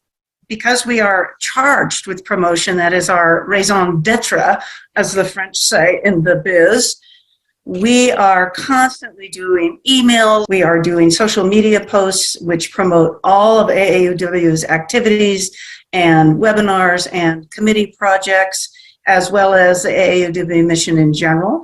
We do lots of website work, splashy pages, constant announcements. They're always up to date and timely and good looking. We put out the California Connection, which is a newsletter meant to engage members, meant to be informal and conversational. We put that out to over 10,000 members every month. And we also put out the board-to-board newsletter, which is more serious stuff for the branch leaders, but also promotes everything that's going on within AAUW. It sounds like you have a cast of thousands that are helping you with all of this. I'm sure it's not quite that many, but do you want to say anything about those people who helped with getting all this? Surprisingly, I actually do. Our cast is very, very small. So we have about 11 members on the committee. And I think what's notable is that those members have to work all year long. We are not a committee that gets to take breaks in between productions. We are on. How do you know if your movie, so to speak, has been a hit? First of all, they tell us. Particularly when we send out the California Connection every month, often use the Connection as a chance to make commentary on some of the decisions that the board is making. And another way that we now know are able to get some feedback from our members is that we've instituted a survey process with our webinars. So end of each webinar, we have a survey. So we have a chance to see if they're effective, if the webinar is effective. If they gave out a special Academy Award for your work, what would they call it? The best what? The best use of a red pen. My team also suggested that we should get the award for the Best Cinematography Award for our Zoom webinars. We should also get the Best Screenplay Award for the materials that we write, because we write so many materials often for other committees. And that, of course, we should get Best Film Editing. I just want to mention again how much we beefed up our social media this year. That was something innovative that we did this year. So we've done some really effective campaigns that are new. And what's different is that we're writing social media posts about us, about AAUW California. I urge the members to take a look at them because there's a lot of great stuff. We celebrate branch anniversaries. We celebrate certain days of the year, like crazy things like Call a Friend Day. We tie that into AAUW, and Of course, things like Women's History Month, but we personalized it all to our organizations. So Thank you. right. Well, hello, Stormy. Thank you for joining me on the Hello. red carpet. It's really nice to see you today. Thanks for having me. And what are you here for today? Can you tell our audience what award you're receiving? We are receiving the award for the Diversity, Equity, and Inclusion Award, AAUW Award. Films have so many different genres. There's action, there's drama, there's comedy, there's science fiction. There's something for everybody. How has the DEI committee encouraged branches to offer something for everybody too? I think the most important thing is that diversity, equity, inclusion is really relevant to all of our work. So you can't talk about membership and recruitment without being reflective and intentional and being representative of the community you serve. You can't talk about public policy without thinking about issues of equity and inequities. If you're aiming to engage colleges and universities, you can't do that work without recognition that most higher education institutions are centering DEI in their mission, vision, and values. And programs and events that we offer should really link to our mission, which is rooted in advancing equity for women and for girls. Is there anything that you'd like our TV viewing audience to know about your accomplishments this year?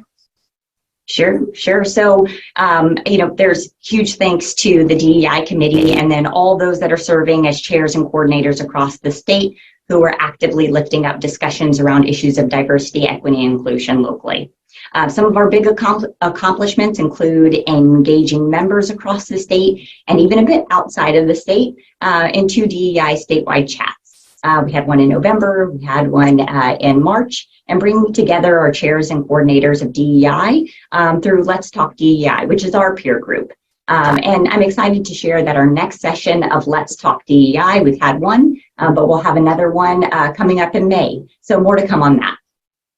I want you to think about this award and tell me if you could name it just for your committee. What would you call it?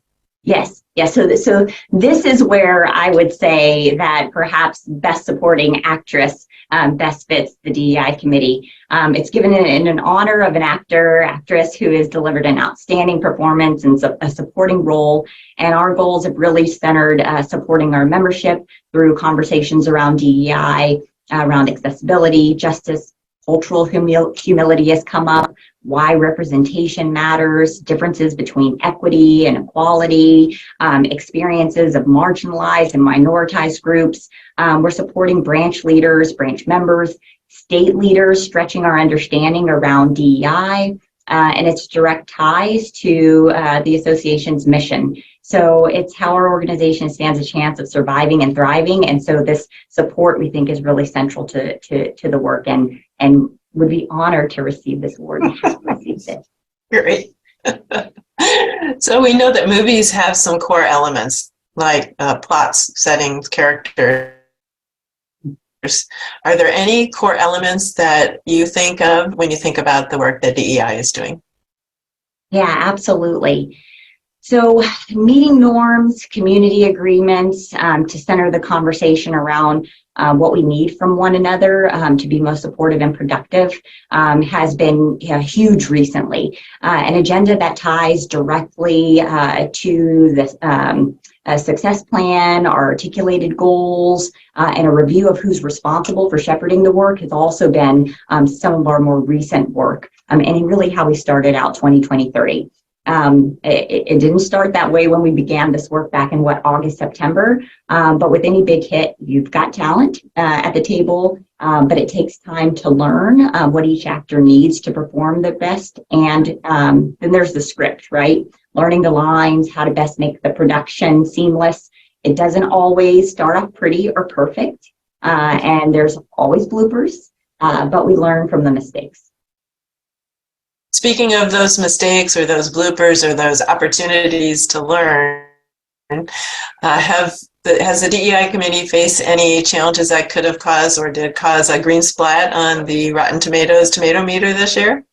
Yeah, absolutely. So this goes back to, learning from one another, identifying the strengths of each character and leveraging those strengths for a stellar performance. And, I think the truth of the matter is, like for all of us, even in this space, sometimes technology just isn't our friend, but we exercise grace in the space and we learn and we keep moving. Tell us who the audience is for your work. Yeah, so we believe everyone is the audience, with particular attention to every member of AAUW. Our very AAUW mission speaks to advancing equity for women and girls. So every one of us has to think about who is represented, who's not, who feels a sense of belonging, and who doesn't feel seen and heard, how our biases may show up, intent versus impact. And also, discussions around harm and repair work. So these are things that I think should resonate with probably every member. And so we think that the touch point is everyone within AAUW. Well, thank you, Stormy. It's been a pleasure to have you on the red carpet with me today. It looks like somebody just came in from the outdoors. Thanks for joining us, Shauna. Welcome to the red carpet. Hi, Sandy. How are you Hi. this afternoon? I'm doing great. So can you tell me what area you're from, what committee you're from, let our audience know in case they don't recognize you? Sure. I'm Shauna Rule. I'm GovTrek Program Director, and we are creating a more diverse, equitable, and inclusive government by launching a new virtual statewide program to elevate the next generation of women leaders. We know that GovTrek just had a big opening night, and we hope to see many more sequels. What went best for the new state project? It's been so inspiring to see 16 participating women leaders and legislators show up and fully support the political ambitions of GovTrek students. We couldn't be more grateful. So what would you like our TV viewing audience to know about your accomplishments this year? Together with AAUW Califonia leadership, the amazing GovTrek committee has taken an initial civic education pilot program to a statewide virtual program serving high school girls across California. This virtual program for high school junior and seniors is designed to elevate the next generation to pursue careers in public service and elected office. With over 5 two-hour sessions, students have engaged in interactive and inspiring activities with exposure to women legislators, career options, and the inner workings of a political campaign, all culminating in a group competition to create a realistic campaign simulation. So we know that movies have ratings. There are IMDb scores, there are reviews. What are the important numbers that you'd like to share about GovTrek? Sandy, just reporting on the gender leadership gap is not enough to close it. We encouraged 105 diverse young leaders from across California to register for the first inaugural GovTrek program. These girls represent over 40 AAUW California branches and 92 California high schools, joining GovTrek to explore careers in politics. We want political parity, not political charity. Women hold approximately 30% of local public office and even less at the state, congressional, and executive levels of government. We are creating a pipeline to close this gender leadership gap. Some movies are very innovative. You can think of Star Wars, The Sixth Sense, Toy Story. They're all innovative in their own time. What was innovative about GovTrek this year? This new generation of young leaders is innovative. They are the stars of our show. These ambitious girls committed 5 Saturdays to civic education and took the initiative to work on campaign teams to simulate a realistic political campaign, including a stump speech, a voter outreach plan, and a digital campaign ad. Ultimately producing a 6-minute campaign video for entry into the state-level GovTrek campaign competition. You will be amazed, like we were, by the quality of these productions. And I think we're going to see our winning team later today. Some movies face some challenges. Sometimes they get a green splat on the Rotten Tomato meter. Did you have any production issues this year that caused a green splat? Oh, yes. Many skeptics questioned our approach to offering a leadership program for girls only. Our public policy director, Kathy Harper, has the perfect response. Just look at the paucity of women in leadership, and you too will see the need for a women-only program like GovTrek. So what can we expect from our next film release, Shauna? We welcome you to GovTrek 2024 by participating as an active AAUW California branch, referring students, participating as a committee member, a breakout room facilitator, or as one of our many devoted fans. Let's inspire the next generation of women in leadership to make a positive impact in the world. All right, Shauna, let's call that a wrap. Let's go out and enjoy the rest of the event today.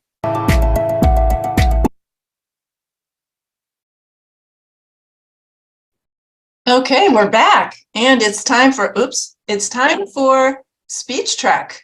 I think that Marlene is ready to unveil our winners. So take it away, Marlene. Thank you, Sandy. Yes, I know that everyone's been patiently awaiting the winners, and I'll do that momentarily. I just wanted to say a big thank you to the Speech Trek team, Kathy Fox-Hogan, Judy Steele, and Lana Widman. It's been my pleasure to serve the state these past 5 years, and watch the next article for a summation of those times.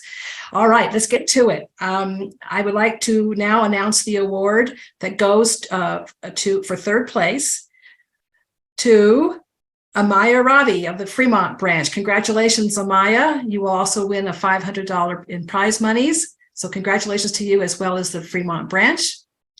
The award now for second place goes to Elizabeth Ma, representing Alhambra San Gabriel branch, and a cash prize of $1,000. Congratulations to you, Elizabeth, and to the Alhambra San Gabriel branch. And now is my distinct pleasure to announce the first place winner, to give that award to Teddy Garcia, representing the Camarillo branch, and a cash award of $1,500. My congratulations to all three.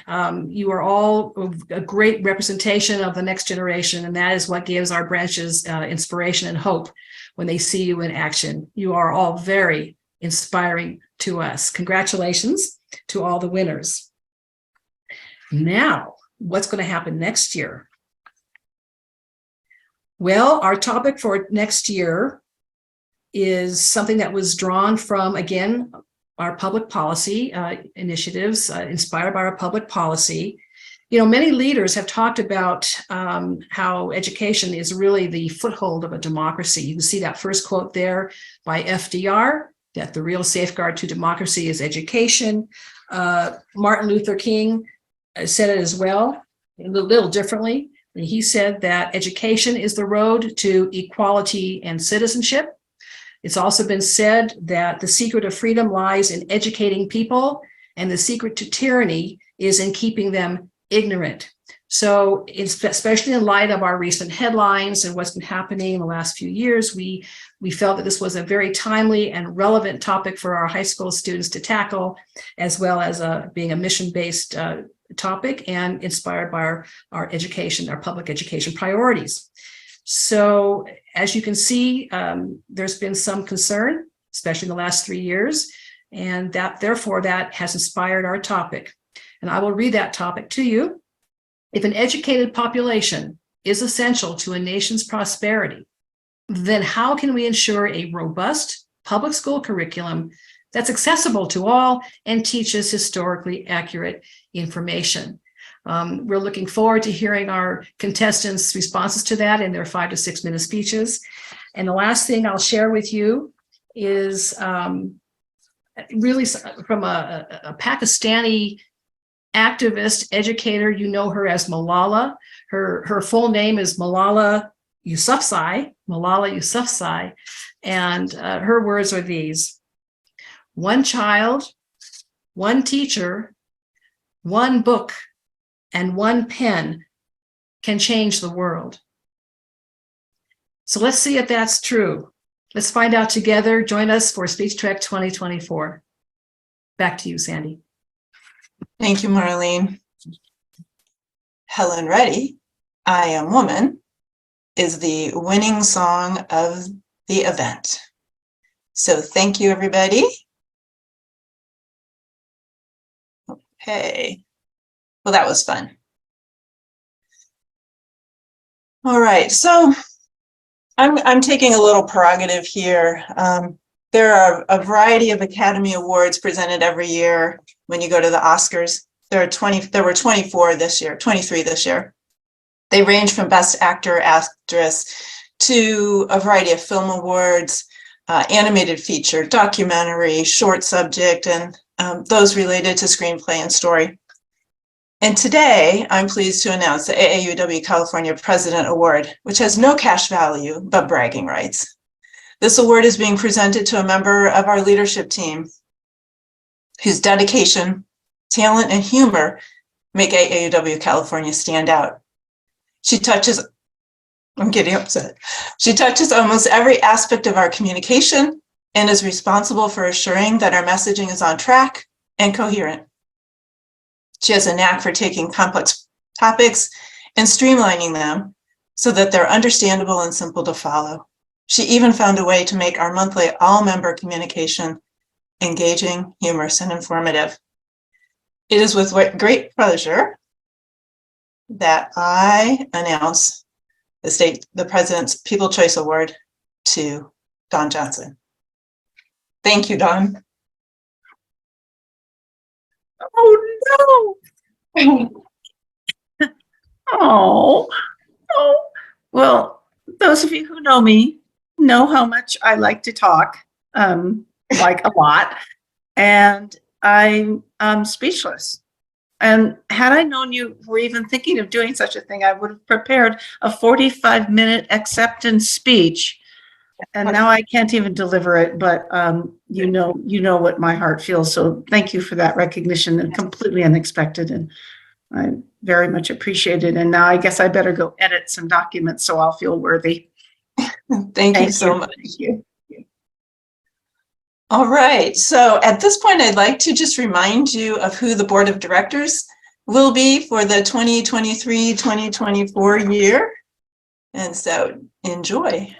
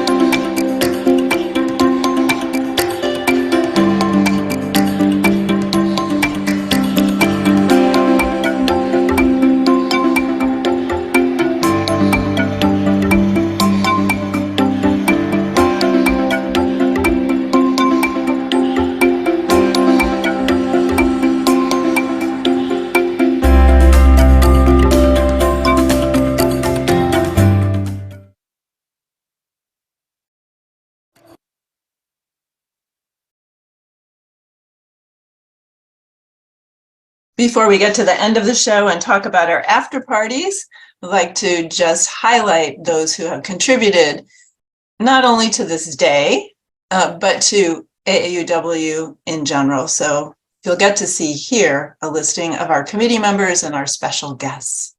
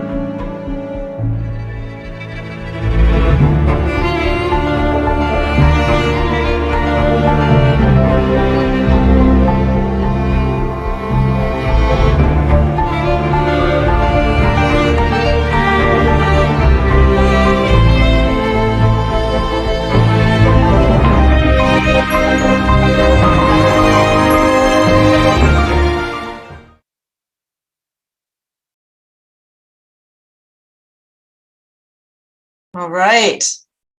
It's time for our after party. Are you ready?